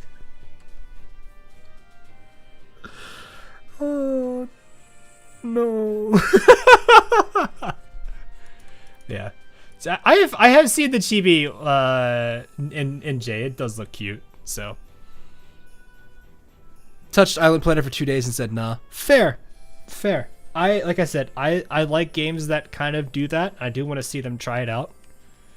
I want to see if it does well. I mean, the problem I worry about is it's going to be in the same boat as Project Identity, where I know people who have played, who have unlocked the various versions of the Siren secretaries, but did not even care at all to play the game. They didn't bother to really understand it. They just kind of went for one, looked up a guide, did it, and then didn't touch it again. Yeah, I don't know. I feel like it's gacha games are in this weird state too, where it's like, are you really enjoying the game? Are you or are you just playing it for the rewards or something? In which case, are you really playing it for the experience or for the satisfaction of a reward? I'm going to play it after the Nikkei live stream. Okay, fair enough. Yeah, I'll figure out if I can find time for it. I think the problem is I have all the other gachas I got to catch up on, which that's going to be fun. So, anyway, enough yapping. I'm going to hop. You guys have a good rest of your evening, morning, afternoon, wherever you are, and I'll be around as always. Hopefully not dealing with this strep anymore. My antibiotics prescription's out, so I don't need to refill it now. I'm happy. Hopefully I am going to be in a much better position now. But yeah.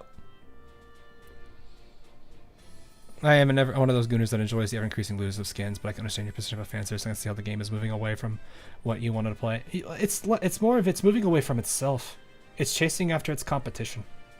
You know, like I said, I can see Project Identity being some kind of offshoot that was inspired off of Uma Musume, because if this game came off 2 or 3 years, this mode came out 2 or 3 years ago, Uma Musume is around that year old, or is around that old in JP, and if it blew up there, you know, they want to try that. Private Dorm is popular, but for the reasons that the skins are popular, and I don't see this as a problem because it does give insights to the characters. The biggest problem with this is that it's a 3D game, and you are expecting a bunch of people who played a 2D game with phones that could support a 2D game to now be able to handle 3D games, either both in the Island Planner and Private Quarters. The sheer specs requirements skyrocket with these two alone, and I know it's pain. It makes me sad to know that there are people that like AL but can't play these two because they don't have a strong enough phone or they don't have a PC to play it. It makes me kind of sad. It's why I say we need a PC client. I hope it does get one, but at the same time,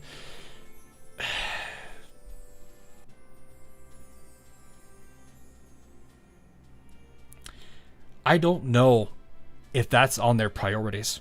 I don't know what they plan to do, and they may not necessarily care for something like that as a long-term solution. Because it would be a long-term solution, absolutely, but I don't know if they're going to give it that much focus when a lot of the major things they're focusing on are short-term gains. I've said that my 32-bit phone cannot play AL anymore. Yeah, and I'm not going to say who it is. He's probably in this chat right now, but I did have to help somebody progress in the island mode already because their game kept crashing on them. In reality, that's more a weird emulator.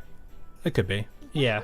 But it's one of those things like, you know, I don't think people are coming into a military game, or at least a game that has a military kind of, you know, feel to it, you know, military management, and a whole bunch of other things.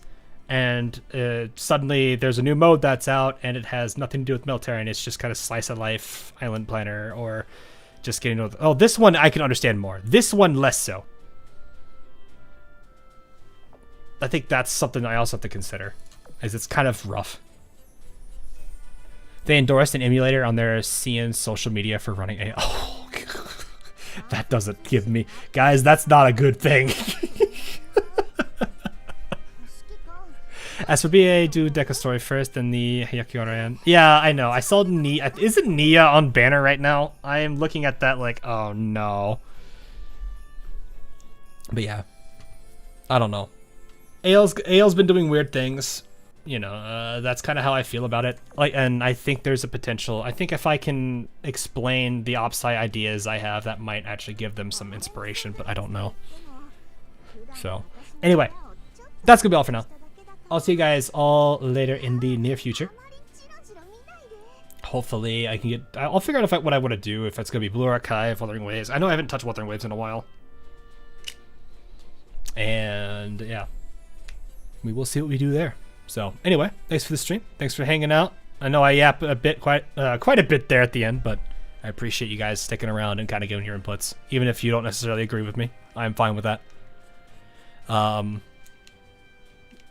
But yeah, it does concern me about some things. So, all right. Have a good night, morning, afternoon. See you guys all in the near future. Latest.